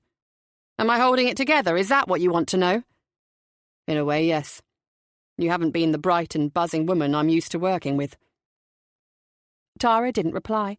She had no sensible answer. Her life had changed irrevocably. She knew that much. She didn't feel the same about anything, her work, her relationships, her hopes for the future. Deep within, she felt a determination to get things done, and quickly, as if there may not be a tomorrow. She wiped a single tear from her eye as Murray drove in silence. He was simply showing that he cared, but she couldn't bring herself to open up to him. Right now, she didn't think she could open up to anyone. At St. Anne Street, Tara was secretly pleased to now be included in the main briefing on the poisoning cases. She was asked to report on her investigation into the murder of Maggie Hull and the possibility that this might be linked to the main inquiry. She and Murray sat together, listening to Detective Superintendent Richard Myers from Admiral Street Station update the staff involved. He, like Harold Tweedy, was a sound detective of more than 20 years' experience, originally from the Met and particularly accustomed to dealing with emergencies. He had a strong physique, a confident face, and a South London accent. He spoke in a manner suggesting that he was very well used to taking charge. "The good news is that we have no further incidents or casualties to report," he said. "Forensic analysis is now centred on the factories in Speke and Birkenhead of Harbinson Fine Foods. Initial test results should be available shortly. We now have information from some of the victims who were taken ill, namely the students, as to where the food product was purchased. Similar traces are in operation for the other food products retrieved from the earlier victims. The stores and supermarkets concerned have been contacted and will be subject to forensic examination. Any questions?" Tara raised her hand. Myers spotted her and pointed in her direction. "Inspector Grogan," he said. "Sir, it might be useful to examine the CCTV footage from these stores." "And why is that?" "I believe that the source of this contamination originates from an individual or individuals from the Merseyside area deliberately applying the poison to a food product. I don't think you will find anything in the factories." Myers seemed a little surprised by her suggestion. Tara had taken on board the comments made by Jean at the factory in Speke. "Harbinson products are distributed nationwide, but the cases of poisoning have occurred only in Merseyside." "It may simply be down to a particular batch of a product originating at the factory, and that batch having gone only to stores in Liverpool," Myers replied. He moved on to another question. Tara winced, not having thought of that possibility. Her face flushed red. She had not made a good first impression upon the chief investigating officer. Following her embarrassing participation in the briefing, Tara's afternoon quickly went downhill. Not wishing to publicly disagree with Superintendent Myers, she tried to figure out how best to initiate an investigation into CCTV footage from those stores identified as a source of the contaminated foods. She could not go over his head, so perhaps it was best to wait and see what results came from the Harbinson factories. If a source of the poison was located within the food production facility, then it would indicate contamination on site, either deliberate or accidental. If no poison was found in the factories, then Myers would have to think again. Maybe then he would consider looking at the CCTV from the shops for a potential culprit. Tara also wondered why it was taking the lab so long to identify the poison. She had heard during Myers' briefing that several laboratories across the country were now testing food samples. How difficult could it be? Chapter 32. With little to show for her day, Apart from the frustration in dealing with Harbinson Fine Foods and embarrassment during her first encounter with Myers, she contemplated her evening. As was usual these days, she would spend it alone in her flat at Wapping Dock, a book or television for company, a frozen ready meal for nourishment, and a bottle of wine for comfort. Murray snapped her out of the darkening thoughts of self-pity, but it wasn't to be anything to induce a lighter mood. "Mum, you'd better take a look at this," he said, and without invitation began navigating her browser to the relevant page. It was a bulletin posted by police in Birkenhead. She read the brief notice, and instantly her heart beat faster. "It could be anyone, Mum, but just in case I thought we should get more information." Tara couldn't summon words. Somehow she felt it was the news she had feared. She allowed Murray to make the necessary phone call. 10 minutes later, they were making for the tunnel under the Mersey. By the time they arrived at the entrance to Roydon Park near Caldy, darkness was descending. Under the canopy of trees, it was already a dim and gloomy setting. Several marked police and emergency vehicles were on site, including a forensics van and an ambulance. Murray pulled to the side of the lane. There was a small parking area ahead, but it had already been cordoned off. A white incident shelter had been erected, and arc lights were being set up a little way off the car park and into the woods. Tara and Murray got out of the car and made their way towards the group of uniformed officers gathered by the police vehicles. There were tall trees all around, and the forest paths ran off on either side into the dense undergrowth. Already Tara felt sick. Her body trembled, and she felt cold despite wearing a padded anorak, jeans and boots. She feared she was about to encounter the inevitable, the loss of a friend, albeit someone she had known for only a short time. She stood back and allowed Murray to make contact with the detectives from Birkenhead. She didn't feel capable of conversation. A plainclothes officer, however, approached her. "D.I. Grogan," he said. "I'm DS Tom Lydiot. DS Murray tells me that you may know the victim." He was a tall, very slim man, unable, it seemed, to fit into his jacket very well. It hung off his narrow shoulders. His hair was cut in a traditional short back and sides. His face was pinched, and his Adam's apple protruded as he spoke. Tara did little more than to shrug in response. "The description seems to fit," she replied eventually. "A friend of mine has recently gone missing. There is no ID on the victim, but if you wouldn't mind taking a look, Mom." Never particularly strong at a crime scene, she felt her knees go weak.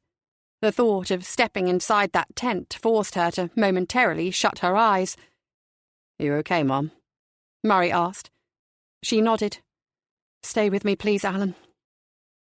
She allowed him to lead the way. As they approached, she saw that the tent was positioned off the rough parking area and sat several yards into the undergrowth. They stepped over a low wooden boundary, and the ground fell away steeply. The shelter was perched at an angle 10 feet down the slope. A uniformed officer, seeing them approach, lifted the flap of the tent. Tara remained behind Murray as they ventured inside. She gripped his arm tightly when she caught a glimpse of the body. Chapter 33. The vision made her stomach heave, and she continued to hold on tight to Murray's arm. He sensed her discomfort and put his arm around her shoulders and drew her body close to his. Tara's hand went to her mouth as her mind adjusted to the reality before her. Jez had been such a recently acquired friend, and yet Tara felt that they could have become close.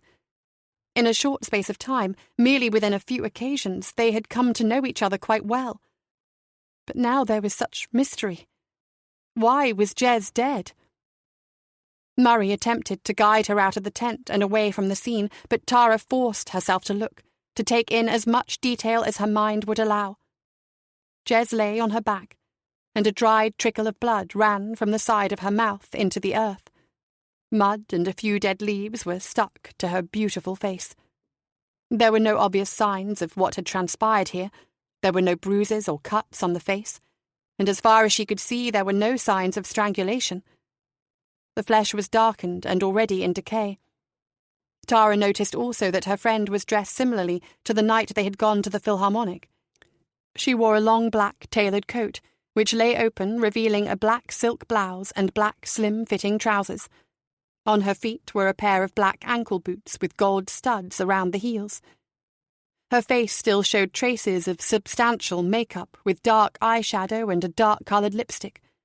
Her clothes, however, were muddied and stained with blood. The medical examiner, despite looking a young age, was rather stooped in posture as he stood at the head of the body. He was passing on his initial findings to D.S. Lydiot. "I would say she has been here for several days," he said in a loud voice. "No obvious sign of sexual activity. The clothes are mostly intact. Both legs are broken, and there is severe trauma to the upper torso, crush injuries. My guess is that she has been run over by a vehicle of some description. Judging by how far she is away from the lane and the parking area, I would say that either she was thrown this far by the impact or else someone dragged her here after the collision." Tara had seen and heard enough. She managed to make it close to their car before, out of sight of everyone but Murray, she threw up. Murray supplied the tissues for her to wipe her mouth. Now she was cold and trembling. With Murray's help, she climbed into the car, and he drove them to the first pub he could find. "Drink this, Mom. It'll warm you up if nothing else." "What is it?" "Brandy." Murray placed the glass with a double measure of Remy Martin into her hands. "Oh, I hate brandy." "Drink. That's an order. Mom." She sipped at the warming liquid and attempted to smile at her colleague. "Thanks, Alan. I couldn't have got through that without you. I feel as though someone has taken a knife and gouged out my insides. I feel so bloody useless." The pub near the town centre of Birkenhead was quiet. To anyone who cared to notice, Tara and Murray looked like a couple enjoying an early evening drink. Their surroundings, however, were far from salubrious: formica tabletops, wooden bench seats, and a TV blaring out a helping of Hollyoaks. "What's happening to all of us, Alan? We're old before our time, and it's all because of this damn job. I don't think I can stand much more of it." "Life is tough, Tara. It's just that sometimes we're right at the coalface." Murray saw that Tara was crying, sobbing like a child. "Hey, come on, Tara, love. We'll get through this one. We always do." "And then what? Another case? Another murder? Another killer for us to track down?" Chapter 34. "The post-mortem is at 10:30, said Murray. "I thought you might want to be there." Tara nodded before gulping some orange juice. She'd just let Murray into her flat, and now she stood in her kitchen trying to ease the effects of several double brandies from the night before.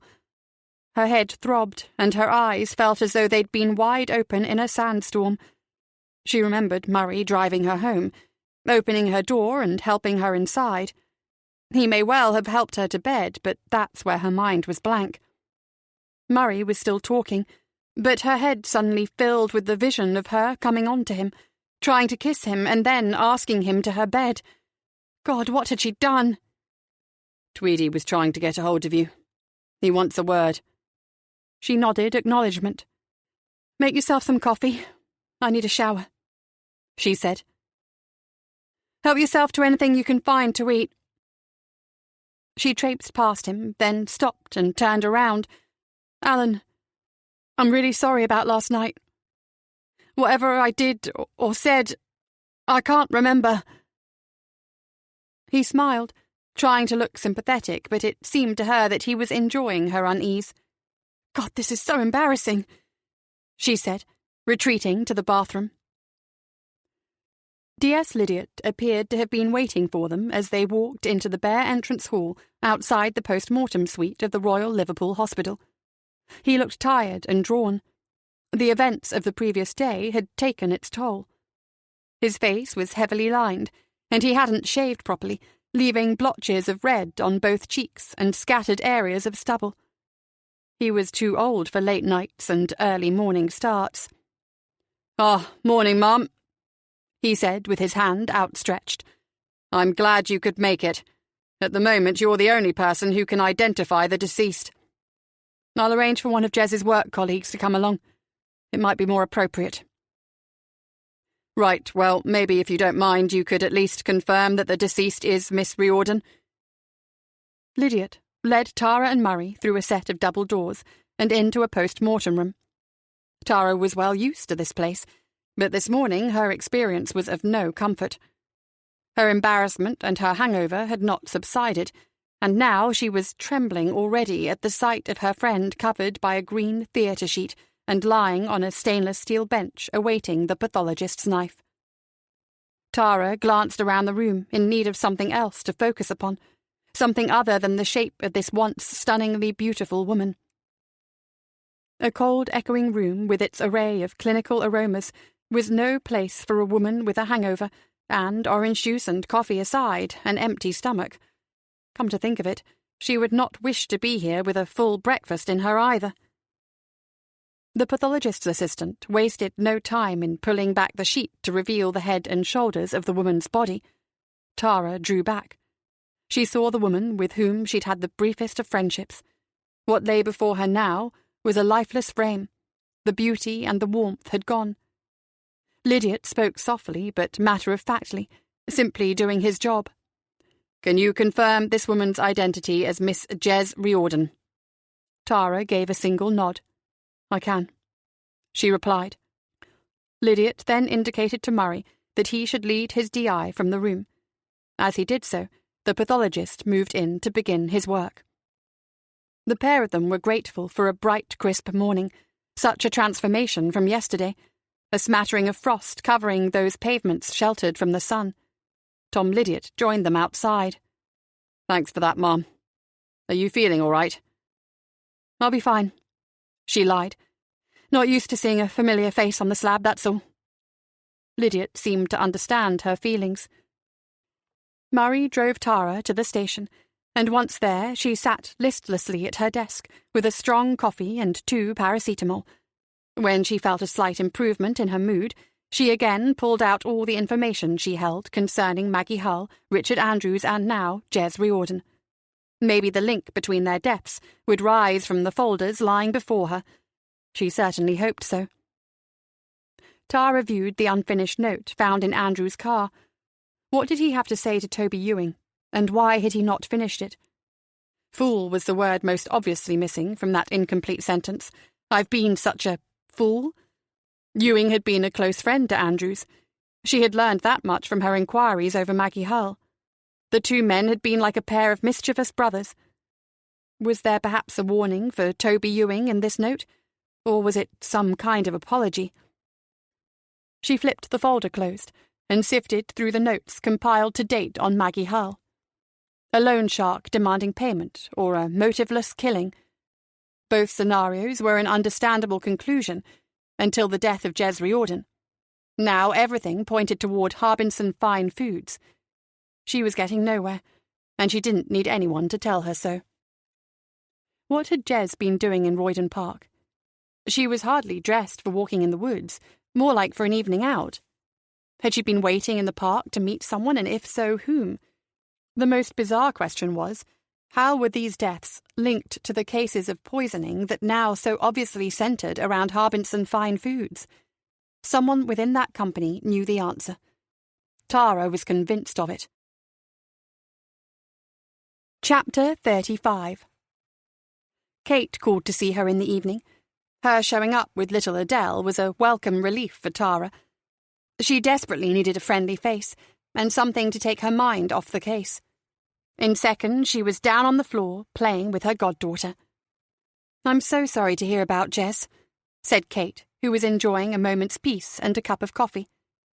"You would have liked her. I think we could have had a lot of fun together. Kate, I've been thinking that when this case is finished, we could take a holiday together." "Sounds great, but it would have to be a time when Adam can look after Adele." "Yes, sure. I was thinking also that I would pack my job in. Do something else." "Oh, Tara, love, that would be great. I can see what this job has done to you. I want the Tara back that I grew up with, the shy and fun girl instead of the dark-thinking woman you've become since joining the police." Tara wiped tears from her eyes. "I just can't do it anymore, Kate. The murders, the horrors, and the hateful people I have to deal with." She invited Kate to stay for the night, Adele went to sleep in Tara's spare room, and the two friends shared a pizza, 2 bottles of Chardonnay, and watched a couple of rom-coms on Netflix. For the second day in a row, Tara was suffering from her overindulgence. She sat with Tweedy, Wilson, and Murray in a briefing room, while Superintendent Myers brought everyone up to date on the poisoning case. She'd had little sleep, chatting with Kate into the early hours, and now, in the stuffy room, she fought to stay awake. Myers didn't seem to have much to say that was new. Tara was the one making connections now, trying to figure out how the food company was linked to the poisonings and why 3 employees had lost their lives. She hardly noticed when a man, sitting at the front of the room, got to his feet and Myers introduced him. "I'd like to introduce Dr. Sean McCush from the Agri-Food and Biosciences Institute in Belfast. Dr. McCush is a food safety analyst, and he is here this morning to explain his findings on the tests carried out on the food samples linked to the cases of poisoning. For the time being, folks, please regard the information as highly confidential. We cannot have anything leaked to the press until we are sure of how to proceed." Myers stepped to the side and stood with arms folded as McCush lifted a remote control and brought up a PowerPoint slide on the screen behind him. He was a slight man, in his early 40s with sandy hair and a freckled face. Casually dressed in a plain blue open-neck shirt and chinos, he spoke not in a Belfast accent, but more akin to a rural area of County Armagh. He began explaining his work background and why a laboratory in Belfast had come to be testing the samples collected on Merseyside. "Our work is centred upon the chemical analysis of food at the primary production level. That is, we test samples collected from abattoirs on farm, from the sea and food products imported to the UK from outside the EU." Tara listened intently as McCush went through the list of samples he had tested in connection with the poisoning cases in Liverpool. "We use several techniques for testing, based on liquid chromatography mass spectrometry." McCush presented several slides showing pictures of the equipment used for analysis, and he went on to explain the scientific principles behind the tests. Despite his attempts to dumb it down for the layperson, for Tara, with little scientific background, it was still quite a difficult concept to grasp. Tara just wanted to know what kind of substance was responsible for causing the deaths of 4 people. Liquid chromatography allows us to separate those substances that may be of interest from those that are not significant, such as proteins, fat, sugars, and other materials that would be present naturally in food. Mass spectrometry then identifies chemical compounds based on their molecular mass. We can further elucidate their identity by subjecting a specific compound of interest to further mass spectrometry where the molecule is split into several fragments, the nature of which is largely dependent upon the parent molecule's structure. Overall, we have then produced something akin to a fingerprint for the substance being analysed. The presence of a specific compound in a sample of food may then be confirmed by analysing a standard material, if available, for this compound. The quantity of the substance present in the food can be calculated against the concentration of the standard material.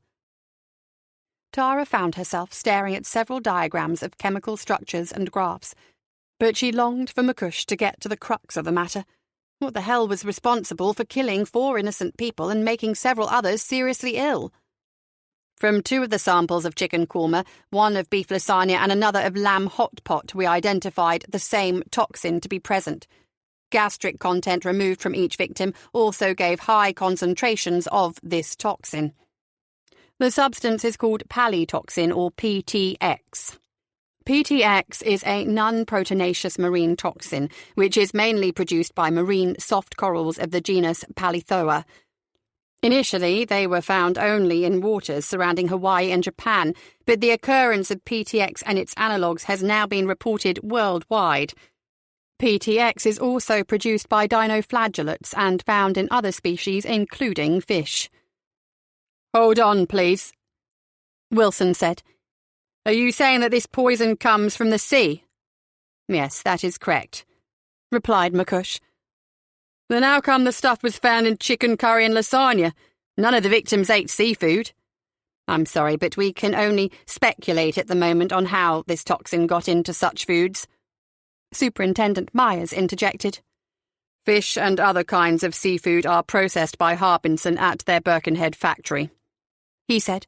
They also have a separate fish processing facility near Dundee. Dr. McCush's team will be testing samples collected from both sites. Are you saying that this toxin occurs naturally? Tara asked. Yes, said McCush. It's just one of many so-called marine biotoxins. Many of them in low concentrations can cause food poisoning when someone eats seafood, particularly shellfish such as oysters, scallops and mussels. Palitoxin causes intoxication called clupeotoxism, which is due to the consumption of clupeoid fish such as sardines, herrings and anchovies. How much fish would you have to eat to become ill? Tweedy asked. Very difficult to say exactly.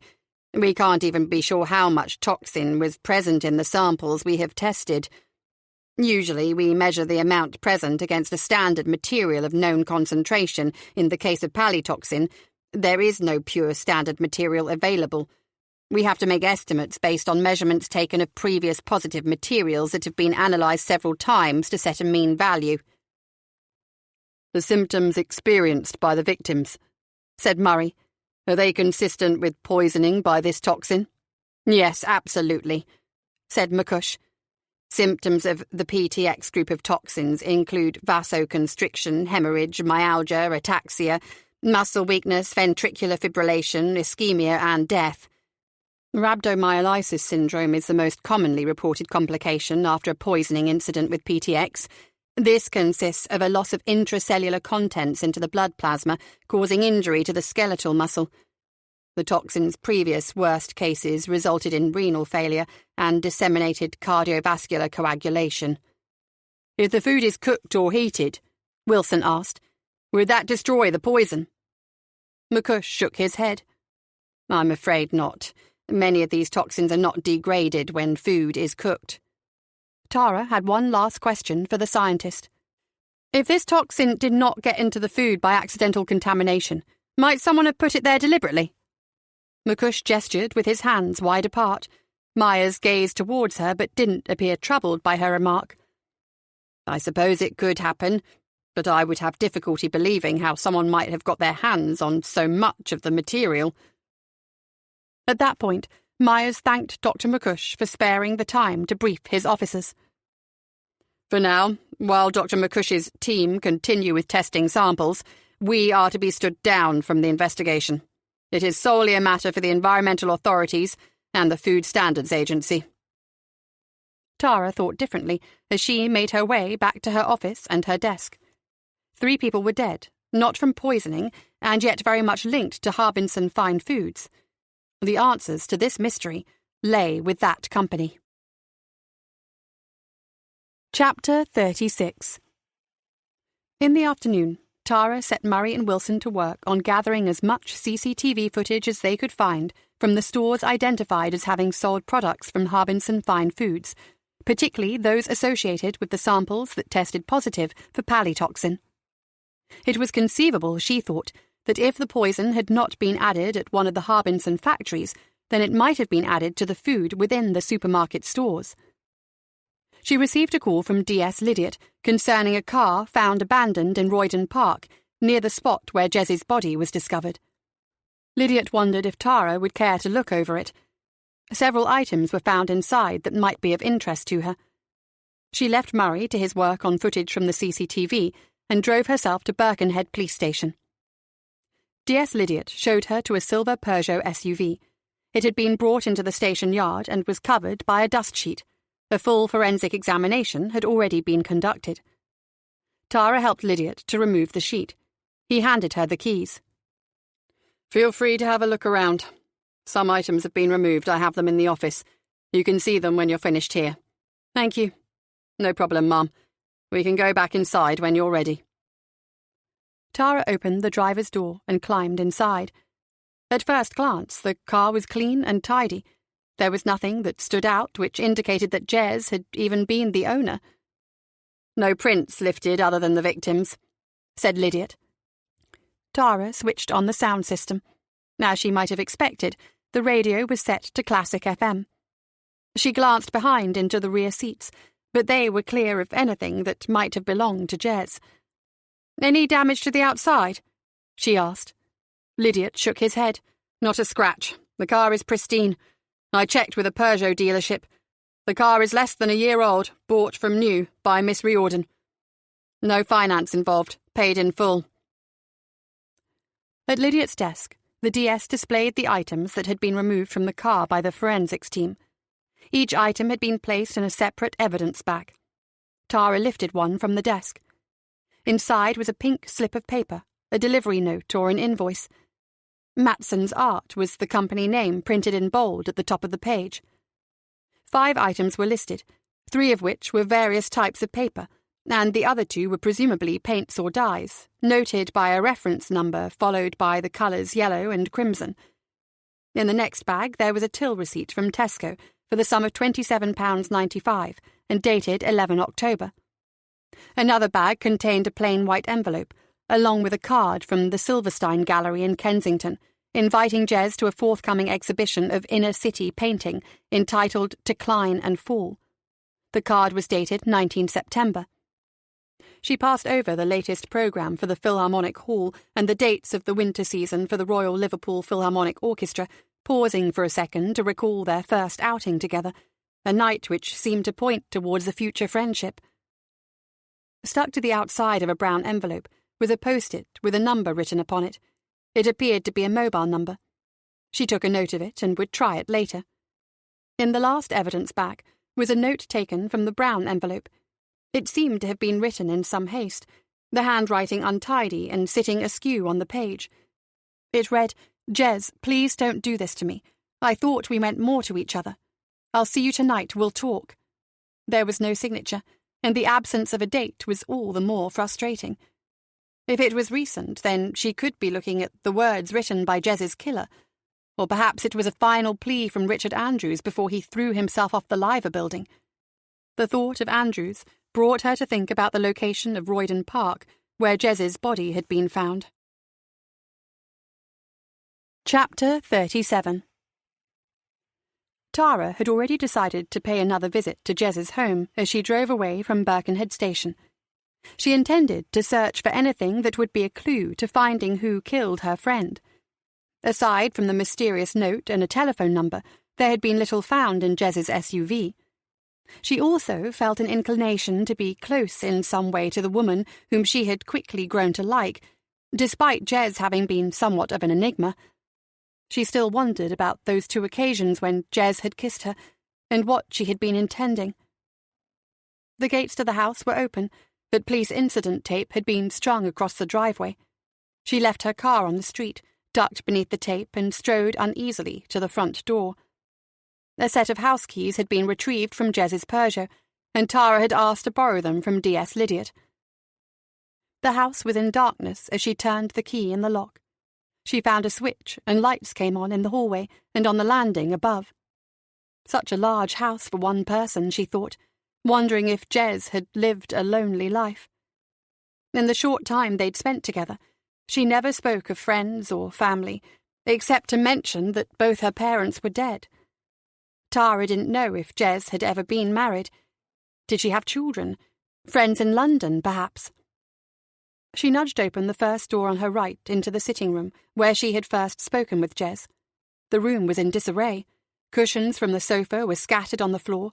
Books had been pulled from a shelf next to the fireplace, and some of the pictures on the walls had been knocked to crooked angles. Tara assumed that police, in performing a search, had not been concerned about causing upset on the premises. She didn't feel right about leaving the room in such a state. She replaced the cushions and the books, and straightened the pictures on the walls. As she did so, she looked out for anything to help her discover what had happened to Jez. There was nothing obvious, but for the first time, she wondered why a mobile phone had not been found at the crime scene, either in the car or close to Jez's body. During the time she'd spent in her company, she didn't recall Jez ever using a mobile. She made a mental note to have Wilson check with the phone companies for any reference to Jez Riordan. From the sitting room, she wandered into the extensive kitchen at the rear of the house, the result of a major extension to the original building. Several cupboard doors were ajar, and a few items of packaged foods had been removed and set upon the workbench beneath. Several drawers lay open, but she found nothing of interest. For a few moments, she leaned her back against the island and tried to picture her friend working in this space. She felt an emptiness inside consummate with the room. It was a peculiar feeling of sadness, regret, and foreboding. She heard a noise. It shook her from her thoughts. A thudding sound came from upstairs. There was someone in the house. She stepped to the door that led into the hall and called out, "Hello? Police, who's there?" As she placed her hand on the door handle, the door suddenly swung inwards and slammed into her face. She reeled backwards. Her feet stumbled on the tiled floor and she went down. The back of her head thumped against the edge of the island as she crashed to the floor. For a few seconds, all was hazy. She heard footsteps, running steps. Then the front door slammed. Instinctively, she put a hand to the back of her head. She felt it warm and wet, and when she brought it down, it was coloured red with blood. The pain, however, came from her forehead, and tentatively she raised her left hand to the wound. There was no blood this time, but already she felt a swelling. Neither injury stopped her from scrambling to her feet and rushing to the front door. She was way too late. Whoever the intruder was had vanished in the darkness. She ran along the drive to the gates, colliding with the stretch of incident tape, tearing it in two. The road outside was quiet. There was no sign of anyone and no sounds of a car starting up and racing away. They had been quick on their feet. Breathing hard and trembling, she walked slowly back to the house, peering at times into the hedges and shrubs in case the intruder had simply hidden in the garden. Tara closed the front door behind her and leaned against it for a while, trying to steady her breathing. The back of her head was still bleeding. She found some tissues in the kitchen and pressed a wad of them against the cut. She didn't dare look again to see how bad it was. Instead, she continued with her inspection of the house. The bedroom to the rear of the house in which Jez slept had been ransacked. Duvet and pillows had been dragged to the floor, and the contents of an enormous built-in wardrobe had been pulled out and dumped on the carpet. Jewellery was scattered across a dressing table, and items of makeup discarded on the bed. 2 guitars, one acoustic, one electric, had been pulled from their housing on the wall, and it seemed had been thrown across the room to lie next to the wardrobe. The intruder had been searching for something. Tara wondered if they had found it, or had she interrupted the search. Her head throbbed as she circled the room. She should call for help. Already, by coming here alone, she had put herself in danger. It was too late now, she thought, and moved on to what was supposed to be the master bedroom, but which Jez had used as her studio. Again, the room had been ransacked. Paintings had been thrown around, some ripped to pieces. An easel was upturned, and tubes of oil paint scattered on the floor. Tara felt such sadness at seeing the work of a talented woman damaged beyond repair. The so-called environmental picture depicting the herd of cows queuing outside a McDonald's had been sliced with a knife. Tara thought again of the relationship between Jez and Maggie Hull, Maggie having had one of these paintings on the wall of her living room. Who had taken against these women? Did they even have the same killer? How in the hell did it relate to the deaths of 4 innocent people from food poisoning? As she was about to switch off the light, she noticed what looked to be a painting wrapped in brown paper. It sat on the floor against the wall with several other canvases. She lifted it free from the others and held it up. There was a small card attached, and the reading of it brought heavy tears to her eyes. For Tara, thank you for the memory of a wonderful day. Love, Jez. Kiss. She pulled some of the brown wrapping paper away and examined the picture within. She recognised the scene straight away. Clanberis and Clyn Padarn. She couldn't bear to take it with her as she left the house in tears and pain, still bleeding. The remainder of her evening was spent at A&E in the Royal Liverpool Hospital. Whilst there, she sent a text to Kate, in the hope that she might be on duty and could pop down to see her. Kate appeared within 2 minutes, in tears to see that yet again Tara had been in the wars and it was down to the bloody life she was leading. I'm all right, Kate, honest, it was partly my fault. I stumbled backwards and hit my head on the bench. Oh, Tara, love, when are you ever going to get out of that damn job? Look at your face. I've spoken to the triage nurse. You won't have much longer to wait. I'm sure there are people here who are a lot worse off than me. That's as may be, Tara, but you are going to have to take better care of yourself. What are we going to do with you? Tara squeezed her friend's hand.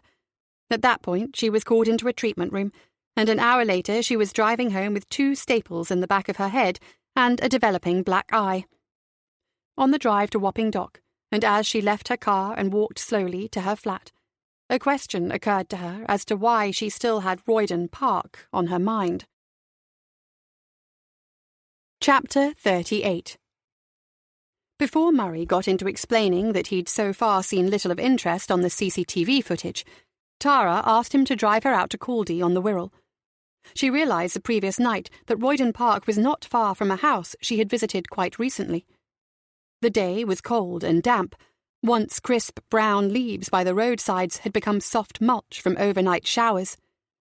"If you don't mind me saying, Mum," said Murray as he stopped the car, "you look a bit of a sight to be calling at someone's house." "Yes, thank you, Alan. You certainly know how to make a girl feel good about herself." Makeup had done little to conceal the purple bruise on her left cheek and across her eye.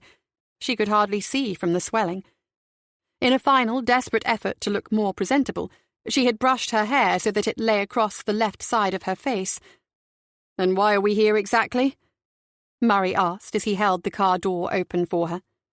"I need another chat with Andrew's widow. She does have a motive for killing Jez. Put that with the proximity of this place to the crime scene, and I think we have a right to ask questions." "What about killing Maggie Hull? How does that fit? Not to mention the poisonings." "Too late, you already did. Let's just see what we get from here this morning, shall we?" When they reached the driveway of the house, 2 young children, a boy of about 8 and a girl of not more than 5, were playing on a brightly coloured adventure playground toward the rear of the house. Nicole Andrews must have spotted them as they walked from the car, because she emerged rather speedily from the back of the house and called to her children. She did not acknowledge her visitors until the boy and girl were by her side. The electric gates lay open, and Tara and Murray strolled into the drive. "Mrs. Andrews," said Tara, "you may not remember me. I'm Detective Inspector Tara Grogan, and this is my colleague, Detective Sergeant Murray." Andrews gave a cursory nod, glanced at their warrant cards, but said nothing. "I wonder if you would mind answering a few more questions." "About what?" Tara looked towards the children in the hope of expressing tactfully that they should not be present. Nicole Andrews took the hint. "Off you go, children. Mummy needs to speak with these nice people." Both children returned to the slide and climbing frame. "You'd better come in, I suppose," she said coolly. "I have to organise lunch for the children. It's half-term and we're going swimming this afternoon." Tara hadn't noticed much change in the woman from their first meeting. Her clothes were dark, jeans and a woolen sweater, her manner somewhat distant, even standoffish. Perhaps it was the ordeal of police investigations and the recent traumatic events in her life, but Tara wondered why she seemed to lack warmth or charm. They followed her inside to a spacious kitchen, which opened into a family room where a television was playing a Relocation in the Sun programme. She invited them to sit at the breakfast bar then, and using the remote muted the sound on the television. "Can I get you anything? Coffee or tea?" she asked from the far side of the kitchen. "Coffee would be great," Murray replied. Tara glared at him sternly, although she too did not refuse the offer. "I assume, Mrs. Andrews," Tara began, "that you have heard about the death of Miss Jez Riordan." The woman ceased all movement, and for a moment glared icily at her visitors. Tara knew fine well that she was striking a nerve, but she needed to witness her reactions. "Her body was found in Royden Park on Wednesday. We believe that she has been missing since the previous Thursday." Nicole Andrews' face was ashen. She had a tight grip on the kettle that she'd just filled with water, but she stood motionless, staring vacantly at Tara. "You did know of Miss Riordan's death?" "Yes, my father told me," she replied at last. "I wish that I could say I was sorry, but at the moment I don't feel anything." Her eyes filled with tears, but she busied them away, placing the kettle on its stand and fetching 3 mugs from a cupboard. "I was wondering perhaps if she had paid you a visit recently. Last Wednesday or Thursday, for instance? Certainly not. She would hardly have received a warm welcome. And you had no arrangements to meet with her elsewhere? Again, Inspector, I had no desire to ever set eyes on the woman. Her car was found close to the body, said Murray. Roydon Park is not far from here. You didn't notice her in the area? I'm afraid not. Did you ever meet her? Asked Tara, suddenly struck by the thought that Nicole may never have set eyes on the woman she held responsible for destroying her marriage and ultimately her husband's life. Yes, once, she replied.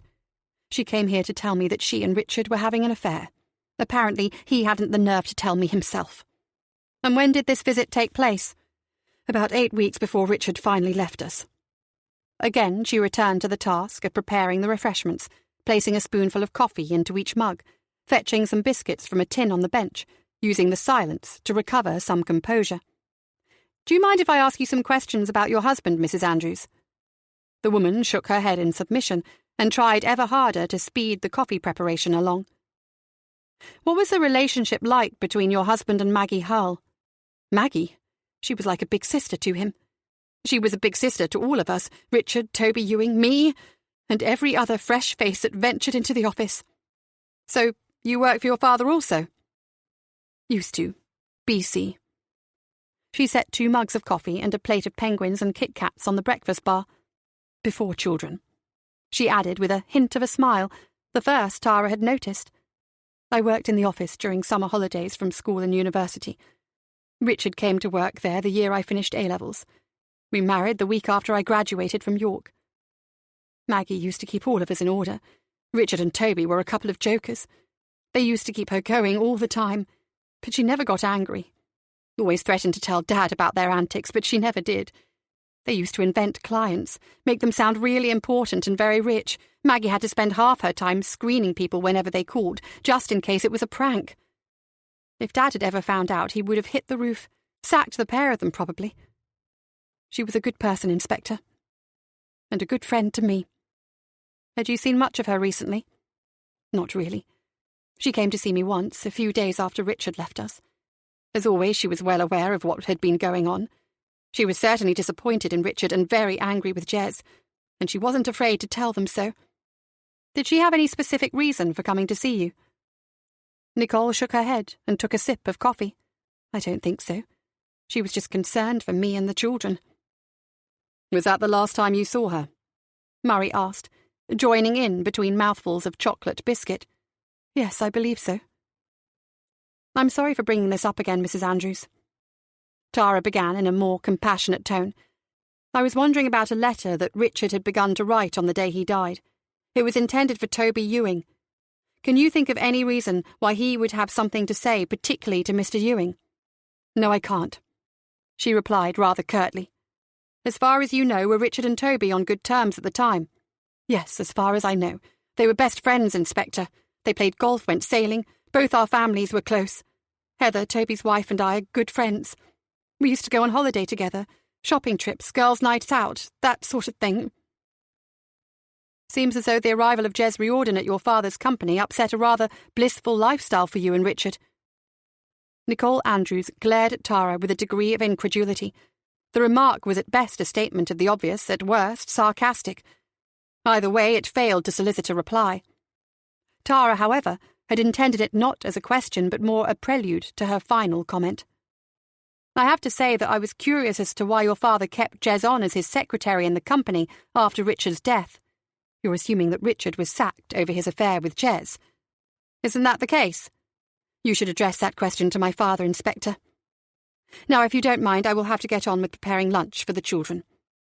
Thanks for your time, Mrs. Andrews. And the coffee, added Murray. They rose to leave, and had reached the door when Tara remembered something. One more thing, she said, pulling her mobile from her pocket. She had taken some photographs of the evidence removed from Jez's car. She opened up the phone and selected the first picture and showed it to Nicole. Do you recognise the phone number, by any chance? Andrews inspected the image carefully before handing it back. No, I'm afraid not. Tara wasn't finished. She swept her finger across the screen to reveal another image. Do you recognise this handwriting? Nicole's face reddened when she looked at the photo of the handwritten note. Suddenly the back door swung open, and the little girl came charging in. "Mummy, Simon won't push me on the swing," she cried. "Chloe, Mummy is busy." The child stopped in her tracks and clung to her mother. "Go and tell Simon that it's time to come in now." Off she ran, calling to her brother across the lawn. "So the writing's not familiar to you?" "Sorry, I've never seen it before." "Thanks again, Mrs. Andrews." Murray was prepared for Tara's habitual question as they walked back to the car. "Well, Alan, what do you think?" "She's not the friendliest of people, although she's had a hard time of it lately, I suppose." "Certainly keeps her distance. I was getting a bit fed up having to speak across that enormous kitchen. The only time she came close was to serve the damn coffee." They stopped when they reached the car. Tara turned around and gazed at the house they'd just left. "A shrewd cookie, that Mrs. Andrews," she said. "She got very prickly when I asked her about Jez staying on as Harbinson's secretary after Richard Andrews died. Understandable. And she lied about the handwriting." She climbed into the car. "Do you think she had anything to do with Jez's death?"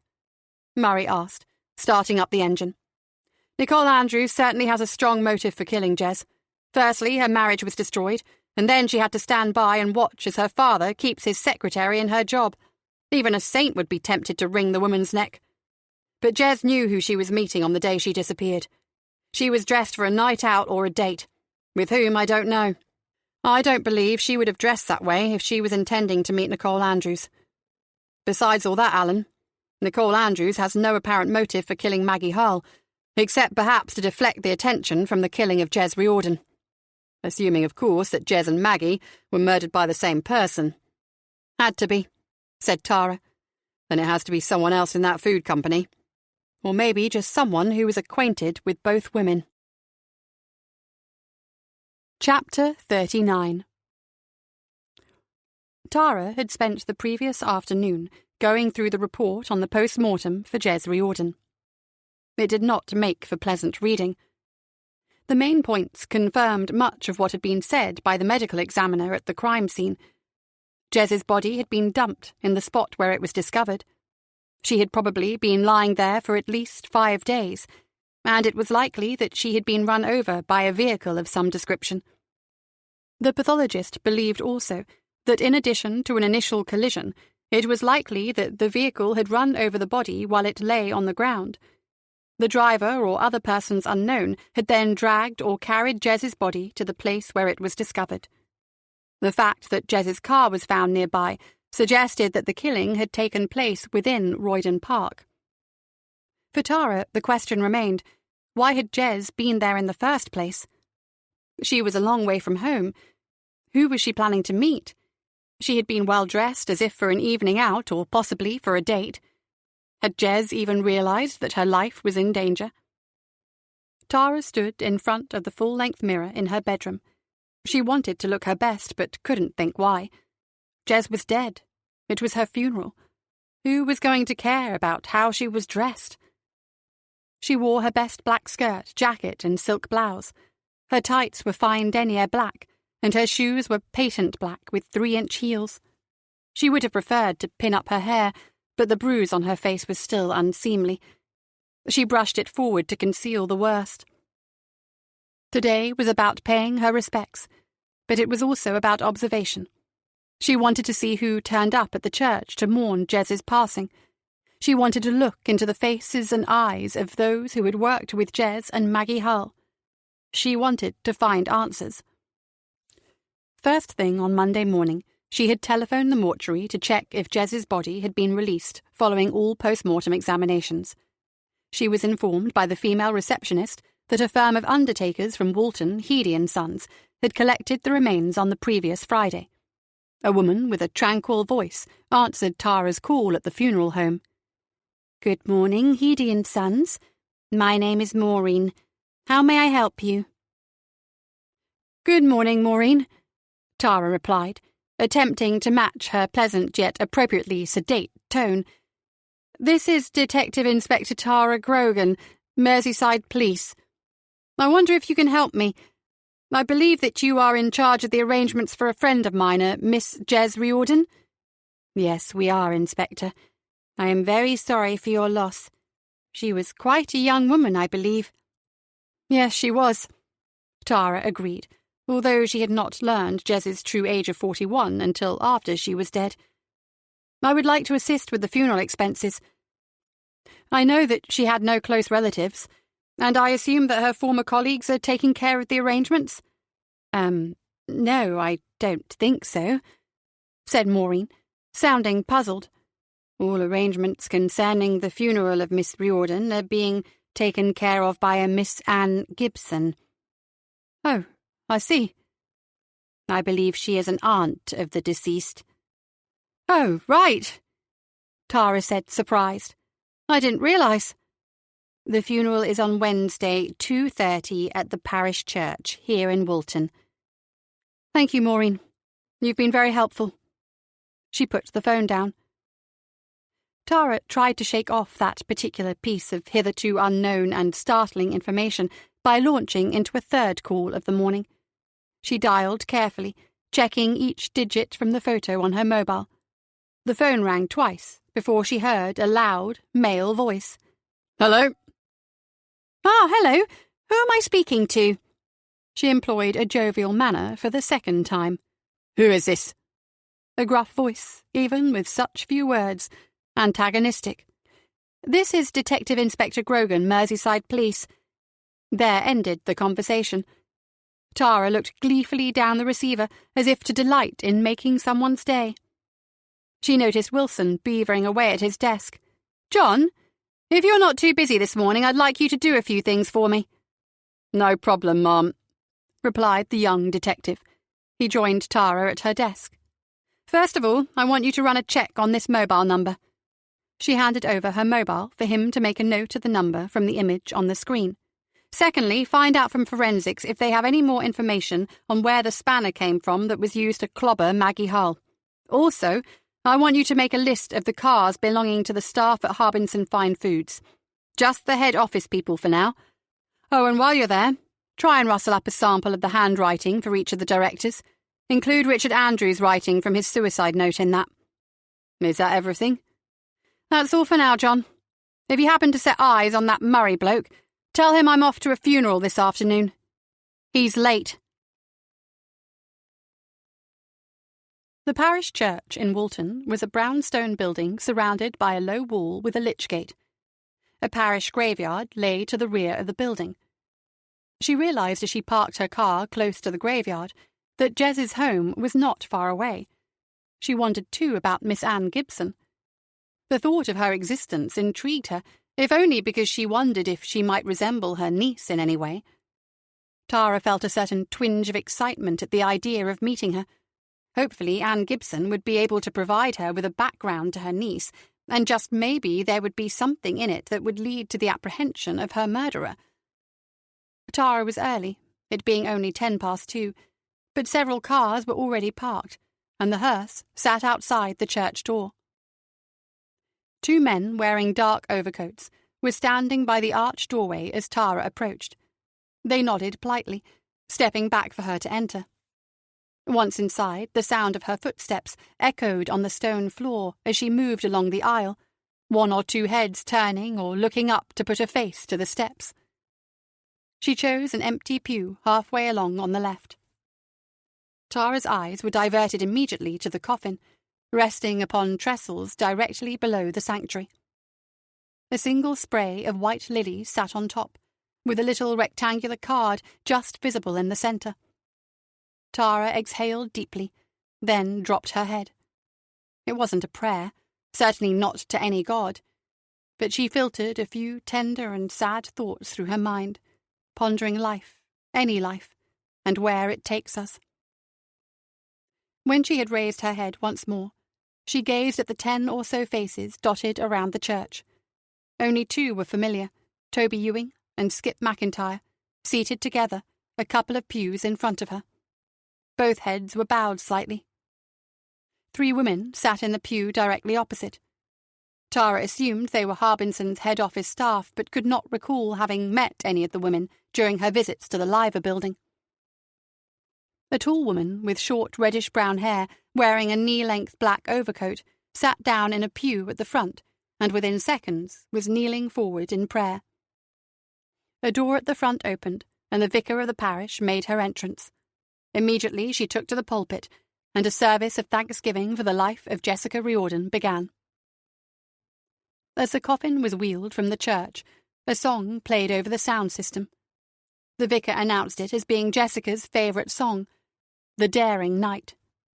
Tara listened to the words as she and the other mourners filed from the church. In a corner of the churchyard, furthest from the road, Jez Riordan was laid to rest in a grave already occupied by her mother and father. The surname on the headstone, however, was Gibson, Paul having died on 24 March 1994, aged 48. His wife Eleanor died on 7 October 1980, aged 32 years. Seeing a surname other than Riordan set Tara thinking again on the mysteries surrounding her friend. Chapter 40. McIntyre looked on impassively as the coffin was lowered into the grave. Toby Ewing appeared more upset, his face pale and drawn. If she had been standing close to him, Tara thought, she would have felt the man trembling. The 3 women from Harbinson's head office looked saddened and dabbed at their eyes with tissues. Miss Anne Gibson stood close to the Reverend Upprichard as she said a final prayer and committed the body to the family grave. Judging by the number of people assembled, Anne Gibson might well have been the last of that family circle, and at that moment, perhaps for only a fleeting moment, she pondered her demise and stole a preview of her future resting place. When the vicar had finished, Anne Gibson, tears in her eyes, tossed a small bunch of pink roses into the grave. Reverend Upprichard shook her hand, offered comforting words, and they embraced briefly. Several others, 2 men and 3 elderly women, moved forward to offer their sympathies to Anne Gibson. Most of them appeared to be her friends rather than Jez's, although the staff from Harbinson's took their turn in shaking the woman's hand as they filed past.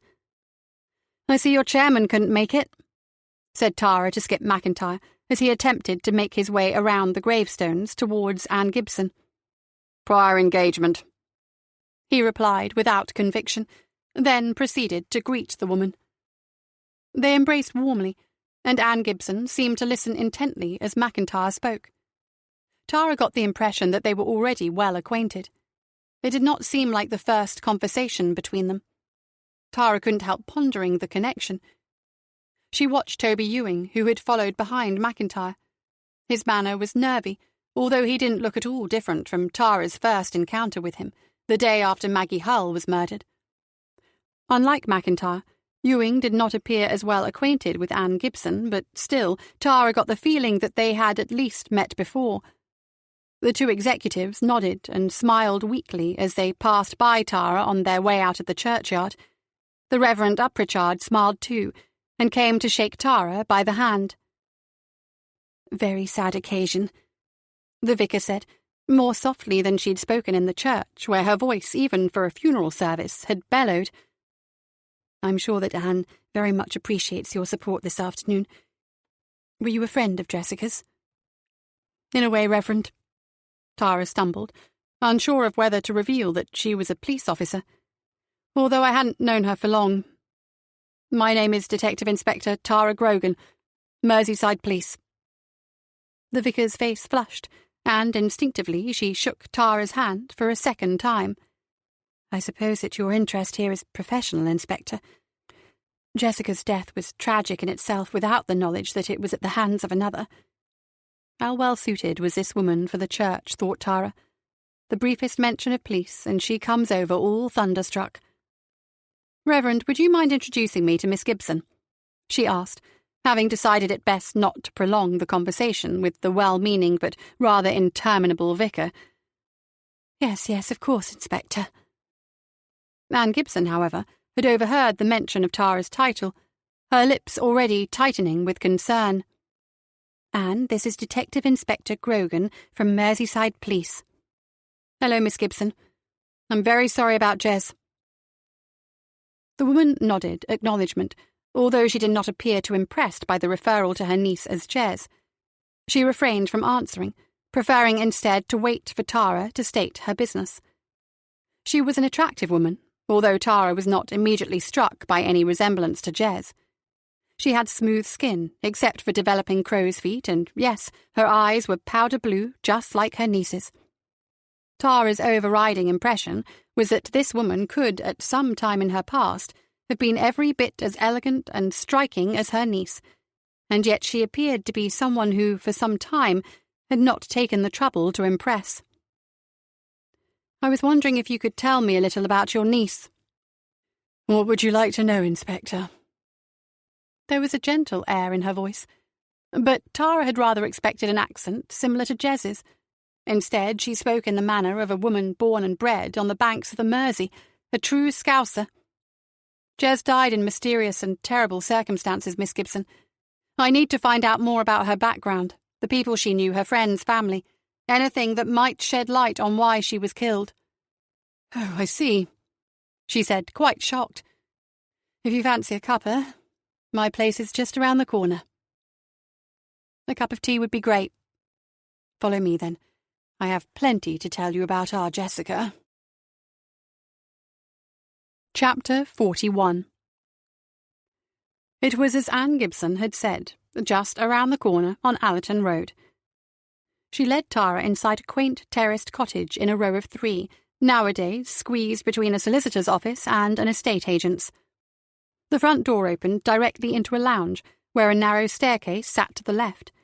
It was a cosy-looking room, a mix of modern and dated furniture, a well-worn sofa and TV chair, an antique occasional table and a large-screen television.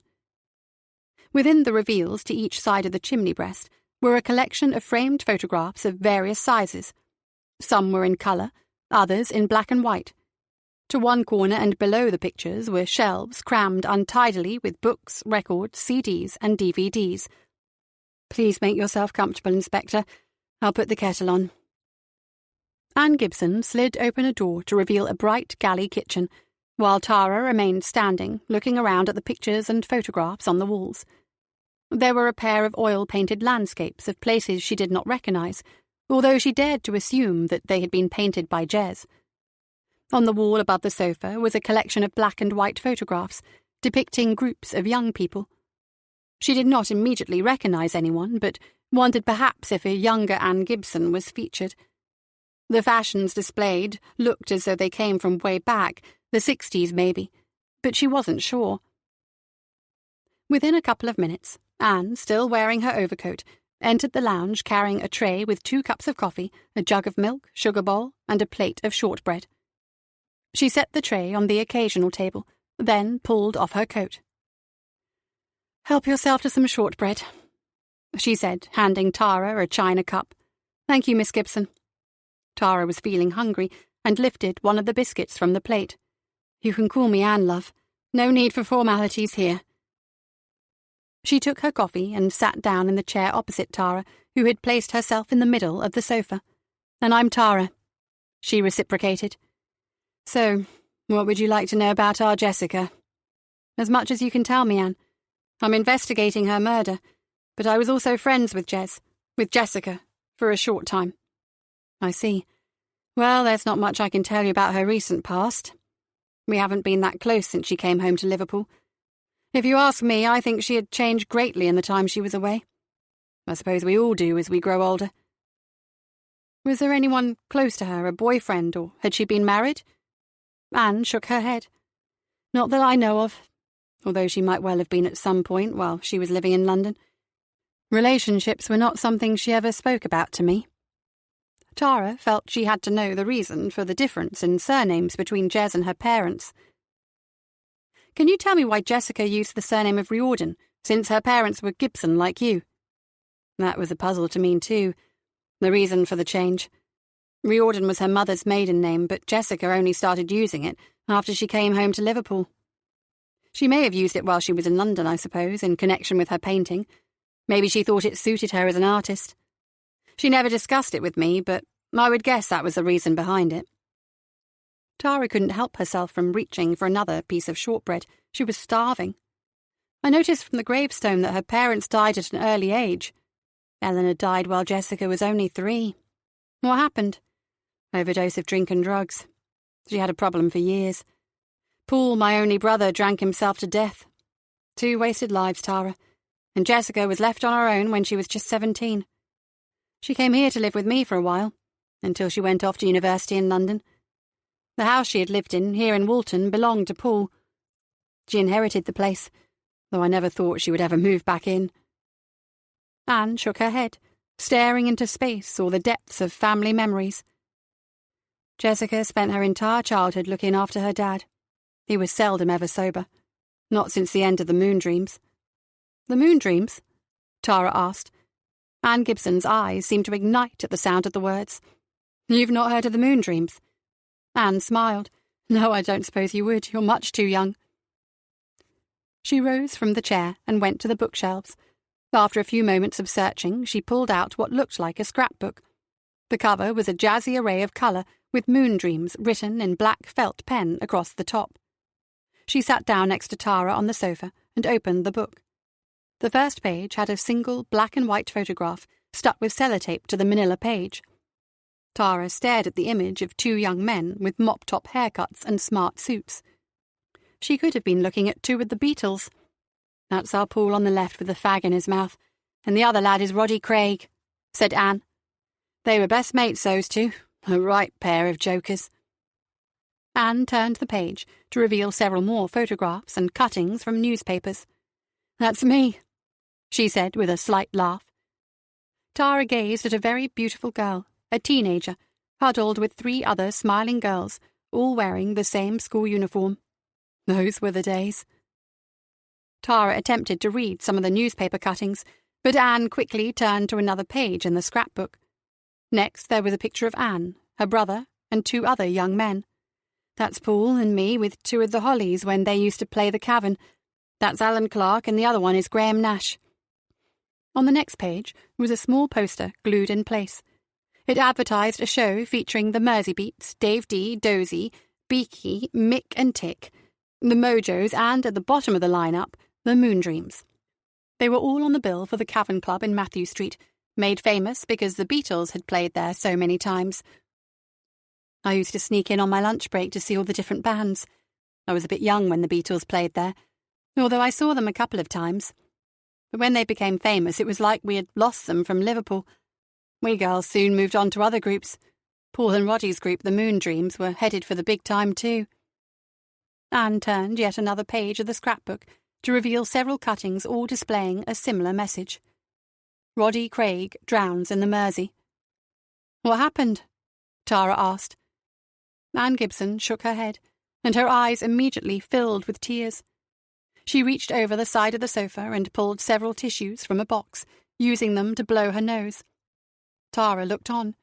She could see that Anne had been a very pretty girl and was still an attractive woman, now in her early 70s. Roddy and I were an item for a while, for a couple of months anyway.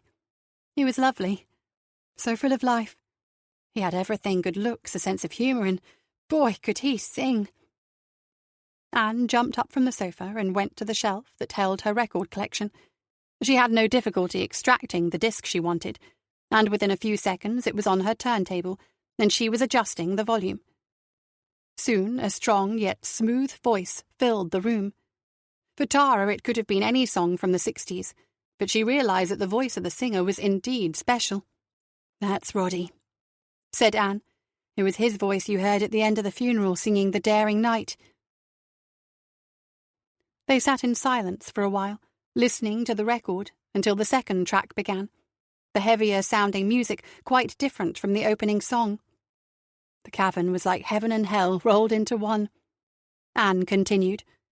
It had the best music, the best groups you could hear anywhere, but it was the most cramped space and had the worst toilets on the planet. You could hardly move in the place when a good band was playing, packed shoulder to shoulder with the condensation dripping like rain from the brick ceiling. But we wouldn't have swapped it for anything. It was ours. It belonged to Liverpool, and everyone who played there knew that too. Tara read the newspaper clippings on the death of Roddy Craig as Anne told of her experiences back when she was a teenager. From what she read, there did not seem to be any definitive story on how the singer had come to drown in the Mersey.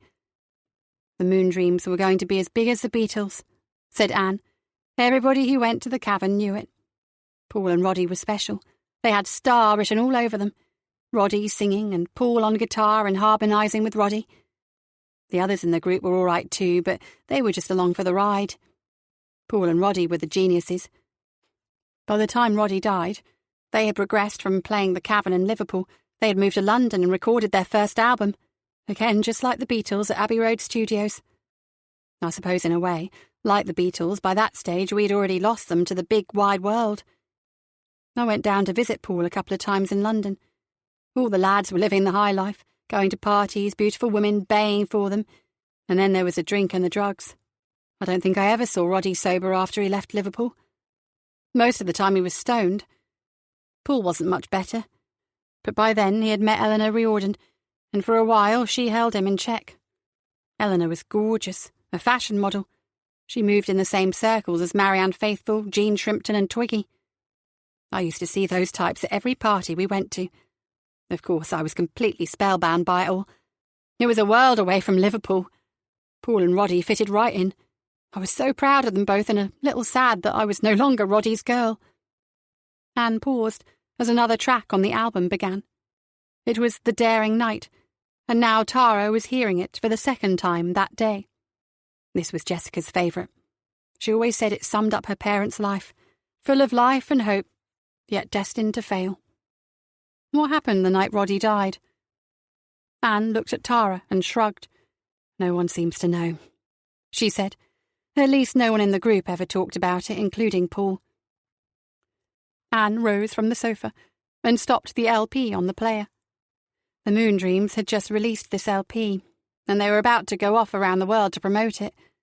Paul had the idea that first they should play the cavern one last time to thank the fans who had been with them from the start. I was there, watching with Eleanor. That night the Moondreams were fabulous. The entire audience just stood there in awe at their playing. When the show finished, we all nipped across to the Grapes for a pint before closing time. The boys were all high. Whether it was just the excitement of the night or whether they were all popping pills, I had no idea.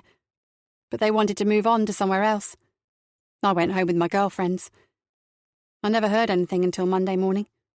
My friend phoned me at work to tell me that she'd heard that Roddy had been pulled out of the river on Sunday morning. When I checked the morning paper, the headline said that Roddy had drowned. Roddy's death was also the end for the Moondreams. Anne continued, although Paul never spoke of it to me.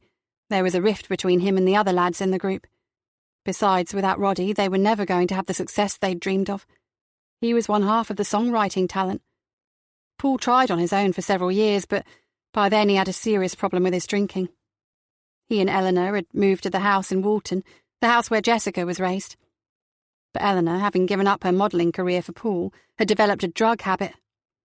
Even when Jessica was born, Eleanor was already on a downward spiral. She died of a heroin overdose when Jessica was 3. Paul was devastated, but it just made his drinking worse. By this time he had given up on his musical career and lived off his share of the royalties for the Food of Love LP, which continued to sell all over the world. Who looked after Jessica? I did, although Paul was adamant that she should continue to live with him. So I went round there every day, made sure that Jessica was fed and dressed, got her off to school, made her tea and helped her with homework. By the time she was a teenager, Jessica was taking care of herself and her father. Paul passed away when she was 17. She came to live with me for a year before she went off to university. When she eventually came back home 3 years ago, she decided to open up her old house again and she moved in. But I haven't seen much of her these last 3 years. Tara decided she had taken enough of Anne Gibson's time, but she had one final question. Did she ever mention why she moved back to Liverpool? Not to me. She came back here all of a sudden, and as far as I know, settled into her new job at Harbinson's. She never told me why she left London. At the church, you seem to be well acquainted with Mr. McIntyre. Skip, another of my beaux from the 60s. He was in the Moondreams with Paul and Roddy. He played the organ. Anne Gibson reacted to the expression of surprise on Tara's face. Oh, I should have said, Eddie Harbinson, Skip McIntyre and Jimmy Ewing were the other lads in the Moondreams. Jimmy played drums and Eddie the bass guitar. When they broke up, Eddie went back to work in his father's food business. Jimmy and Skip had worked there too before they were in the band, and they all ended up back where they started, Eddie has made a big success out of the company." Tara stood up, suddenly eager to leave. "It was a pleasure to meet you, Anne. Thank you for sharing your story with me. I hope it's of some help to you in finding who killed Jessica, but somehow I don't think her past life has anything to do with it. Some madman, off his head on booze, ran her over and couldn't face up to it. That's what I think." Anne stood by her front door as Tara stepped outside. "One thing troubles me, though," said Anne. "I can't think why Jessica ever took a job with Harbinson's. She was better qualified than to be a secretary." "You mean with her degree in art and her painting?" No. Painting was never more than a hobby for Jessica. She didn't study art at university. She studied chemistry." Chapter 42. Tara decided to call at the station on her way home. She thought that if Murray was still there, she could run her fresh theory past him. If she was right, then they might be close to explaining why 4 people had been fatally poisoned with a strange toxin. Her mind swirled with theories.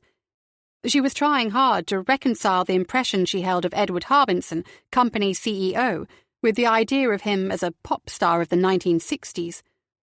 Wilson was first across to her desk as she sat down. "Mum, the telephone number that you asked me to trace. It's a mobile phone registered to a Thomas Gracie." Tara smiled. It was exactly what she had been expecting to hear. "Okay, John. Arrange for Mr. Gracie to come in for a chat in the morning." Murray was nowhere to be seen, so she made for home. She fetched a microwave dinner from the freezer, gave it the requisite time in the oven, and sat down to eat in front of her laptop. The Thai green curry was much too hot, and she burnt her tongue with the first mouthful. She set her plate to the side and opened up Google. Among several references to the Norman Petty song Moon Dreams and to Buddy Holly, there was plenty of information on the short-lived Liverpool band. Much of it referred to the death of lead singer Roddy Craig in 1968, the consensus being that he had drowned in the Mersey after a night of partying in Liverpool city centre. There were downloads available for the album The Food of Love, including several links to Amazon and Spotify. She clicked on a link to images of the band and was presented with a large array of photos, mostly black and white with a few pictures in colour dotted around the page. Roddy Craig was no doubt a handsome young man. Dark hair, fire in his eyes, and devilment in his smile, Tara thought. Paul Gibson, too, had an attractive face, a little more serious in expression and more deliberate in his pose. Eddie Harbinson bore hardly any resemblance to the man she had already met as CEO of a large food company. His face was full of laughter. He appeared a carefree young man. Conversely, Skip McIntyre looked no different from the man she last saw at Jez's funeral. A thin face, much younger, of course, and long hair hanging in all directions. Jimmy Ewing, the drummer in the band and father of Toby, had an inconspicuous face, a man easily forgotten, easily missed in a crowd.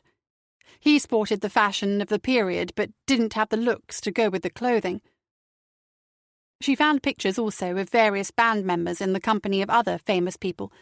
Roddy standing with John and Yoko Lennon, Skip McIntyre enjoying champagne in the company of Prince Margaret, and Eleanor Riordan in the arms of Jimi Hendrix.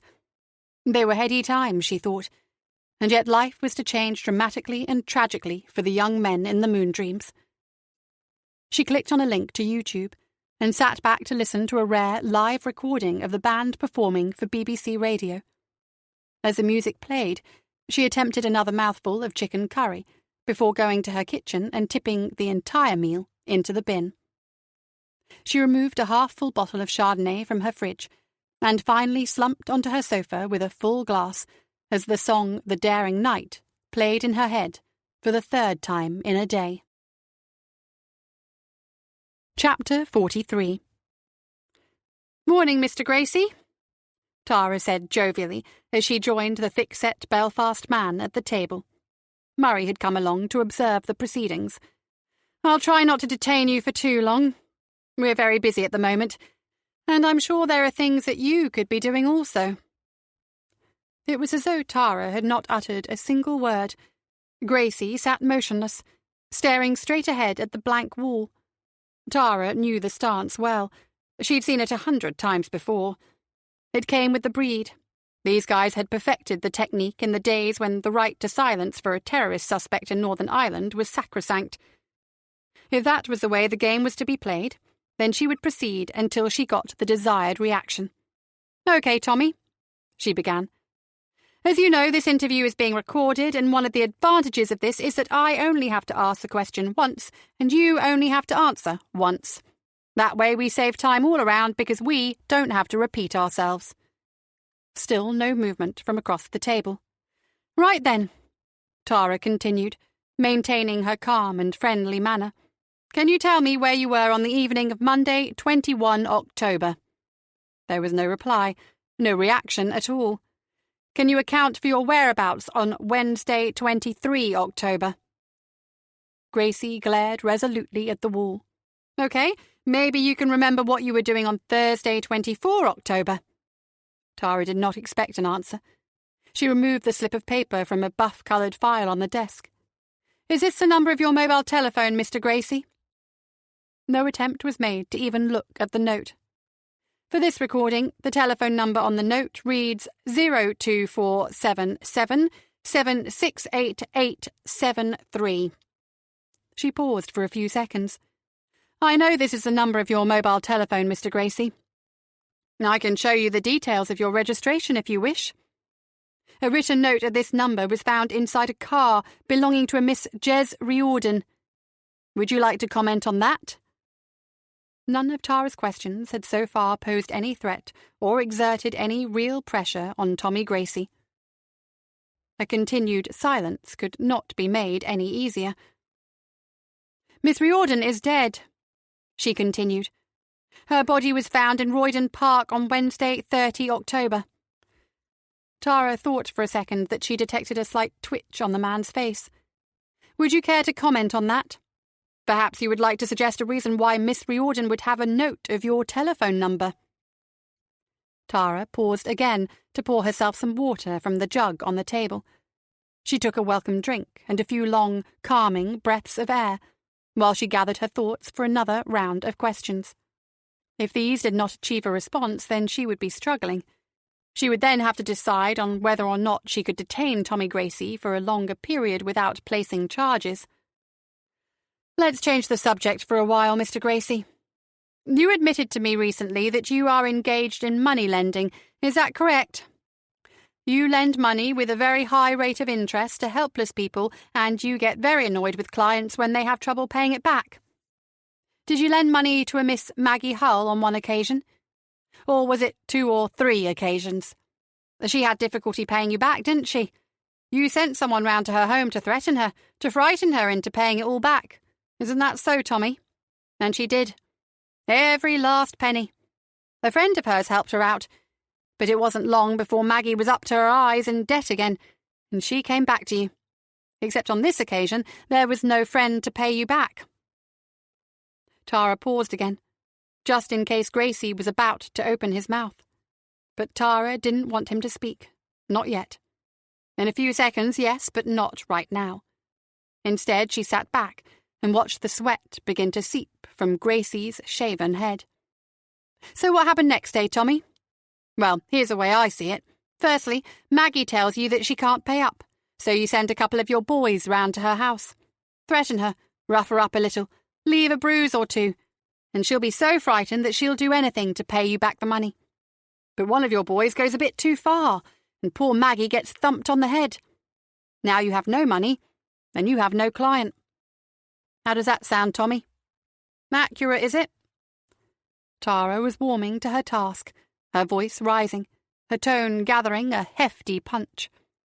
"Of course, the one person who knows of the mess that Maggie got herself into also knows about you because she's already paid you off once.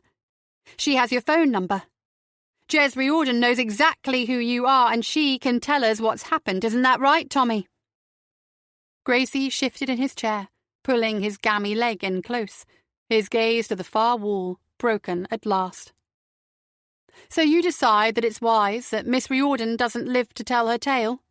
On a stormy night, let's say Wednesday, 23 October, you arrange to meet her, Or else you follow her and it all becomes so easy. This time you don't have to clobber anyone. Just run her over in your car." "I was at home. You can ask my girlfriend," Gracie protested. Tara smiled with glee. "So which question are you answering, Tommy?" "I was at home all those nights you're talking about. I never did nothing." "I see you have a slight problem with your leg. How did that happen?" "How do you think? I fell down the stairs." "Ah, right. I thought for a minute that someone did it for you. A comrade in arms, a comrade from Belfast who perhaps didn't like the fact that you'd overstepped the mark. What is it they call it nowadays? A punishment shooting? But anyway, what I mean is that you're not likely to go chasing after poor, defenceless women looking for money, not in your condition. You'd send one of your gophers, wouldn't you?" "I told you I don't know nothing about any women or any murders. Just a name, Tommy, that's all." "How's about Big Beryl?" "Never heard of her." "Ah, Tommy, credit me with a bit of sense, will you? It's common knowledge that Big Beryl and you were acquainted. You met with him on the same day that I spoke to you in the hallowed turf, remember? Is that when he came to tell you about Maggie? That he didn't mean to hit her so hard? That now you'd no chance of getting paid? Come on, Tommy. Just a name. Who handled the dirty business for you?" "You're talking bollocks, cop." "Then maybe you can explain why Jez Riordan had a note of your telephone number." "I was giving her one, wasn't I?" "She liked a bit of rough, eh, Tommy?" A self-satisfied smirk crept over the face of Tommy Gracie in celebration of his little victory. Tara didn't care. She was sure that within a few minutes that smirk would be well and truly wiped from the hard man's face. She allowed Murray to deal with the formal closing of the interview, and had instructed him to bring Gracie through the station reception area before releasing him. Tara made sure also that she was standing by the desk as Gracie passed by. She wanted to see the look on his face. "Tommy!" called the loud, high-pitched voice. "What the hell are you doing here?" Gracie stole a glance at Tara, who had her smug grin at the ready. "Hey, Tommy!" Big Beryl called again. His weekly report to the station as part of his bail conditions had been neatly orchestrated to coincide with Gracie's departure. Not that Tara required any proof that both men were acquainted, and not that it had any real bearing on the case, but she never liked a hood like Gracie getting one over on her. Big Beryl looked rather perplexed as Gracie limped by without uttering a word. No doubt a few severe words would soon be exchanged. Chapter 44. Tara was shown immediately into Edward Harbinson's office at the Liver Building, not that anyone would have prevented her entering. She was on a mission, determined that someone in this company would finally tell the truth. Harbinson seemed intrigued by her appearance. Firstly, she made no effort to impress. Jeans, white trainers, t-shirt and denim jacket. Secondly, the bruise across her eye remained prominent. Tara would not have struck anyone as being a detective inspector in the Merseyside police. At that moment, she didn't care. Neither did she care about how the conversation began. "Good morning, Inspector. What can I do for you?" "Did you know?" "I'm sorry. Did I know what?" Tara, with Murray beside her, dropped into a chair and slammed her hand on the chairman's desk. "Did you know who she was when you hired her?" Harbinson feigned a blank stare. "Jez Riordan, did you know she was Paul Gibson's daughter?" Murray's face was also bathed in confusion. Tara had not briefed or updated him on what she had learned the day before from Anne Gibson. "Not straight away," Harbinson replied, looking concerned, "but it didn't take me long to realise. I don't see what that has got to do with you, Inspector. Paul was an old friend, and I was more than happy to have Jez working for me. What has that got to do with you solving this poisoning crisis?" "Did you notice her qualifications? She was a chemist, Mr. Harbinson. Do you think it possible that she may have been behind this poisoning?" "No, I don't, Inspector. That is completely ridiculous. Besides, nothing has been found at any of our factories. Were you not aware of that fact before barging in here this morning? Those cases of poisoning, tragic as they are, have nothing to do with me or my company. We have been given a clean bill of health, so I suggest that you go and look elsewhere for your terrorist." Tara got to her feet, but couldn't help pointing her finger at Harbinson as she spoke. 4 innocent people are dead. Another 6 are still recovering from that stuff in your products, Mr. Harbinson. Richard Andrews, Maggie Hull and Jez Riordan all worked for you and now they are dead. How dare you suggest it has nothing to do with this company? I will get to the truth. There is something rotten here that involves you or some of your employees. Have the decency to tell me what you know before someone else is killed. If that is all, Inspector, I think you should leave. I have a business to run, trying to regain the customers that this nonsense has lost me. Tara stood fuming, her eyes bulging in wild anger. Only Murray's discreet hand on her arm persuaded her to leave well alone. She felt like giving the man a good slap. What was that all about? Murray asked on the way down in the lift. Tara was still agitated, her face red, the skin of her neck in red blotches. She cupped her face in both hands and tried to breathe more slowly. Something is going on with that man and his company, Alan. I know it. Don't try to tell me that all of those deaths are not linked. It can't be a coincidence that while random people are poisoned by Harbinson food, 2 of its employees get themselves murdered and a 3rd commits suicide. I mean, what the fuck? Murray drove them to a Starbucks, and, sitting over coffee, Tara related the story she had been told by Anne Gibson. As she spoke, however, the story seemed to have less and less relevance to the current situation. Tara wondered if she had gone off the deep end with Edward Harbinson. Murray wasn't helping. Harbinson are clear of any wrongdoing at their factories, as far as the poisonings are concerned. He said, Strange as it is, the murders of Maggie Hull and Jez Riordan could be down to loan sharks and have nothing to do with the company. She glared at Murray over the rim of her coffee cup. You're nearly there, Alan, except for this. She pointed at her black eye. Who did I run into at Jez's house? What were they doing there? What were they looking for? Chapter 45. At St. Anne Street, Wilson and several other detectives were painstakingly reviewing the CCTV data gathered from the supermarkets, food stores, restaurants, cafes, and other public places where an individual might have had an opportunity to tamper with the food products. Tara was bored and frustrated by it all, but she did suggest to the team that they concentrate on searching for a 40-something female behaving suspiciously. Murray disagreed, and when Tara was out of earshot, he hinted to those slaving over their PC screens that they should keep an eye out for any individual acting strangely. Tara sat at her desk, trying to concoct a motive for Jez to have acted as a poisoner. The story of the moon dreams clawed at the fringes of her thinking. Anne Gibson had mentioned a rift between the band members after Roddy Craig died. Had Jez been told the story by her father? Were their grudges held, and therefore was revenge a possibility? Seemed like a long shot. What could have been so terrible between members of a 60s pop group to give rise to so many innocent deaths 50 years later? Murray was right, she thought. Harbinsons were not to blame for the poisonings. None of this toxin stuff had been found on any of their premises. According to Dr. McCush, it was more likely to have been cross-contamination of some kind. A tragic but accidental occurrence. Palytoxin was such a rare substance, and it came from the sea. She decided that she needed to look elsewhere for the killer or killers of Maggie Hull and Jez Riordan. For now, Tommy Gracie and his kind would remain in the frame. She switched off her computer and went home. Unable to switch off her thinking in the same manner, at various times in the evening she decided that she would speak with the other surviving members of the Moon Dreams. D.C. Wilson, working long into the night with 2 colleagues, examined tape after tape of CCTV footage of car parks, shop doorways and supermarkets, every aisle in every store. His eyes were tired. His eyelids, having lost the ability to move, stayed partially shut or completely open. Like all such matters of diligent searching and sifting through evidence, it only takes a second to make a huge discovery. It was after 11 o'clock when Wilson isolated a figure on screen, a figure acting strangely in the aisle of a major supermarket. This was no shoplifter.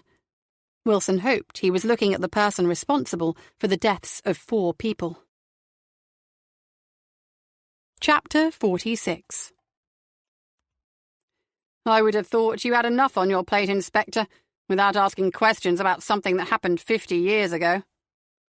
Skip McIntyre stood in the lounge of his penthouse apartment in Beetham Tower. He had a clear view of the city centre, the Mersey and the Irish Sea beyond. Tara and Murray sat on ivory leather swivel armchairs, both officers unable to resist taking in the opulence of the surroundings and the magnificent view from the 28th floor. In the past few days, I have had reason to wonder if the recent events concerning Harbinson Fine Foods are connected in some way to those of 1968. Tara replied. She had decided that McIntyre still looked the part of an ageing pop star. His jeans, shirts and shoes would be more associated with a younger, trendier gentleman. His home was fit for any musician. Through an open door, she noticed a grand piano in the next room. From where she now sat, she had a clear view of an acoustic guitar and an alto saxophone resting on floor stands, and to her right, hanging on the wall, were 3 commemorative discs, 2 gold and 1 platinum. She couldn't make out the detail, but she presumed that all 3 related to the moon dreams. Completing the image of the pop star life cycle, McIntyre's girlfriend, an attractive redhead about Tara's age, had answered the door when they called. "Why do you think that?" McIntyre asked. "Firstly, Jez Riordan was working at your company. She is the daughter of Paul Gibson, your former companion in the moon dreams. Secondly, the mystery surrounding her recent death and that of Roddy Craig in 1968. Is that it? Did you know, when Jez came to work at Harbinson's, that her father was Paul Gibson?" "Not at first," said McIntyre, "but then I had little contact with her. She was Eddie's secretary." "And yet I met you one evening coming out of Jez's house." "That was nothing. Like I said at the time, I was just dropping off some files." "What happened to Roddy Craig?" "He drowned in the river." "Is that all you know about it?" McIntyre grinned sardonically. "You sound like a reporter from the Sun, Inspector, digging for something that isn't there. Roddy's death was the end of the moonbeams. There is nothing more I can add on the subject." "My dad liked your music," said Murray. Tara glared at her DS. McIntyre responded with a smile. "A lot of people liked us," he said. Tara seethed in the car as Murray drove from McIntyre's apartment out of the city to the home of the 5th member of the Moon Dreams. "Is it just me, Alan, or is everyone associated with that company acting very blasé regarding the deaths of 4 people by poisoning and the murders of Maggie Hull and Jez Riordan? At the very least, you would think they might display shock, disbelief or dismay at such tragedy. Instead, they all behave as if the worst is over, that they know exactly who is behind it all and they no longer have any need to worry." "Do you think that they have solved a problem by killing Hull and Riordan? Or are they struggling to protect a secret?" Murray asked. "You mean, do they have something to hide over what happened to the moon dreams? Or maybe you're making too much out of what Anne Gibson told you." "Thanks, Alan. I appreciate your support." "Has to be said, Ma'am. There's more evidence for Gracie and Big Beryl having killed the 2 women than it having something to do with a pop singer who died 50 years ago. Stop talking, Murray. You're not helping." Chapter 47. Jimmy Ewing, former drummer with the Moonbeams, could hardly lift a teacup these days, never mind keep a beat on a drum kit. At home, he spent half his day attached to an oxygen mask, the other dozing in his armchair or asleep in his downstairs bedroom. A life of excess, cigarettes, alcohol and, for a time, dependence on prescription pills, accounted for a steady decline in his health. He suffered now from arthritis, poor circulation, diabetes and COPD, chronic obstructive pulmonary disease. Tara rang the doorbell of the house in Hesketh Road in Southport, an extensive building with a high-pitched roof and Tudor-style architraves. The house was remarkably similar in style to the one in Walton where Jez Riordan had lived. Tara and Murray had said little more to each other on the drive from the city. The door was opened by a wrinkle-faced woman with long silver-grey hair and penny glasses, who was wearing jeans and a grey T-shirt with I Heart L.A. in red lettering, stretched across a full but sagging bosom. Tara introduced herself and asked to speak with Mr. Ewing. In the brief exchange with the woman, she learned that she was Molly Ewing, the long-suffering wife of Jimmy, she joked, although Tara thought it was probably not far from the truth. Molly Ewing led them down a bright hallway, lined with several framed photographs of what Tara presumed were family members, and into an equally bright lounge. There they found Jimmy Ewing asleep in his chair, facing a television with a cookery programme showing. "Jimmy!" shouted Molly. "Police are here to see you." She tapped his foot, and he jumped awake. When Ewing noticed he had company, he pulled down his oxygen mask and eventually sat up straight in his chair. "I'll make some tea," said Molly. "Sit yourselves down." She left the room, while Tara and Murray both sat in a large cushioned sofa to Ewing's left and facing a tall fireplace with a dark wood mantelpiece. A modern log burner sat on the hearth, but it wasn't lit. "What can I do for Merseyside's finest?" Ewing croaked, as slowly as he perked up. His Scouse accent had not diminished with his age, although there was little strength in his voice. His hair was long and silver, he was unshaven, and his abdomen looked distended. He wore brown slacks without a belt, and a red plaid shirt stretched across his tummy, straining several buttons. "Would you mind telling us how well you knew Jez Riordan?" said Tara. As she spoke, she noticed for the first time a large framed picture above and behind Ewing. It was a photograph of the Moondreams in performance. Ewing's extensive drum kit was most prominent, the face of the young drummer relishing his playing. "Jez," said Ewing. "She was Eddie's secretary." "Did you know when she first joined the company that she was the daughter of Paul Gibson?" "I soon found out." "Anything you want to add about that?" "What can I say? The lass had a rough life. We were glad to see her making a go of things, unlike her old man." "Did you have much to do with her?" Ewing shook his head. "Did she cause you any trouble?" "Trouble? What kind of trouble?" "How did you feel about her having an affair with Richard Andrews?" "That was none of my business." Molly Ewing appeared with a tray of cups and saucers and a pot of tea. She set it on a coffee table in front of Tara and Murray, then proceeded to serve as Tara continued with her questions.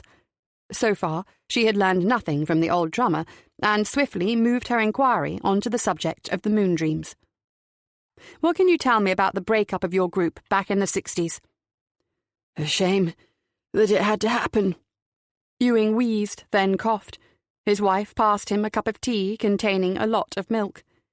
"We were on the verge of making it big when Roddy died." "What happened that night when he drowned?" There followed a bout of prolonged coughing, and Molly had to take the cup from her husband in case he spilt his tea. Tara and Murray sipped at theirs. "He fell in the Mersey. Pissed as a fart." "Is that it?" "It's all that I know," said Ewing, taking his cup back again. "Where were you when it happened?" "No idea. I was pissed too. We'd just finished playing the Cavern. Then we made it to the Grapes for a few before closing. Somebody slipped us some bottles of gin and vodka, maybe a few pills.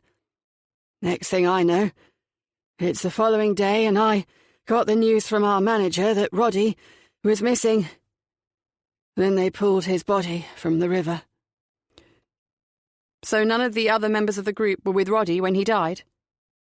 Ewing was now sipping his tea, and more concerned with the cookery programme on TV than in answering Tara's questions. "Not that I know of," he replied. They left the house with Tara concluding that she was not going to get to the bottom of the story of what happened to Roddy Craig in 1968, at least not from any of the surviving Moondreams. "Does that strike you as odd, Alan?" she said as they climbed into their car. "None of them have anything to say about what happened to their lead singer." "Maybe there isn't anything, Mom." "I know you think that, but don't you also think it's strange that not one of them asked me why I was interested in what happened to Roddy Craig?" As Murray pulled onto the road from the driveway of the house, another car, with headlights already on in the fading daylight, slowed down to let them out.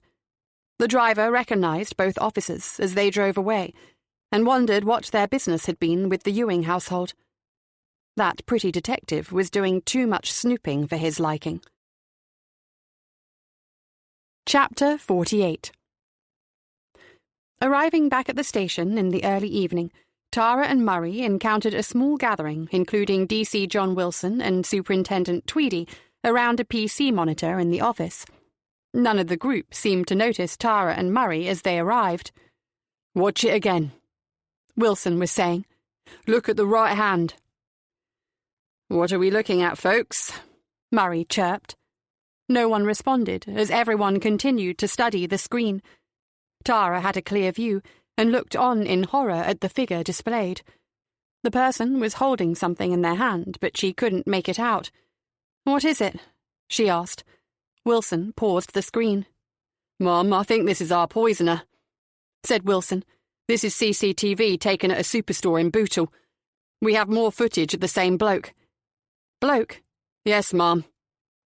If anything, Tara had been expecting to see a woman. Somehow she still thought it possible that Jez Riordan had been the poisoner. Now she was staring at a screen that showed evidence that the possible Liverpool poisoner was male. She didn't dare look at Murray. She knew he would have a smug grin stretched across his face. She looked on, mystified, as Wilson ran through the evidence he and his colleagues had uncovered. "Firstly, we have 3 shots of the same guy at 3 different stores in the city on the same day." Tara watched the short video pieces showing a man walking through a store entrance wheeling a shopping trolley. On each video he wore a loose-fitting waist-length coat, a baseball cap pulled down to cover his face, and a pair of sunglasses. "This one," said Wilson, referring to the third section of footage, "is the store in Bootle where David Lee's wife did her weekly shopping. Lee, the man who died in Williamson Square." Tara continued to examine all the footage that Wilson had assembled. Next, she saw what presumably was the same man entering a high-street convenience store, this time minus a trolley. "This is the shop where the students did their shopping." "Is there anything to identify him or that shows him tampering with food?" Murray asked. Tara didn't acknowledge his question. Wilson clicked the mouse of the computer and another set of files appeared. He clicked on the first tab at the bottom of the screen. "This piece clearly shows him doing something to a package that he lifted from the frozen food section." Tara looked on as a man removed what appeared to be a frozen ready meal and slipped the outer cardboard sleeve away to reveal part of the film-covered plastic tray. He took a careful look around him. Then something appeared in his right hand that he seemed to press against the food package.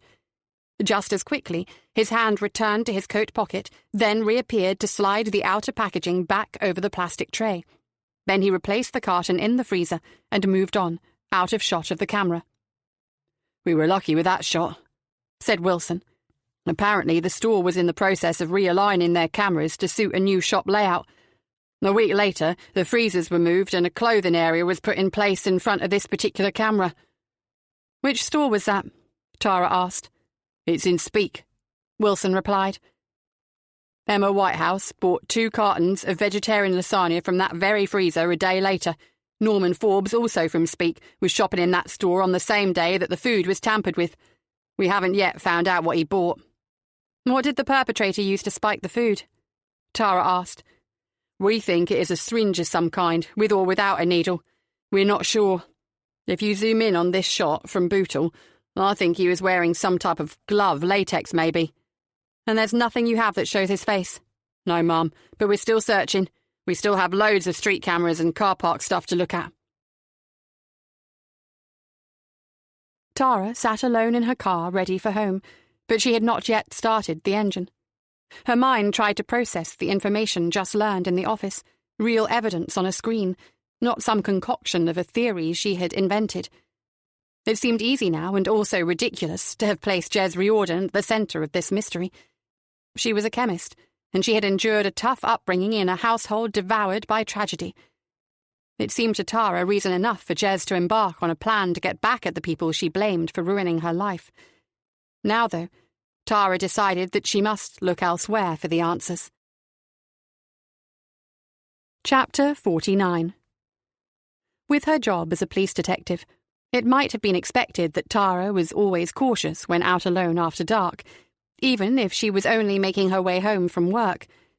But it was so easy to become complacent, thinking that nothing was ever going to happen to her.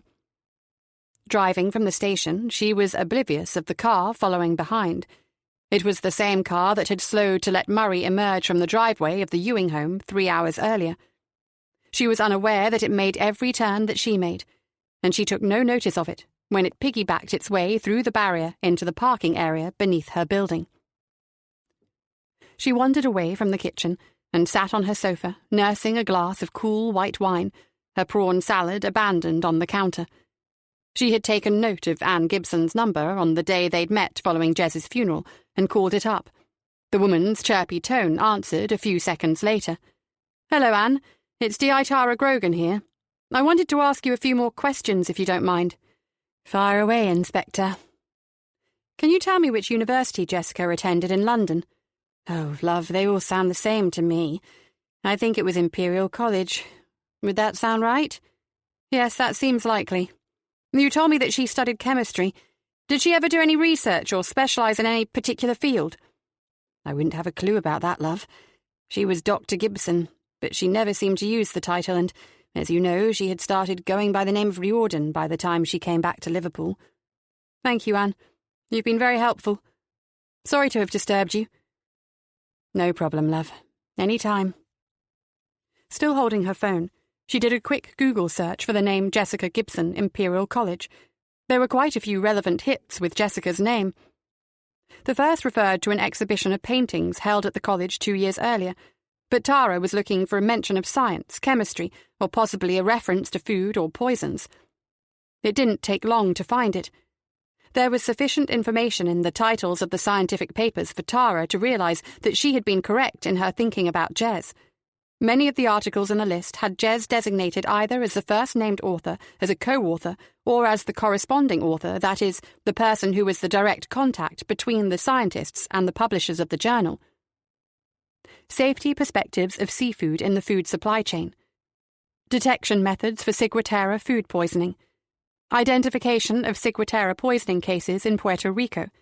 The effect of cooking upon concentrations of marine biotoxins in seafood. Phycotoxins in marine shellfish. Occurrence and effects on humans. Tara recognised enough terms and phrases to realise that Jez could well have been responsible for the cases of poisoning in Liverpool. If she had mentioned the name to Dr. McCush, she was certain he would have been familiar with Jez Riordan, or Jessica Gibson as it appeared now on the screen, and was directly associated with research into food toxins. If Jez had been involved in poisoning people in Liverpool, then who was the man Wilson had found on the CCTV and who had murdered Jez? There was an abrupt knocking on her door. Her mind was elsewhere, dealing with confused thoughts. Tara didn't think it odd that the caller had not buzzed the intercom from the main entrance of her building. Still deep in thought, she went to her door and pulled it open wide. Chapter 50. He rushed forward, both his hands grasped her neck. She made it easy for him by reeling backwards. Deftly, he kicked the door closed behind him and forced Tara further inside the room. She could do little to resist him. He swung around behind her and placed his gloved hand over her mouth. "Now let's see what we have," he said, sounding confident, yet Tara could feel his agitation, the trembling in his hands as he kept hold of her. He pulled a roll of duct tape from his coat pocket, and with Tara wriggling in his grasp, he still managed to pull the end free and stick it to her face. It wasn't neat, but he gripped her hair tightly as he wound the tape several times around her head. When he'd finished, he noticed that both Tara's mouth and nose were covered. She couldn't breathe, her hands reaching desperately for the gag. Quickly he pulled down on the tape so that her nostrils were exposed. Tara continued to struggle, but he maintained a firm grip on her arm as he dragged her to the bedroom. He found her dressing gown lying on the unmade bed. "This will do," he said, tugging the belt free from the garment. He shoved Tara's face into the mattress and pinned her to the bed with his knee pressing into her shoulder blade. Again, she struggled for breath as her attacker fumbled, then managed to tie her hands behind her back. When he released his hold on her, she found it difficult to right herself. Not only was the belt tied around her wrists, but it was also wound around her neck. The more she struggled, the tighter the belt was upon her throat. Her cries were lost as she drew a breath through her nose, and her face coloured a deep red. He wasted no time in dragging her back to the lounge, where he thrust her onto the sofa, and she landed on her back. Despite her struggling to breathe, her mind tried to deal with the shock of seeing this man standing before her. "Now, Inspector Grogan, any more nonsense from you and I'll pull that tight around your pretty neck." Toby Ewing didn't have the look of a villain. He didn't appear strong enough, although Tara now knew differently. Despite his air of confidence, his voice maintained that wimpish quality she'd observed on their first meeting. He had never struck her as a successful company executive, and certainly never as an accomplice to Jez Riordan. She had so many questions for him, but she feared that soon they would be of no consequence.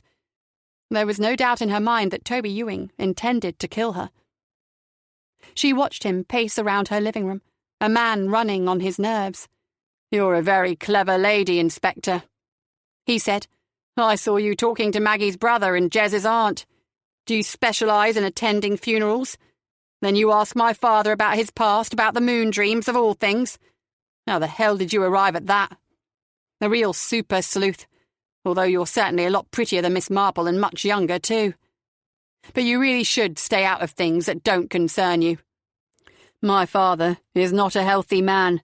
He doesn't need the police asking him questions about stuff that happened 50 years ago. And for what?" Tara looked pleadingly at him, towering over her as she languished on her sofa. The slightest movement of her hands behind her or of her head, and the belt tightened around her neck. It was hard enough breathing through her nose. She felt like she could pass out at any moment. What did Ewing want with her?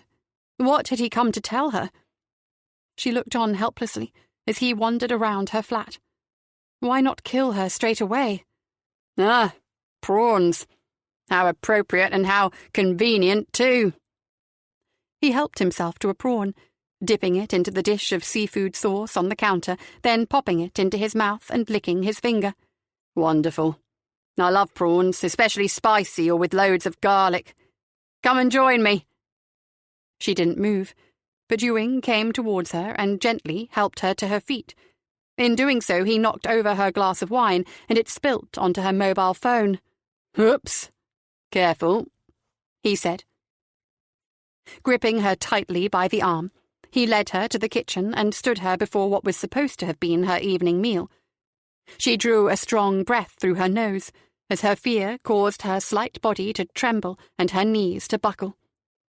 Ewing produced a small, clear plastic vial from his pocket. Tara could see that it contained only a few drops of a clear liquid. But the realization of what it might be had her whimpering, and she tried to pull away. Now, don't make a fuss, Inspector." He tugged on the belt, and she began to choke. While she gasped for breath, Ewing unscrewed the cap of the vial and dribbled the contents over her prawn salad. "Jez told me that there is a risk of various natural toxins in almost every food. It's just that seafood is riskier than most. All sorts of nasty things in shellfish. You see, many of them, like mussels and oysters, feed on plankton in the sea. They filter seawater and extract all manner of weird stuff.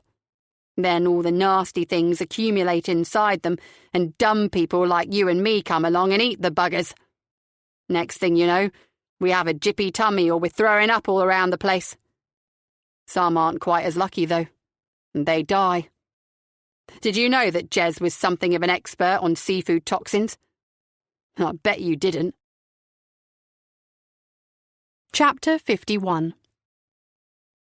Murray did not go home. He was in no hurry to return to an empty flat. Wilson also had no reason to leave the station early. He wanted to get through more of the CCTV recordings they had amassed at St. Anne Street as part of this inquiry. Both detectives were convinced they had found the poisoner, but neither one had identified the culprit. Murray realised that Tara was adamant that the perpetrator was linked to Harbinson Fine Foods, but he wasn't convinced. For instance, why hadn't the poisoner planted the poison at one of the Harbinson factories if they were connected to the firm? Surely this would have been the best way to discredit the company. Instead, the perpetrator had visited several food stores, putting themselves at greater risk of being caught directly or on CCTV. Murray reckoned this could simply be a case of a nutjob acting alone, wanting people dead just for kicks. Or maybe it was a disgruntled customer taking his complaint to the extreme by attempting to blacken the name of the company. As both detectives studied the video images well into the evening without further success, they were beginning to think their luck had run out.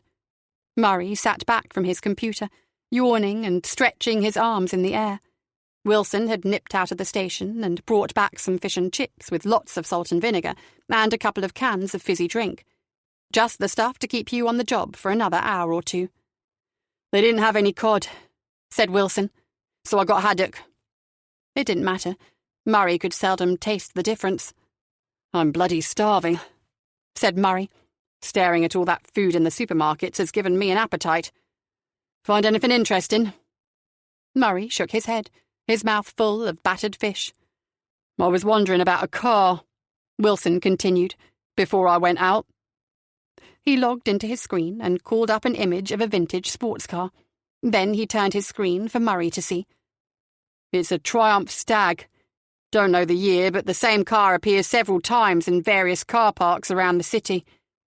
Murray shrugged. So what? He was enjoying his meal.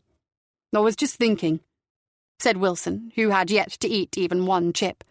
"That spanner, the one you used to kill Maggie Hull. We reckoned it came from a toolkit or a set of tools, you know, like the ones you used to get when you bought a new motor. My dad bought a Toyota in the 70s, and he still has the tool roll that came with it. It's got spanners, screwdrivers, pliers, a spark plug spanner, and a hammer." "So what's your point?" Murray asked before taking a slurp of his drink. "If we can identify the car used by the poisoner, and if it's a classic like this one, then maybe the spanner will be missing from the toolkit. Geez, Wilson, you sound like Tara linking the murder of Maggie Hull with the poisoner again. And then you go off on one about a nice motor you've spotted in a car park." Wilson grimaced and finally took one of his chips. "Well, I think I'll keep an eye out for this car, just in case." Chapter 52. "One squeak from you, Inspector Grogan, and I'll pull the belt tight until you're dead, understand?" Ewing removed the tape from Tara's mouth. It snagged painfully in her hair, and she cried out.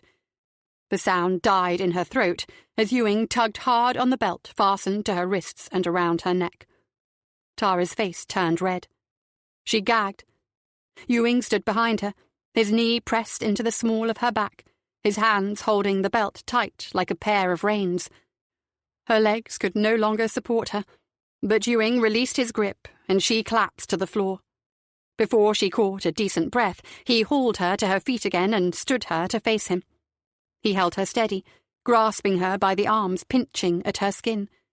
His pale face was a picture of hate. "What do you want from me?" she managed to croak as she struggled to catch a deep breath. "You should have stayed out of it." "I'm a police officer. Innocent people are dead because of what you've done." He grinned a remorseless sneer in response to what she'd said. "Have a prawn, Inspector." He picked a single prawn from the plate and pressed it to her mouth. Despite the pain in her neck, she managed to turn her face away. Ewing scooped a handful of food from the plate, pulled Tara closer, and pressed his hand to her mouth. She tried desperately to keep her mouth closed, but Ewing, with his free hand, jerked her head back by pulling her hair. Still, her mouth stayed shut. He stepped behind her and held the food tight against her mouth and nose. She had to breathe, suffocate, or die from the toxin in the food. Her reflexes finally succumbed, and Ewing pushed lettuce, prawns, and seafood sauce into her mouth. Holding her from behind, he reached to the plate for another helping. Tara struggled at the most inopportune moment for Ewing. His hand missed the plate, and as Tara thrashed back and forth, choking on the mouthful of food, the plate swept off the counter and smashed on the floor. With all her strength, she backed Ewing against her fridge and tried to wrestle free. She spat out the food from her mouth, praying that she had not swallowed any of the poison. Before Ewing could catch hold of the belt that still was choking her, she scurried away. "Come here, you little bitch!" Her mobile rang. Despite the wine spill, it was still working. She scrambled to reach it on the coffee table. Ewing chased after her and tackled her to the floor. Falling short of the phone, she at least saw the caller ID. It was from Wilson. "No, you don't, Inspector. I haven't finished with you." Ewing grabbed the ringing mobile and threw it across the room. It clattered against a wall. "Let me go. That's my colleague. He's at the front door." "You're lying." "Stay and find out. While you're here, you can give yourself up." She saw the nervous expression return to Ewing's face. This man was no hardened killer. He rolled her over so that she lay face down on the floor, Ewing sitting astride her lower back. Suddenly her head felt as though a ton weight had just dropped upon it. Ewing had thumped her across the back of the head. He yelled frantically and rained punches into her head and back. He pulled tight on the belt around her neck. Then he struck her hard to the side of her face.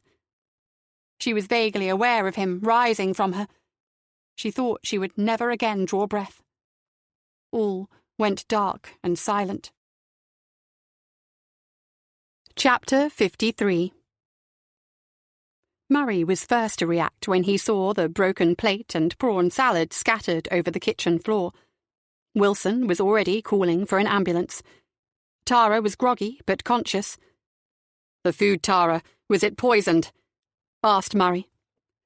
He unfastened the pink toweling belt from around Tara's throat and wrists and noticed the deep red imprint on her skin. He saw also the remnants of food smeared on her cheek. There was blood smudged over her face where Ewing had inflicted his panicked blows. Tara's eyes were open. There were a few uttered groans, but she couldn't speak coherently. "Ambulance on its way," said Wilson, helping Murray to lift Tara onto her sofa. The detectives had reacted after their second call to Tara's mobile. With no reply, Murray decided from previous experience with his DI that something was amiss. Tara seldom ignored calls. Once Ewing had fled, Tara finally managed to answer the third call from Wilson by pressing her nose to the call answer symbol on her screen. Beyond that, she was incapable of anything more. With no response to his questions, Wilson decided immediately that Tara was in trouble. They had to hope that they would find her at home. At the Royal Liverpool Hospital, Tara was treated in the same manner as the other victims of poisoning had been. Her stomach was flushed, and she was placed on a high intake of fluids. Murray had gathered some of the food from the kitchen floor, and it was sent immediately for testing.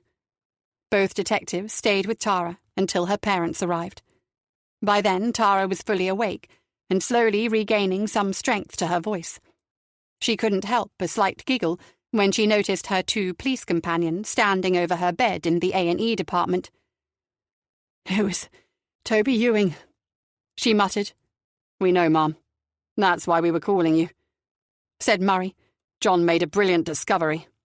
"Yes, Mum," said Wilson. "We couldn't get a face of the poisoner on the CCTV, but I noticed a car in the car park at several stores.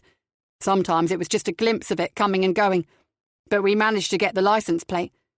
It's a classic car, a Triumph Stag, 1972, royal blue convertible, registered in the name of Toby Ewing. I thought it was too big of a coincidence for his car to be at several of the stores affected by the poisonings." "Well done, John. Very good job," said Tara with a sigh. "I knew it had to be someone in that damn company." At that point, Tara's parents and Superintendent Tweedy arrived. Murray and Wilson stepped outside to catch some fresh air. It had been a long night. After a few minutes listening to her mother's concerns for her well-being, Tara soon had the urge to be out of the hospital and alongside her colleagues working to bring an end to this case. Even as her mother issued plans for her convalescence at home in Caldy, Tara was dealing with questions still unanswered. Was Toby Ewing the sole perpetrator? Had she been wrong about Jez? If Ewing was the poisoner, why had he done it? And was he also the person who had murdered Jez and Maggie? She had to get out of the hospital. Surely, if she were to be affected by the toxin, it would have already taken its toll. She ached all over and had no strength in her voice, but that was not going to stop her. Chapter 54. Following a restless night on a ward where she had been transferred, finally at 3:30 in the morning she was relieved that she didn't seem to have any ill effects from the food that had been forced down her throat by Ewing. At least she didn't believe so. Her head pounded, her eyes were puffy, and her back was so stiff she felt like a woman 3 times her age.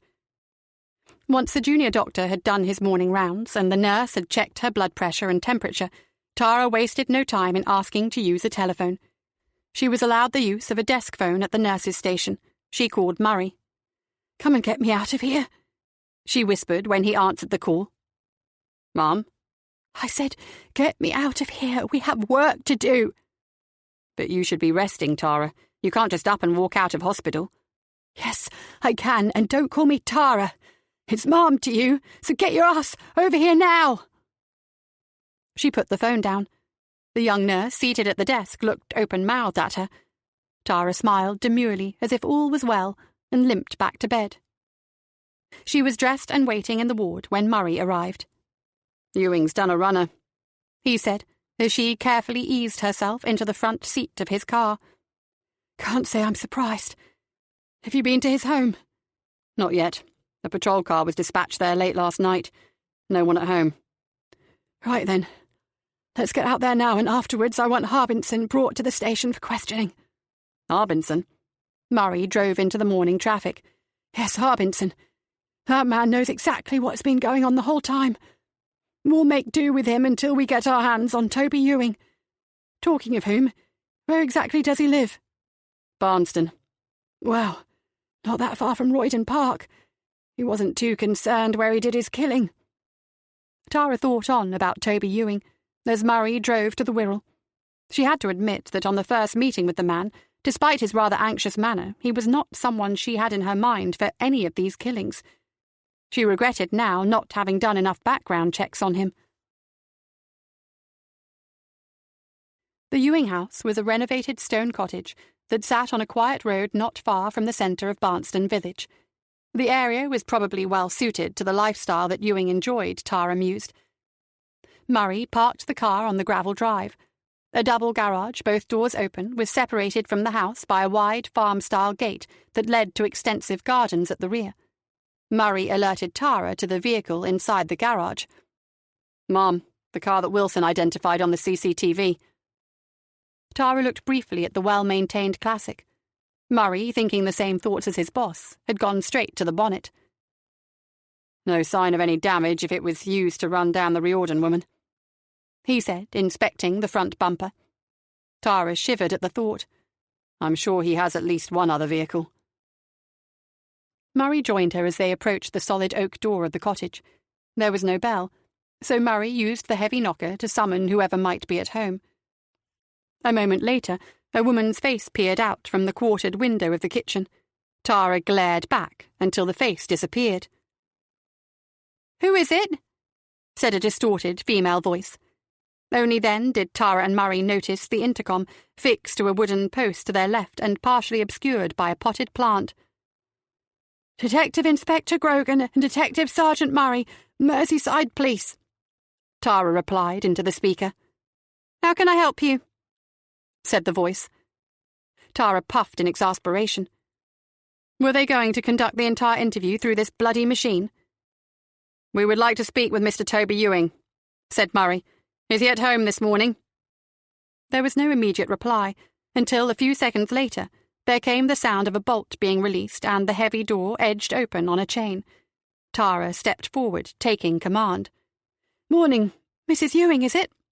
She didn't let her answer. She presented her warrant card for the face to inspect.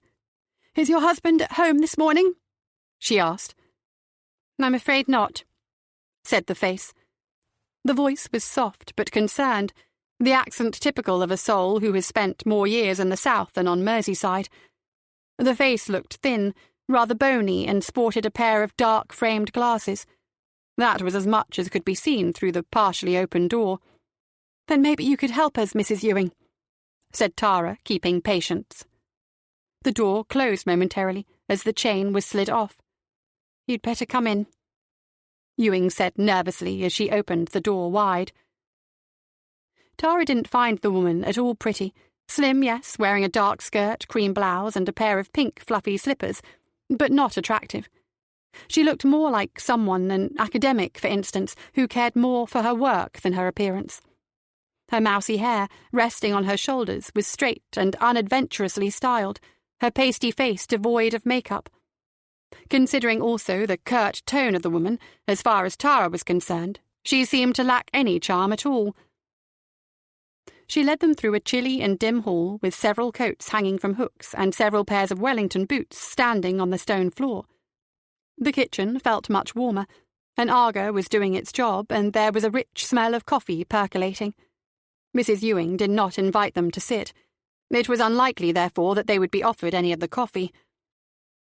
Tara had been right on one score. Several heavy-looking books were open on the kitchen table. "How can I help you?" Mrs. Ewing said.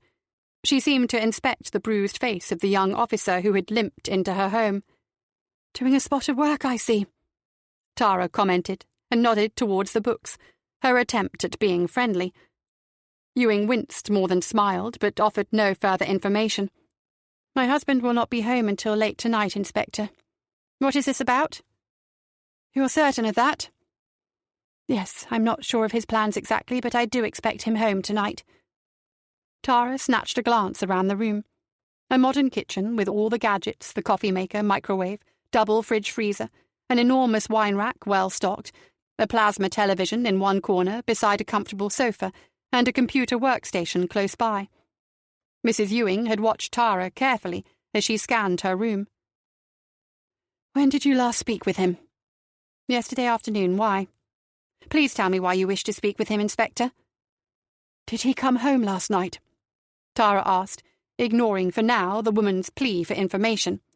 "I refuse to answer any further questions, Inspector, until you tell me exactly what this is all about." Defiant, but looking more like a fuming schoolgirl, Catherine Ewing folded her arms and glared at Tara. "We wish to speak to Mr. Ewing in connection with the murders of 4 people. You may have heard about them in the news. They were poisoned." Ewing's arms dropped to her sides. She looked like someone who had just seen a boulder crashing through her kitchen. "But I thought Harbinson's had been cleared of any blame. The poison did not come from the factory." "I'm not talking about Harbinson's. Our inquiry is focused upon your husband." "But this is ridiculous. Toby would not be involved in anything like this." "Can you tell me where he is right now?" Ewing's face grew even paler, her eyes darting with nerves. "At work, I suppose, but—" "Thank you, Mrs. Ewing. Some of our officers will be here later. They will have a warrant to search this property." "I don't understand. You must be wrong about this, Inspector." "Please remain here until your house has been searched. If you are in contact with your husband, please suggest to him that he calls us." Tara and Murray left the woman dealing with news she could never have imagined. She watched through her window as the detectives drove away. "Seems like she hadn't a clue what her husband was up to," said Murray. "Yes, but I don't think that will stop her from trying to warn him off, although I expect he is already out of the country by now." Chapter 55. D.C. Wilson showed Tara through the CCTV footage they had isolated that pointed to Toby Ewing as the main suspect for the poisoning of food in several supermarkets around the city.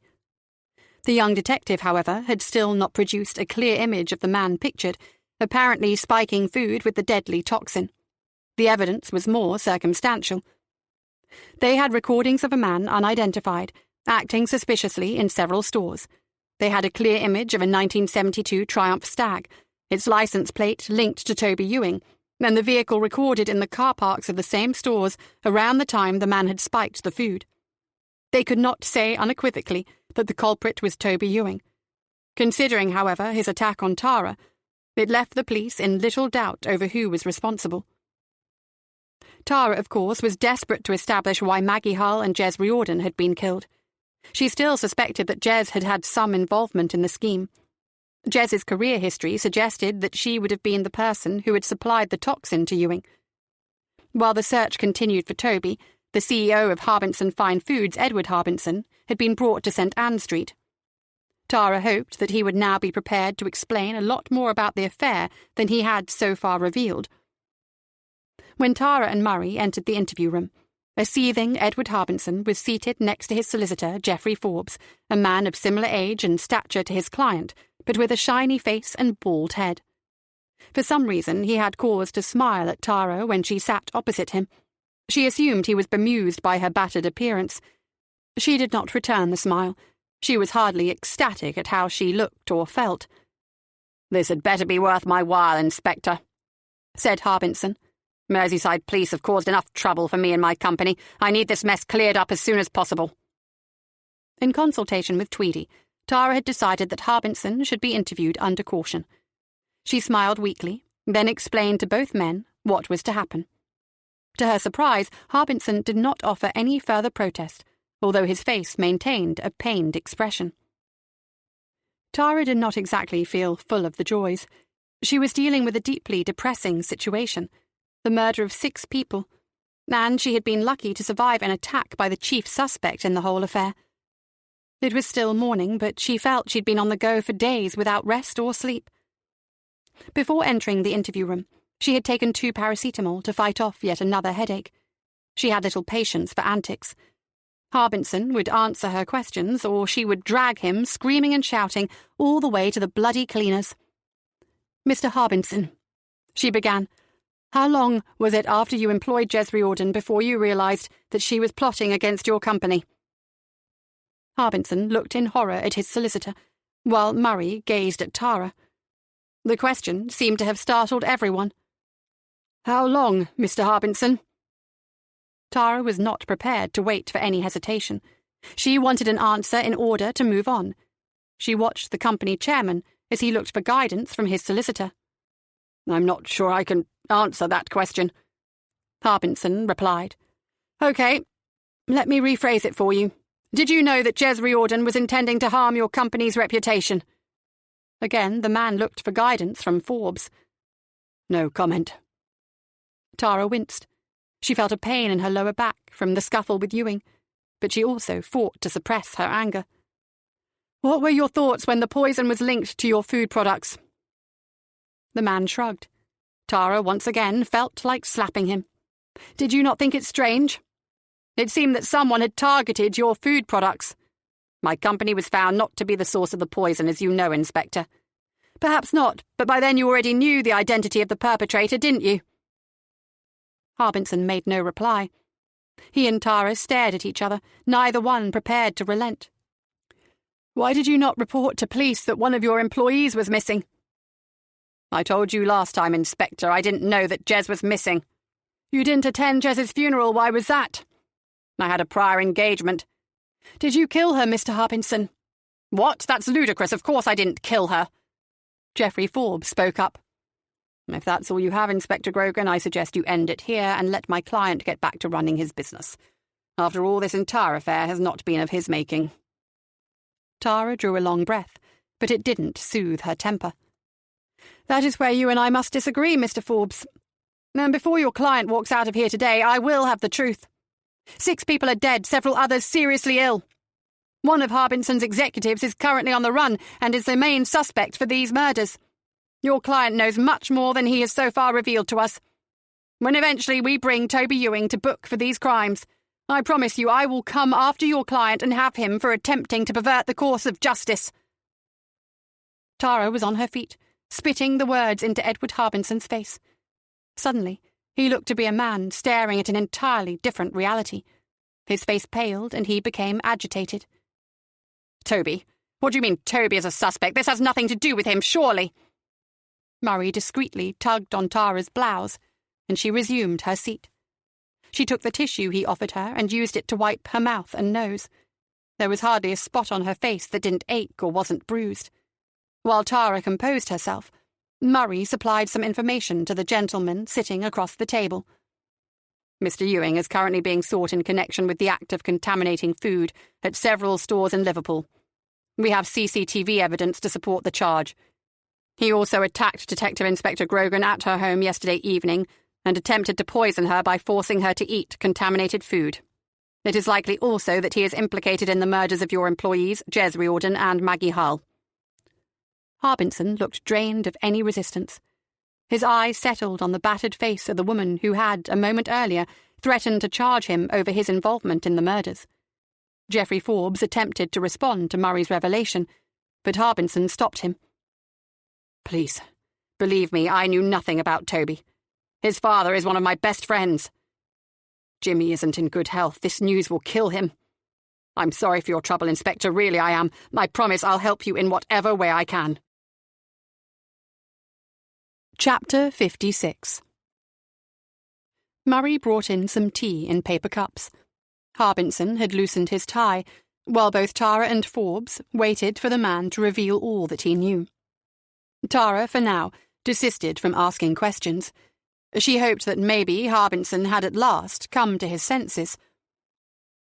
"When Jez started working for us, I had no idea that she was Paul Gibson's daughter. She was simply a new employee, a stunningly attractive new employee. It was close to Christmas when she joined us, and I first met her at our Christmas party. You know how some of these things go. We got chatting over a few drinks, and before I knew it, we were alone in a quieter place. One thing led to another." Harbinson looked at Tara, as if hoping for sympathy or understanding, but Tara concentrated on writing notes, despite the voice recorder capturing every word. "I'm married, Inspector. I am hoping that this will not get back to my wife. I have a young family." Tara offered nothing by way of reassurance. At this stage, she already knew that Harbinson was on his third wife, a 40-year-old named Elise, who had given him 2 young sons. Nicole Andrews was his daughter from his first marriage. "After that Christmas, I continued to see Jez," said Harbinson. "At this point, she was not yet my secretary. We used to meet in my office or at her place, and on one occasion she accompanied me on a business trip. It was shortly after that trip to London that she told me who she was. I had no concerns even then. We were enjoying each other's company, or so I believed. In a way, I thought it quite sweet that she should choose to come and work for me.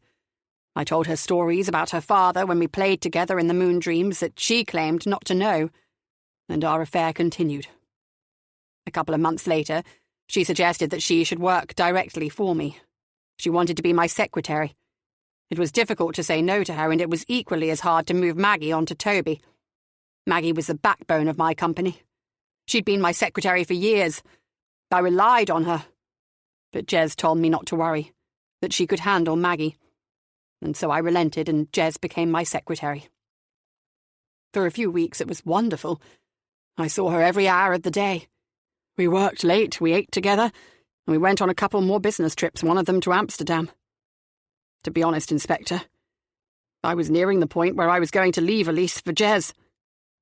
What happened that you didn't? Tara asked him, matter-of-factly, as if she'd just inquired about the weather. She had the man's cooperation, but he would never have her respect. Tara remained untouched by the emotion gradually overtaking the man's speech. One morning, she came right out and told me exactly what she thought of me. Can you believe that? We were staying in a hotel outside Edinburgh, getting dressed in our room. "Are you going to leave Elise?" she asked me. I said that I was thinking about it.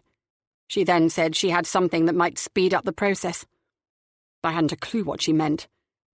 She switched on her laptop and showed me a recording of the 2 of us in bed together at her house. "Perhaps you should show her this," she said. I was horrified, but all she did was laugh. "I'm only joking," she said. But suddenly I felt so ashamed. I realised that Jez had no real feelings for me. She had been playing games. When we got back to Liverpool, I asked her why she had recorded us in bed together. "Why do you think, Eddie, darling," she said, "I am going to destroy you, your family, and your fucking company?"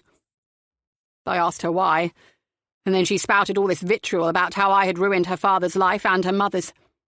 She told me that if it hadn't been for me, her father would have been a star, a successful musician. Because I had ruined the lives of her parents, I had also ruined hers. I tried to explain what happened between Paul and me, what had happened to the Moon Dreams. She wouldn't listen. She walked out of my office laughing. The next morning she came in as if nothing had happened, although that was the end to our affair. Chapter 57. Poor Richard, said Harbinson, sniffing back his tears. By this point, Tara could see that Harbinson was a broken man. She even wondered if he might get around to confessing to the murder of his former lover. He certainly had a motive. So far, she could not determine what motive Toby Ewing possessed for killing Jez. You mean your son-in-law, Richard Andrews? Yes. At first I didn't know about it, his affair with her, but then she came and told me everything. You might want to warn your daughter, she told me. Richard is going to leave her. I didn't know what to do. I was at my wit's end. I prayed that Jez would just clear off and leave us alone, but she didn't. Then Richard left Nicole and his children and moved in with her. Jez would come into the office every morning and tell me in great detail exactly what they had done together the night before. My God, she even tried to come on to me again. One day I lost it completely and slapped her across her face. She just laughed. Within the month, though, she told me proudly that she'd thrown Richard out and that she wanted me back. First, of course, she insisted that I make sure that Richard was sacked. Harbinson broke into sobs. Murray was again the one to supply the tissues. Tara was now thinking she had never heard a story so fantastical, so absurd and yet tragic in her life. That Jez could put together such a contrived agenda to ruin people she had never really known, and all because of what she believed had been her father's misfortune. At that point, Tara would have liked Anne Gibson to be present. The woman had never alluded to such hatred existing within her family, all of it stretching back 50 years. Tara wondered if Anne Gibson was aware of the vendetta, and whether she also had been a part of it. Had she, albeit unwittingly, helped to foster a need for vengeance in her niece? I'm sure you can put together the rest of it, Inspector. Once the blame for the poisonings was aimed at us, I realised that Jez was behind it. When I checked on her past, I found out that she had been a scientist working with food contaminants. But you must believe me, I knew nothing about Toby. Did you kill Jez Riordan, Mr. Harbinson? Tara asked again. He certainly had motive, she was thinking. No!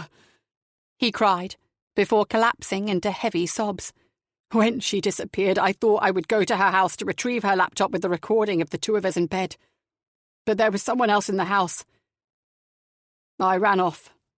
Anyway, I didn't find a laptop. That someone was me, Mr. Harbinson. I shouted a warning that I was the police. You chose to ignore it. She raised her finger and pointed to her still bruised and swollen eye. Harbinson dropped his head. Tara wasn't finished with the CEO. Surely he could tell her what it was that had happened so long ago that caused Paul Gibson to feel so much resentment, a hatred that Gibson had also instilled in Jez. Chapter 58. Just before the release of our LP, The Food of Love, Skip suggested that we go back home and play the Cavern one last time before we became superstars. I was surprised when Paul and Roddy agreed to it because I believed that they had already forgotten their roots. As you are aware, Inspector, Roddy died the weekend we came back to Liverpool. None of us felt that we wanted to continue with the Moon Dreams after that, and Paul became very resentful towards the rest of us. We parted company with him, calling us for everything. I'd lost all interest in being a musician, and after a few months off I went back to work for my father, and I invited Skip and Jimmy to join me. Paul continued on his own for a few years, trying to make it big with various bands. His drinking and drug-taking meant that no one was prepared to invest in him. We never spoke or met again. But I know he blamed me for breaking up the band. I suppose, considering what has happened recently, he cultivated that resentment in his daughter Jez. At that moment, the door of the interview room opened and Wilson was there. He asked to speak with Tara outside. "What's up, John?" "Mom, we just got word. Big Beryl has been shot." Chapter 59. She left Murray to continue the interview with Harbinson. There were still a few answers she would like to extract from the company director. For instance, what had happened to Roddy Craig? Or was that a mystery that could never be solved? On the way to Aintree Hospital, Wilson filled her in on the details of the shooting. The previous night, around 10 o'clock, Big Beryl had been taken from his home at gunpoint by 3 masked men.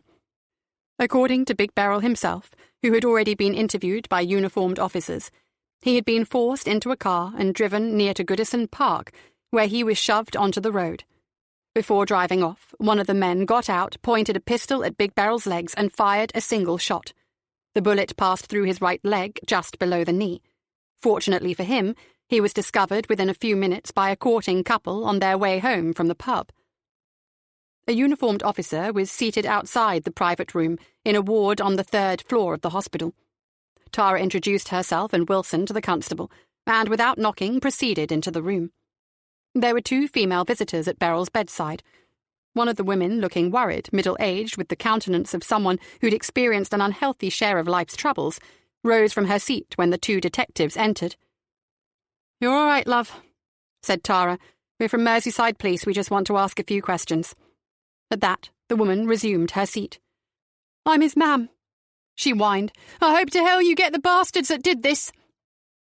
Tara nodded some acknowledgement, falling some way short of being charmed by such blunt language. The second woman, large like Big Beryl, with a shy expression, was holding his hand. "And you must be?" Tara inquired. "I'm his wife," she replied with an indignant twitch of her shoulder to emphasize the response. Big Beryl, covered only in a blue patterned theatre gown, head propped up, his right leg sporting a huge square of thick gauze to cover his wound, had a sorry look on his chubby face. His tight eyes craved sympathy and not the barrage of awkward questions that Tara was about to fire his way. "I never did nothing. I swear to fuck, Inspector," he said, pitifully for such a big man.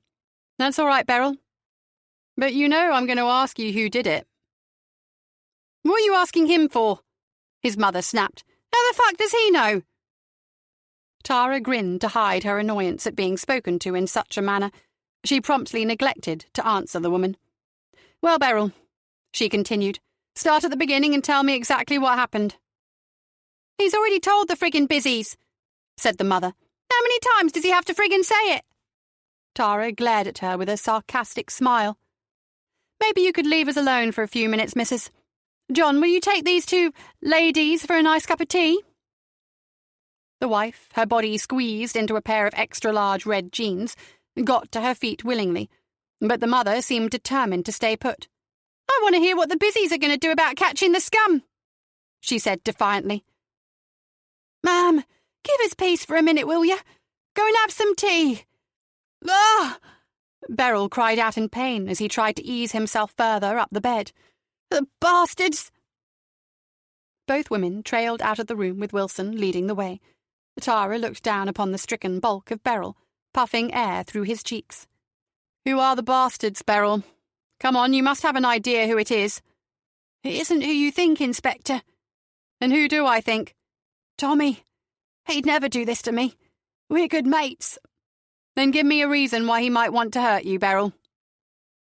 He seemed a little confused, outmanoeuvred by the question. No reason. It's just that you think that he had something to do with it. Do you think it has something to do with that murder? That's why you're here, aren't you?" "Let me put it like this, Beryl. If you and Tommy had nothing to do with Maggie Hull's murder, then you were probably quite right. Tommy didn't arrange your wee party last night.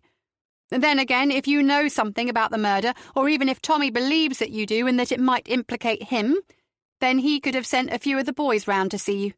Do you know what I mean?" Big Beryl took some time to consider what Tara had said. He winced as he tried to shift his leg to a more comfortable position on the bed. "I collected from her, that's all." "When?" "Ages ago." "Weeks, months? Come on, Beryl, help me out here." "I don't know. Months, I suppose." "And did she pay?" "Yeah, but not all of it." "Was it for Gracie?" "Yeah." "What did you do when she didn't pay all of it?" "I don't remember." "Come on, Beryl. That leg must be getting sore. You need to take things easy." Tara sat heavily on the edge of the bed. She was done playing the genteel girl cop. She demanded answers. "Ah, shit, I can't remember." Tara moved a hand toward Big Beryl's foot, threatening to tickle the sole. Instinctively, the big man pulled back. "Ah, bitch!" Tickly feet, eh, Beryl? Again she moved her hand slowly towards the stranded right foot. Okay, I thumped her, that's all. That's all. A big man like you thumped a defenceless woman. It was only a smack in the mouth, just to let her know I'd be back. And that was all. She waved her hand across Beryl's feet, just to let him know that she was still there. And I took her plasma screen with me. He surrendered. You have a strange fascination for televisions, don't you, Beryl? So where do you keep all this stuff that you collect? Oh, no, Inspector, that's not fair. I'm not doing that anymore. All right, Beryl, let's get back to Maggie Hull. The next time you called, did she pay up? I didn't have to. Tommy said that Maggie had some rich friend who coughed up for her. I never saw her again. How long ago did this happen? I'm not sure, but it was ages before she died. Like April or May. And Tommy never mentioned her again? Nope. Not until after we heard that she got killed. Tara reckoned that the big man was telling the truth, but still she wondered if Gracie's involvement with Maggie had gone further. If Gracie wasn't the prime candidate for the murder of Maggie Hull, then he was certainly suspect number one for Big Beryl's misfortune. Right then, Beryl, tell me exactly what happened last night. The events of the previous evening were delivered in heart-rending fashion. The big man, no less a crook but likeable enough, played the victim to Oscar-winning proportions. By the time the two detectives left him to the dubious company of his vulgar mother and his tawdry wife, Big Beryl was calling for a nurse requesting another dose of painkillers. Tara had concluded that if Tommy Gracie was not involved in the shooting, then they had little to go on, and were unlikely to ever gather enough evidence to convict anyone else. It resembled a so-called punishment-style shooting favoured in the home city of Tommy Gracie. For now, she had an excuse for having another crack at the tough guy. Tara, despite her questions for Big Beryl, did not now believe that loan sharks were responsible for the death of Maggie Hull. Far too much had happened since the woman's murder. Far too many things connected to Harbinson Fine Foods pointed to the murderer being the same person who had poisoned 4 people and killed Jez Riordan. What Tara still had not figured out completely was why Toby Ewing had become involved in the entire plot that seemed to have originated with Jez Riordan. On their way back to St. Anne Street, Tara was feeling the effects of her ordeal the previous night at the hands of Toby Ewing. Suddenly she was overcome by the need to lie down and get some sleep. "Would you mind driving me home, John?" she said. "I've had more than enough for one day." Wilson took her home to Wapping Dock and insisted upon seeing her safely into her apartment. Toby Ewing was still at large. He had attacked her once. They could not be sure he wouldn't try again. "Thanks, John. Stay and have some coffee." "Thank you, Mom." He sat down on her sofa and absorbed the view across the old dock to the ultra-modern edifice of the Liverpool Exhibition Centre, while Tara made the coffee. When she set a tray on the table in front of him, Wilson was checking his phone. "Any news?" she asked. "Sorry, Mum, we have to go, now." Chapter 60. Tara, running only on adrenaline, followed her colleague out of the door, the coffee abandoned on the table, and her coat lying on the chair. "What's up?" They were rushing down the stairs, unwilling to wait for the lift. Tara ached all over. She could hardly keep up. "They've got a lead on Ewing. He was trying to board the ferry for Belfast." Wilson roared the car onto Wapping and then Strand Street, his siren blazing in the evening traffic. They made their way through the tunnel and hurried to Birkenhead. Within a few minutes, Wilson pulled up outside the main passenger terminal for the ferry to Belfast. A single marked patrol car was already sitting by the door of the building, 2 officers standing beside it as if they were already expecting Tara and Wilson. "Where is he?" Tara asked the policewoman. She shrugged. "Don't know, Mum. We caught a call regarding a suspicious vehicle in the queue for the ferry. The number plate was on our list. The car is registered to a Mr. T. Ewing. And you haven't seen the driver?" "No, Mum." At that point, a member of the terminal staff in a high-vis coat approached them. "He just ran off," said the man. "He was the next car to be checked through. He got out of the car and ran. I suppose he saw your patrol car driving in." "What direction?"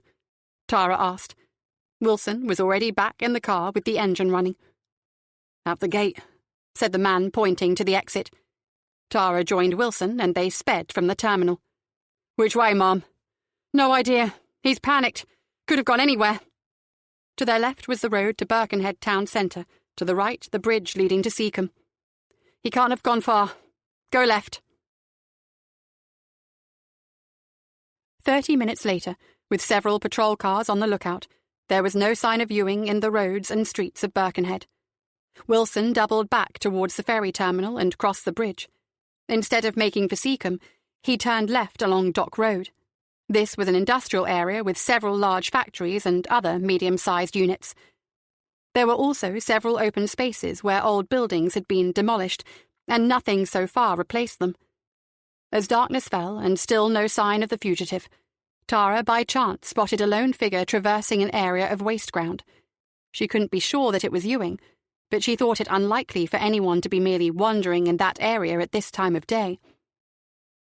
Wilson searched for a way onto the open ground, but there was no obvious entrance, only mesh fencing, although it was broken in several places. "Stop the car," said Tara. Wilson braked hard, and Tara was soon out and running across the rough ground of broken concrete and tarmac towards the figure. Within a few seconds, having noticed Tara's approach, the figure began to run. She knew she couldn't maintain her pace for long. Every joint, every sinew ached, and her fatigue sapped her breath. A few yards further on, she halted and watched as the figure continued to run. "Okay, my friend, where are you going to run to?" Tara saw that soon the open spaces would come to an end. Ewing, if that's who it was running towards a brick wall. She waved at Wilson, signalling for him to drive further along the road.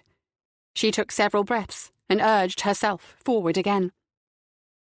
From 20 yards, she saw him clearly for the first time. Toby Ewing stood at the edge of a quayside. To his right, the brick wall, more than 6 feet high. To his left stood Tara, and straight ahead the prospect of a jump into dark and cold water. Tara could see that he was stressed. He muttered to himself, he paced back and forth. He seemed oblivious now to the fact that Tara was approaching. "Give it up, Toby. Come and talk to us." He took a step closer to the edge. Tara feared he would jump. "There's no need for anyone else to die, Toby. You know that. Jez is gone. You don't have to do this anymore." "I loved her, you know. I bloody worshipped her." "I know. Let's get away from here and we can talk." "No, I can't do that, Inspector. You should be dead too. Why couldn't you leave well alone?" He gazed down at the water. Tara was convinced he would do it. He was going to jump. Suddenly he screamed in anguish. He rushed towards her. In a flash he'd barged straight into her. She tumbled backwards and thumped to the ground. Ewing kept on running. Wilson by now had found a way to get the car through. He caught Ewing in the headlights as the blue light flashed on the roof. Ewing tried to outrun it. He changed direction, but it was a bad decision. Wilson swerved, then hit the brakes as the wing of the car clipped Ewing, and he went sprawling into a puddle of water. Wilson climbed out of the car, but the fight had now deserted Ewing. He remained destitute, on all fours in the filthy water, still muttering about how much he loved Jez Riordan. Chapter 61. Tara hobbled wearily into the office. She knew she should be feeling relieved, excited even, at the prospect of wrapping up this gruesome case, but her physical state could not support such a mood. What she craved right now was sleep in a warm bed and someone to tend to her every whim. She knew that was never going to happen. She flopped into her chair, wishing the day was already over. Murray came in shortly after, looking for her. "What have you got for me?" she called, knowing the answer full well. "They're ready for you, Ma'am." With her hands on the desk for support, she got to her feet and returned his smile. She could tell that he was examining her, her clothes, the state of her battered face, the state of her battered mind. "Let's not keep them waiting," she said. "Lead on, Macduff." "Just to warn you, Ma'am." "Warn me about what?" "Ewing's brief." "What about him?" "It's a she. It's his wife." "Great. I can hardly wait." Tara and Murray, as they had done 24 hours earlier, entered the interview room with their files and notes ready to extract the truth from another player in this hapless episode. Catherine Ewing sat bolt upright and businesslike, a lever arch file before her on the table. She looked every bit as studious as she had done on their first meeting, wearing a dark trouser suit and a plain white blouse buttoned to her neck. Beside her, Toby Ewing sat blank-faced, without glasses, staring at some point deep in the floor. His eyes red and his face etched with fear, remorse, guilt. Tara couldn't judge, nor did she care. "Mrs. Ewing, I didn't realize you were a lawyer," said Tara, her attempt to establish some rapport before the nastiness began. "I'm a barrister, Inspector. Criminal proceedings are not usually my area, but needs must, I'm afraid." Tara noticed that the woman did not even glance sideways at her husband. Murray began with the formalities of cautioning the suspect and explaining that the interview would be recorded. Toby Ewing showed little emotion to anything that was said. Tara opened a file, checked some information, and then asked her first question. "Let's begin by discussing the poison used to contaminate food in several local supermarkets. Where did you obtain this material, Mr. Ewing?" There was no reply from Ewing. Tara looked at his wife in case she was to reply by proxy for her husband. Nothing came. "The substance was identified as palitoxin, a marine biotoxin. Were you aware of the nature of this material? Were you aware of the potency of this substance?"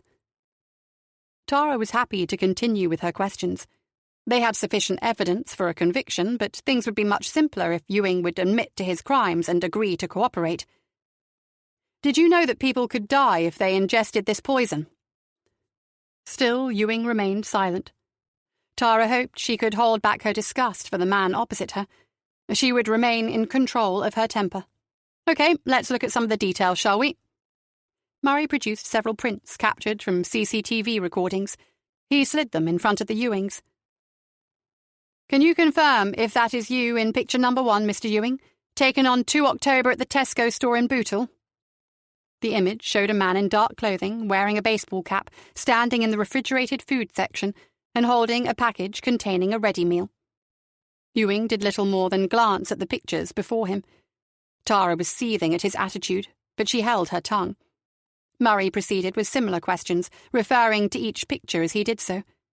At each presentation, Ewing did not comment. Murray produced a final picture from a folder. It showed the 1972 blue Triumph Stag in a parking space. "Same day as the first picture, Mr. Ewing. This car is parked outside the Tesco store in Bootle. Can you confirm that this vehicle belongs to you?" Again, Ewing hardly took notice of the photo, although his wife studied it, then glanced at her husband.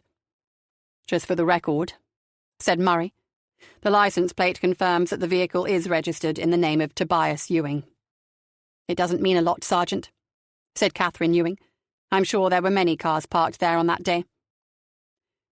Tara decided on a different tack. She wanted to rouse the man before her. She wanted to hear his version of the sorry tale that had left 6 people dead. 7 if Richard Andrews were to be included. "Let's discuss your relationship with Jez Riordan, shall we, Mr. Ewing?" Instantly, the man's face coloured, and he couldn't help a nervous glance at his wife. Tara noted the exchange with glee.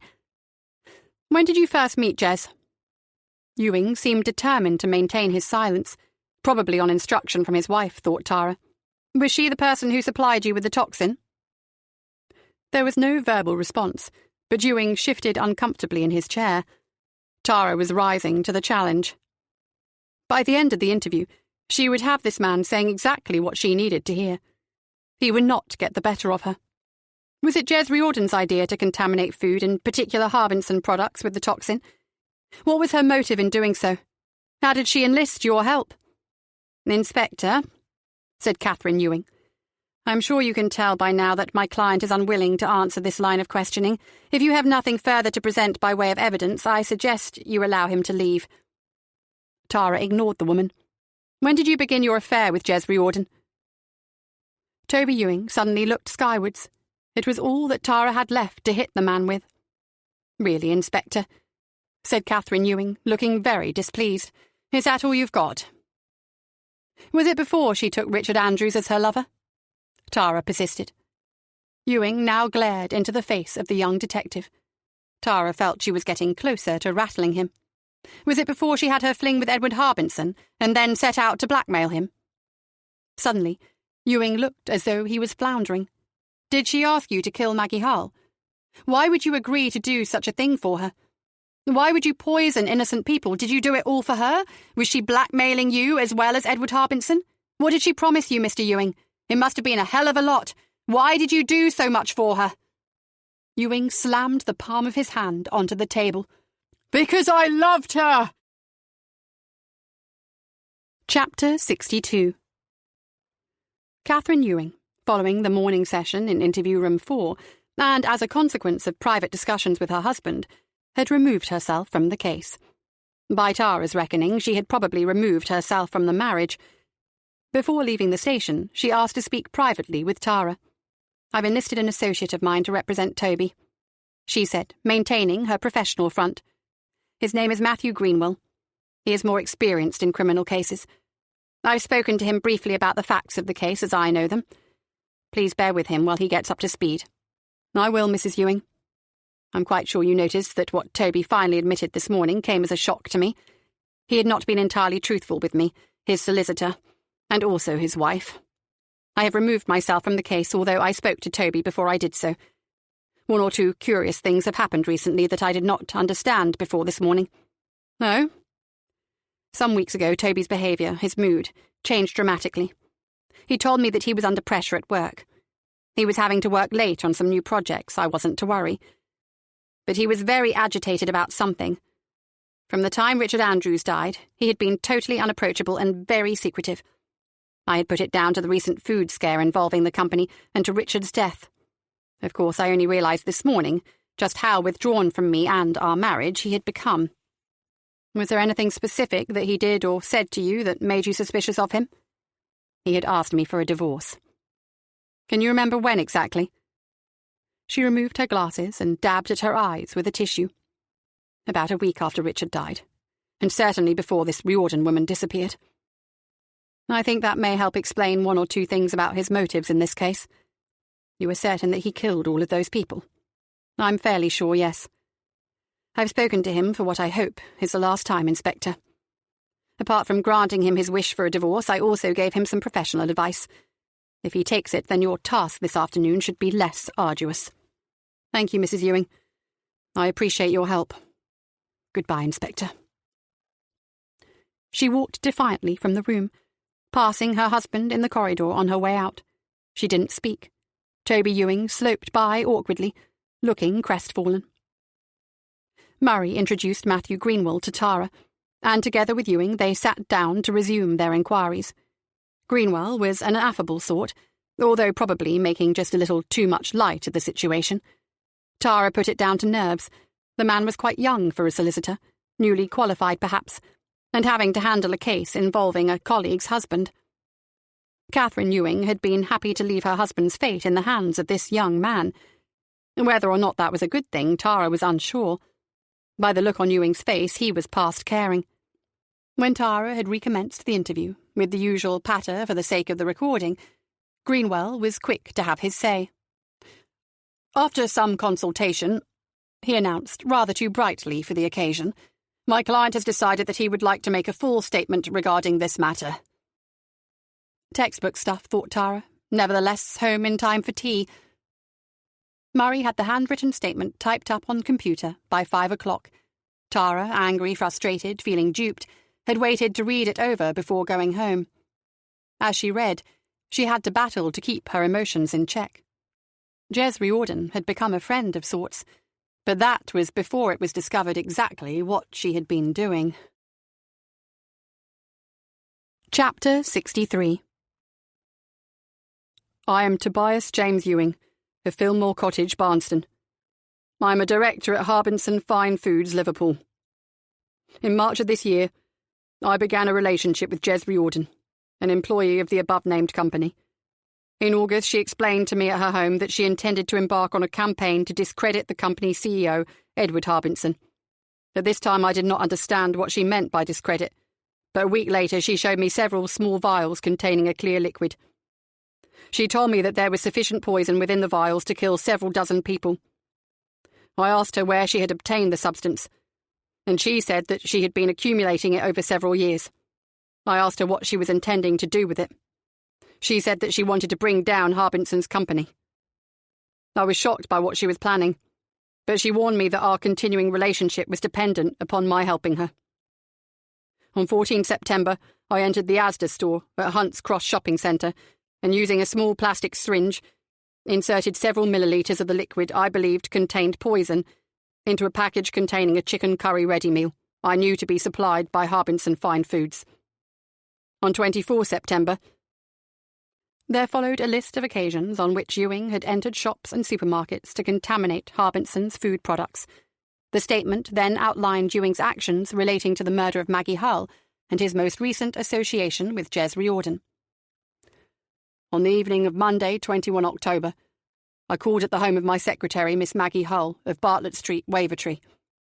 The time was about 6:30. I had watched her as she arrived home from work. I knocked on her front door and she opened it. I explained that I needed to discuss a delicate work-related matter with her, and she invited me inside. As she entered her living room with her back to me, I removed a spanner from under my coat and hit her once on the back of the head. She fell to the floor, but I believed that she was still conscious. I hit her again, this time drawing blood. I kept on hitting her until I was sure that she was no longer moving. After several blows, I believed that she was dead. I placed the spanner into a plastic carrier bag which I had taken with me. It was dark outside and it was raining. There was no one about in the street, so I left by the front door. I was then supposed to leave the spanner close to the home of Mr. Tommy Gracie on Priory Road, Anfield, but I was very upset by what I had done and didn't feel up to driving straight away. Once out of Bartlett Street, I tossed the bag containing the spanner into some bushes and hurried back to my car, which was parked several streets away from Maggie's house. From there, I drove to another location. I can't remember where. After about 30 minutes, I stopped the car and called Miss Jez Riordan on my mobile telephone. I told her that it was done, and that I wanted to come and see her, but she told me to go on home and that we would discuss it the next day. On the morning of Wednesday, 23 October, I spoke to Miss Jez Riordan by telephone from my office. I told her that I couldn't take much more of this anguish and that I wanted to give myself up to the police. She told me not to be silly, that we had come too far and it would not be long before everything was finalised. She had already told the police that Maggie had debt problems and had been threatened by Tommy Gracie.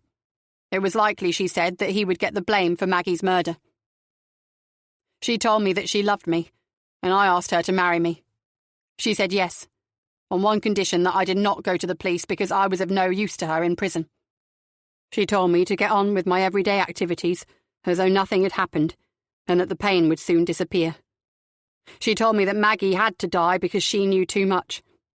Maggie was well aware of who Jez really was, and was aware also that she had already conducted affairs with Edward Harbinson and Richard Andrews. She told me that Maggie had been very upset by Richard's suicide, and Jez was worried that she would go to the police. Jez promised to meet me that evening, 23 October, after work. We often met in Roydon Park near to my home. When I arrived there that evening, I could not find Jez. Her car was in the car park, but there was no sign of her. I waited for about 20 minutes. I also tried to call her, but there was no reply.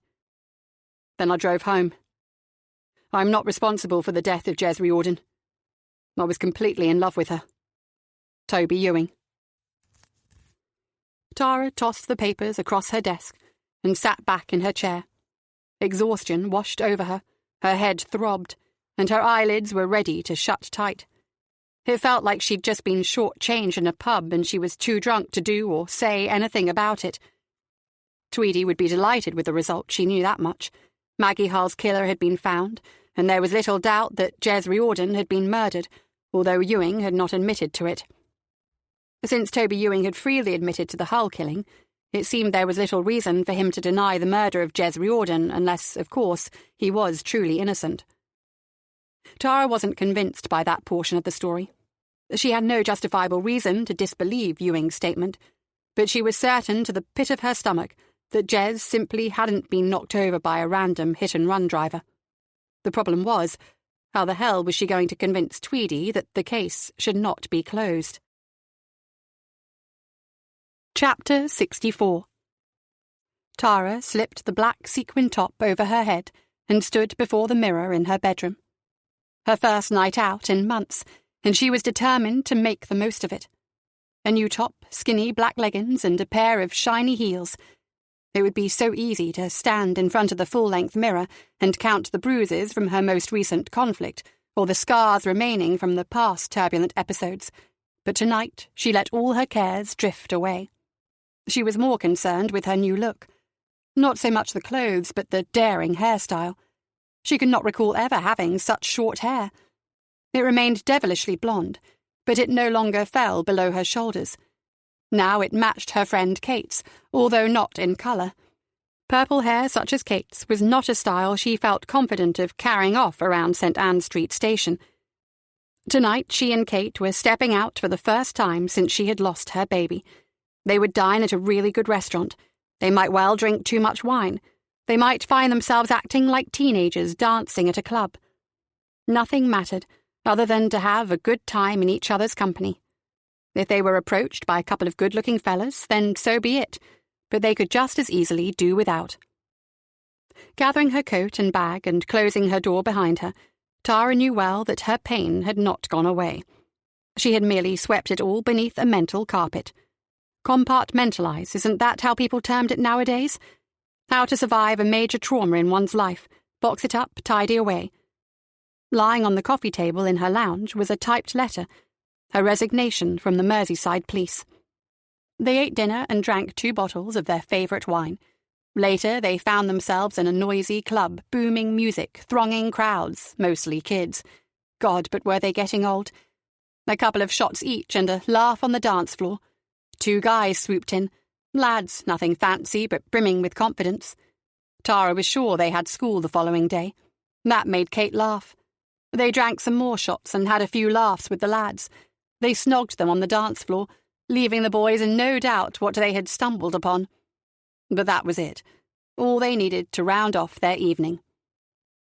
By 2 a.m, they were comfy on Tara's sofa, drinking tea and eating toast, planning a summer holiday. Life had to go on. Tara must keep all of her hurt under that bloody carpet. She stared at the letter on the table. Could she hold her nerve long enough to hand it to Superintendent Tweedy? As Kate dozed beside her, Love Actually playing on the TV, Tara could not prevent her mind from raking over the recent case. Her inability to understand what had motivated Jez to do what she had done remained uppermost in her thinking. To manipulate a man, several men in fact, and then entice one of them to commit murder so that she could settle an old score on her father's behalf. How did she manage to wield such influence with Toby Ewing?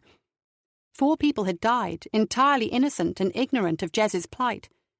2 more had died, Richard Andrews and Maggie Hull, because at some point they had become too close to the woman. Then Jez had perished, her terrifying scheme unfulfilled. The company she had set out to destroy, the people she wished to bring down, were all alive and well. Tara would never understand the craziness of Jez's actions, but what jarred most with her was the stance of the killer, Toby Ewing. Why had he admitted so readily to the killing of innocent people but not to the murder of his lover, then at the last moment, before the case was handed over to the CPS, to finally enter a guilty plea for killing Jez? Somehow Tara could not sit comfortably with the outcome. Something was not right. Chapter 65. Last night's storm had brought down trees, caused power blackouts, and some roads were flooded. Nicole did not usually travel this road, but the diversion sign had directed her this way. Traffic ahead was slow. Huge puddles of water lay at intervals on either side of the road. The school run was taking ages. She shivered at the very thought of driving by this place. Of course, she should feel relief now that it was all over for her. Richard was gone, and she and the kids were on their own, but at least she was getting this second chance, a chance of a new life, and she was determined to make it work. Traffic slowed again. She stopped by the turning and gazed at the sign. Royden Park. Forever it would mean so much, but she prayed that soon it would no longer strike fear in her heart. She closed her eyes and tried to purge the images from her mind. 4 months had slipped by. Time seemed to accelerate from the day she lost Richard, from the night also when she had last driven through this area. At first, on that night, she had driven on by, wondering how her little Simon and Chloe would cope without their father. So deep in thought, she almost did not see the car. It was that woman's car, a silver Peugeot SUV, and Jez Riordan was at the wheel. In a fleeting second, she decided that she had to know what Jez was doing there. Was she meeting someone? Why here? She must confront her. She wanted to look her in the face, ask her why she had taken her Richard. She would tell Jez how she had destroyed the lives of 2 innocent children and how she had never been worthy of a good man like Richard Andrews. It was dark, and she should have been home with her children. But this wouldn't take long. Have it out with the bitch, and surely she would feel better. She turned her car on the road and followed the Peugeot into the country park. Slowly, easing along the laneway, she saw the red brake lights come on ahead of her. She halted briefly and looked around for signs of any other vehicles. Surely Riordan had come here to meet someone. As far as she could see, there were no other cars. Moving on and into the parking area, she saw Jez, already out of her car and pacing around. The woman, looking very well dressed, turned to face the approaching car. She was caught fully in the glare of the headlights. Suddenly, the urge to speak with the bitch left her. It was well past the time for words. Jez Riordan smiled into her light beam, probably thinking that her companion or her latest lover had arrived. Nicole Andrews pressed her foot hard on the accelerator. The engine roared, wheels spinning on the gravel. Her car rushed forward. The bitch didn't stand a chance. Her body thumped on the bonnet and somersaulted as the car raced on by. Checking her mirror, Nicole saw the dark shape of the woman struggling to rise to her knees. Slipping into reverse, the rear lights picked out the stricken body. Again she floored the accelerator, releasing just enough clutch to spin the wheels on the gravel, and then to race backwards. She felt the thud below as the body was hit and dragged underneath. Clear again of the obstacle, she saw Jez in her lights. This time there was no movement. Once more would do it, she thought. She had seized her chance. The car again rolled over the unconscious body. There was no more fun to be had. More from curiosity than bravery, she ventured from her car and stepped close to the body. There was blood, but somehow in the darkness it did not hold any trauma for her. She peered into the face of Jez Riordan, the woman who had ruined her life. In the violence of the moment, she had somehow avoided disfiguring the beautiful looks. The body, though, was lifeless and battered. Suddenly nerves engulfed her. Had anyone seen? Was someone coming? She never realized her strength. In a panic, she gripped the coat of the dead woman with both hands and dragged the body over the gravel to a grass verge. She noticed that the verge sloped away into darkness. With one final effort, she grasped the body and pulled downwards until it found its momentum and rolled into the ditch and out of sight. The tears Nicole cried on her way out of the park were not for herself and certainly not for what she had done to Jez Riordan. They were for Richard. Her father became her strength. He was brilliant. Unable to sleep, feeding herself with pills and vodka, that same night Nicole finally picked up the phone and called him. When she related the details of how she had killed the bitch, he told her to stay put, to tell no one. Immediately he came to the house and collected her car. Within a day, it had been sold on, and a brand new Range Rover sat in its place. She was worried still that the police would come for her. What would she say? That detective D.I. Grogan was sharp. She would smell her fear. They would take her away. She would lose the kids. First, the loss of their father, and then they lose their mother. What the hell had she done? One moment of blind fury would cost her kids their happy childhood. Then Toby was arrested. She could hardly believe it. He had poisoned all of those people, and he'd battered poor Maggie to death in her own home. He was charged with the murder of 5 people, but strenuously denied killing Jez Riordan. She was astounded to learn that Toby, like Richard, had been smitten by this woman. Her power over them was so strong it had driven Richard to suicide and Toby to murder innocent people on her behalf. Jez Riordan was a monster. And for what? To avenge an injustice from 50 years ago, an injustice that never actually happened. Her father had gone to speak with Toby.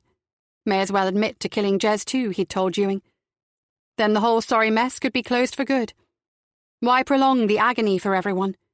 He had caused enough heartache. And so, in due course, Toby Ewing confessed to running down Jez Riordan. It was easily believed. He did, after all, have a strong motive. She had taken control of his life and had driven him to kill 4 people and beat Maggie Hull to death. This morning, her father, Skip McIntyre, and Jimmy Ewing completed the sale of Harbinson Fine Foods to a French food manufacturer. Ironically, the Moondreams album, The Food of Love, re-entered the charts more than 50 years after its release. Recent publicity surrounding the band's story had sparked interest in the musical tour de force. She hardly noticed the traffic moving on ahead of her. Her foot pressed lightly on the accelerator, and the Range Rover moved forward smoothly. Chapter 66. Saturday, 27 April, 1968. Anne Gibson could scarcely breathe. She longed for fresh, cool air, but she didn't want to miss a beat. Jammed next to her was a friend, Beverly, trying her best to sway in time with the music. But that necessitated everyone else swaying as one, such was the lack of space in the cavern. The room was a hive of noise, laughter and music, thumping bass and pounding drums.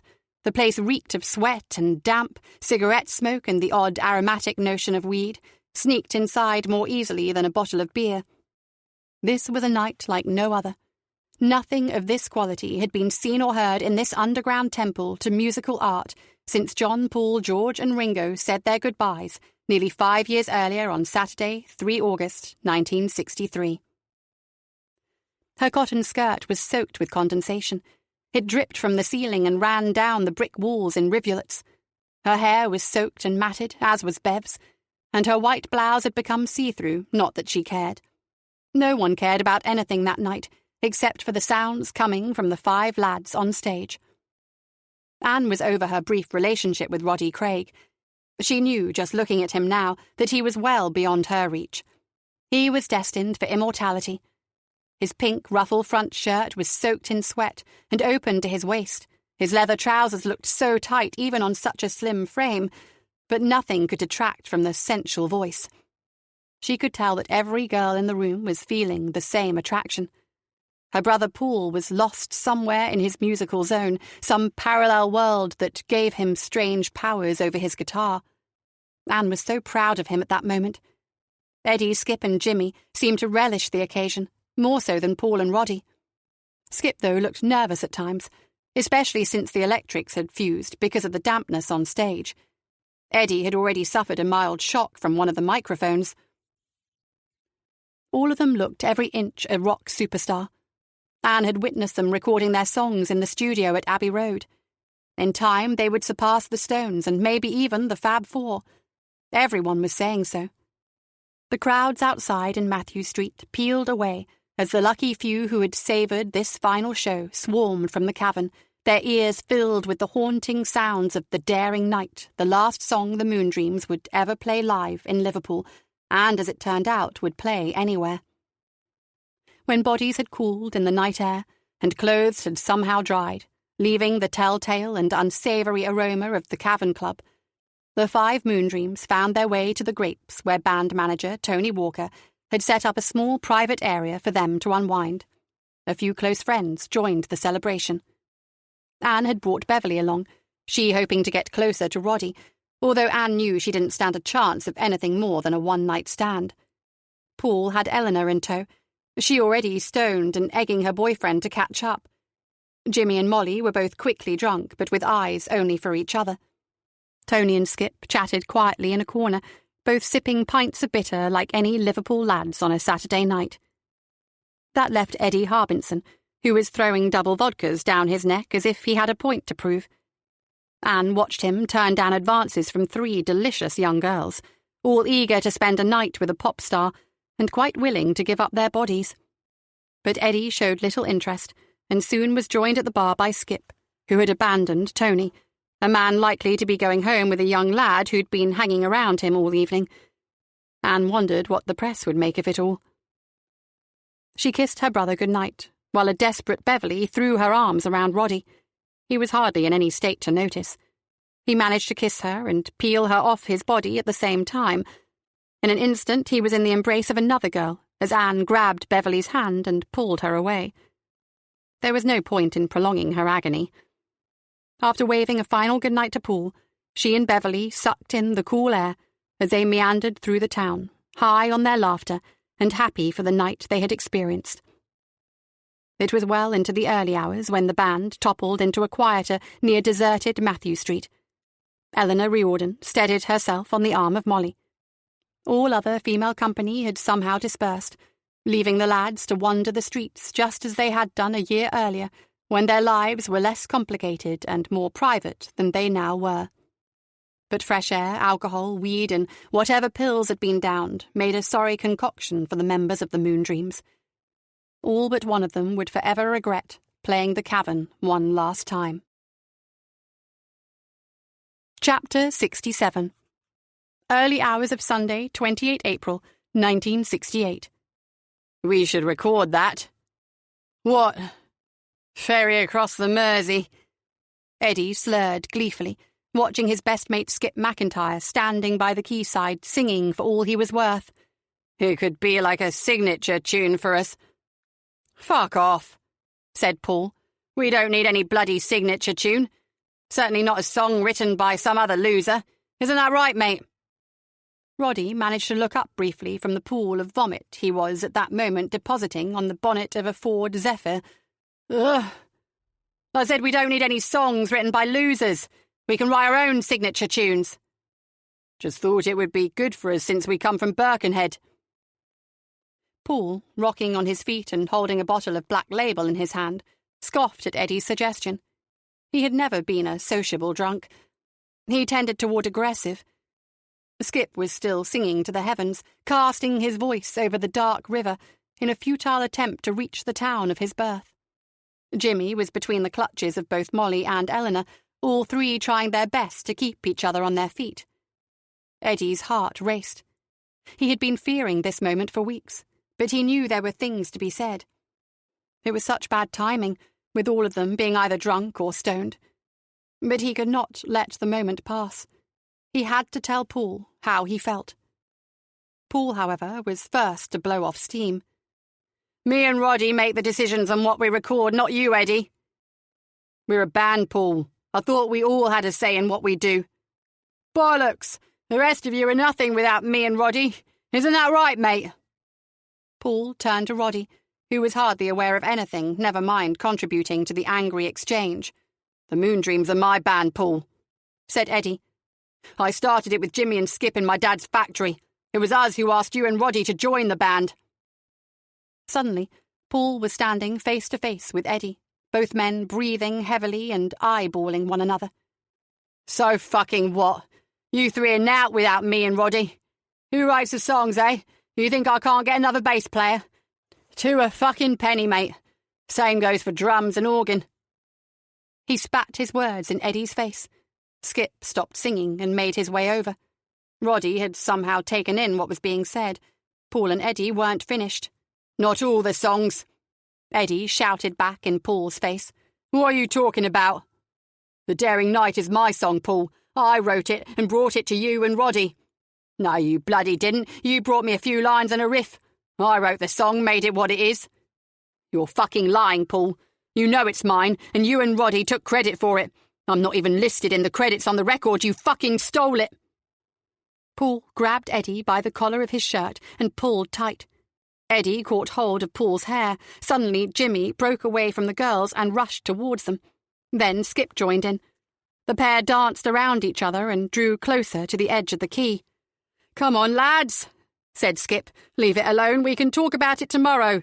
Don't spoil our last night. Eleanor tugged at Paul's sleeve, but the guitarist continued to fume. Molly tried to pull Jimmy away from the fracas, but the scuffle continued. "I'll fucking kill you!" Paul shouted. "You're out of the band, Paul," Eddie yelled back. Somehow, Roddy had staggered over to join in the row. Jimmy had his arms around Eddie in a bear hug, trapping his arms and trying to pull him away from Paul. Roddy attempted the same by reaching for Paul. "Come on, Paul. Calm down, will you?" "Stay out of it, Roddy. This bastard needs to know who's boss in this band." The girls screamed at the guys to stop. Paul jerked himself away from Eddie, and as he broke free, he spun around and pushed Roddy hard in the chest. The singer was unsteady on his feet. He stumbled backwards. He was too close to the edge of the key. In a fleeting second, he dropped from sight. The girls screamed in panic. "Roddy!" Skip yelled, stepping to the edge and peering into the darkness of the river. Jimmy still had a hold of Eddie. Paul, standing alone in the space he had made for himself, looked bewildered by what had just happened. The entire group called out for Roddy. Their shouts were met only by silence. "Roddy!" Paul cried out. "Come on, mate! I didn't mean it!" He looked in desperation at the others. "It was an accident. I didn't mean to. He just let go of me." Skip ran off to fetch help. Those who remained by the quayside gazed forlornly into darkness. As the minutes slipped by, it became clear that Roddy was not going to make it out of the river. 15 minutes felt like an age before a car braked to a halt and Tony and Skip got out. There was nothing to be seen but the look of helplessness on the faces of all who stood by the edge of the quay. "He's gone, Tony," said Eddie. "Can't even see his body." "What do we do, Tony?" Jimmy asked. "We'll have to call the police," he replied. Paul looked pleadingly at the band's manager. Tears and snot covered his face. "I didn't mean it, Tony, I swear. I just pushed him away from me and he fell." "It's all right, Paul," said Tony. "I'll take care of it. Nobody needs to know what happened." Tony looked at the others for signs of protest. No one said a word in opposition. Eddie and Paul, tempers cooled, could only stare at each other in disbelief. Molly and Eleanor, sobbing in each other's arms, were comforted by Jimmy. "We should get the hell out of here," said Tony, already weary of gazing into the river. "I didn't mean it," Paul continued to say, looking at the others for understanding. "It was an accident, Paul," said Eddie. "Roddy was stoned. Nobody's fault." "Remember," said Tony. "Not a word. He just fell in, okay? I'll take care of everything." Paul reached out for Eleanor, and she fell into his arms. Tony suggested that Paul and Eleanor travel in the car with him. As the car sped away, the others walked briskly from the quayside. In the light of the morning, Tony Walker reported to police that Roddy was missing. A few hours later, the body was sighted by the crew on the Mersey ferry. Roddy Craig was dead, and so too was the life of the Moondreams. This concludes The Daring Knight by Robert McCracken, narrated by Henrietta Mear. Copyright 2021 by Robert McCracken. This unabridged audiobook is published by arrangement with the Book Folks and was produced in the year 2022 by Tantor Media Incorporated, a division of Recorded Books which holds the copyright thereto. Please visit tantor.com for more information on our growing library of unabridged audiobooks.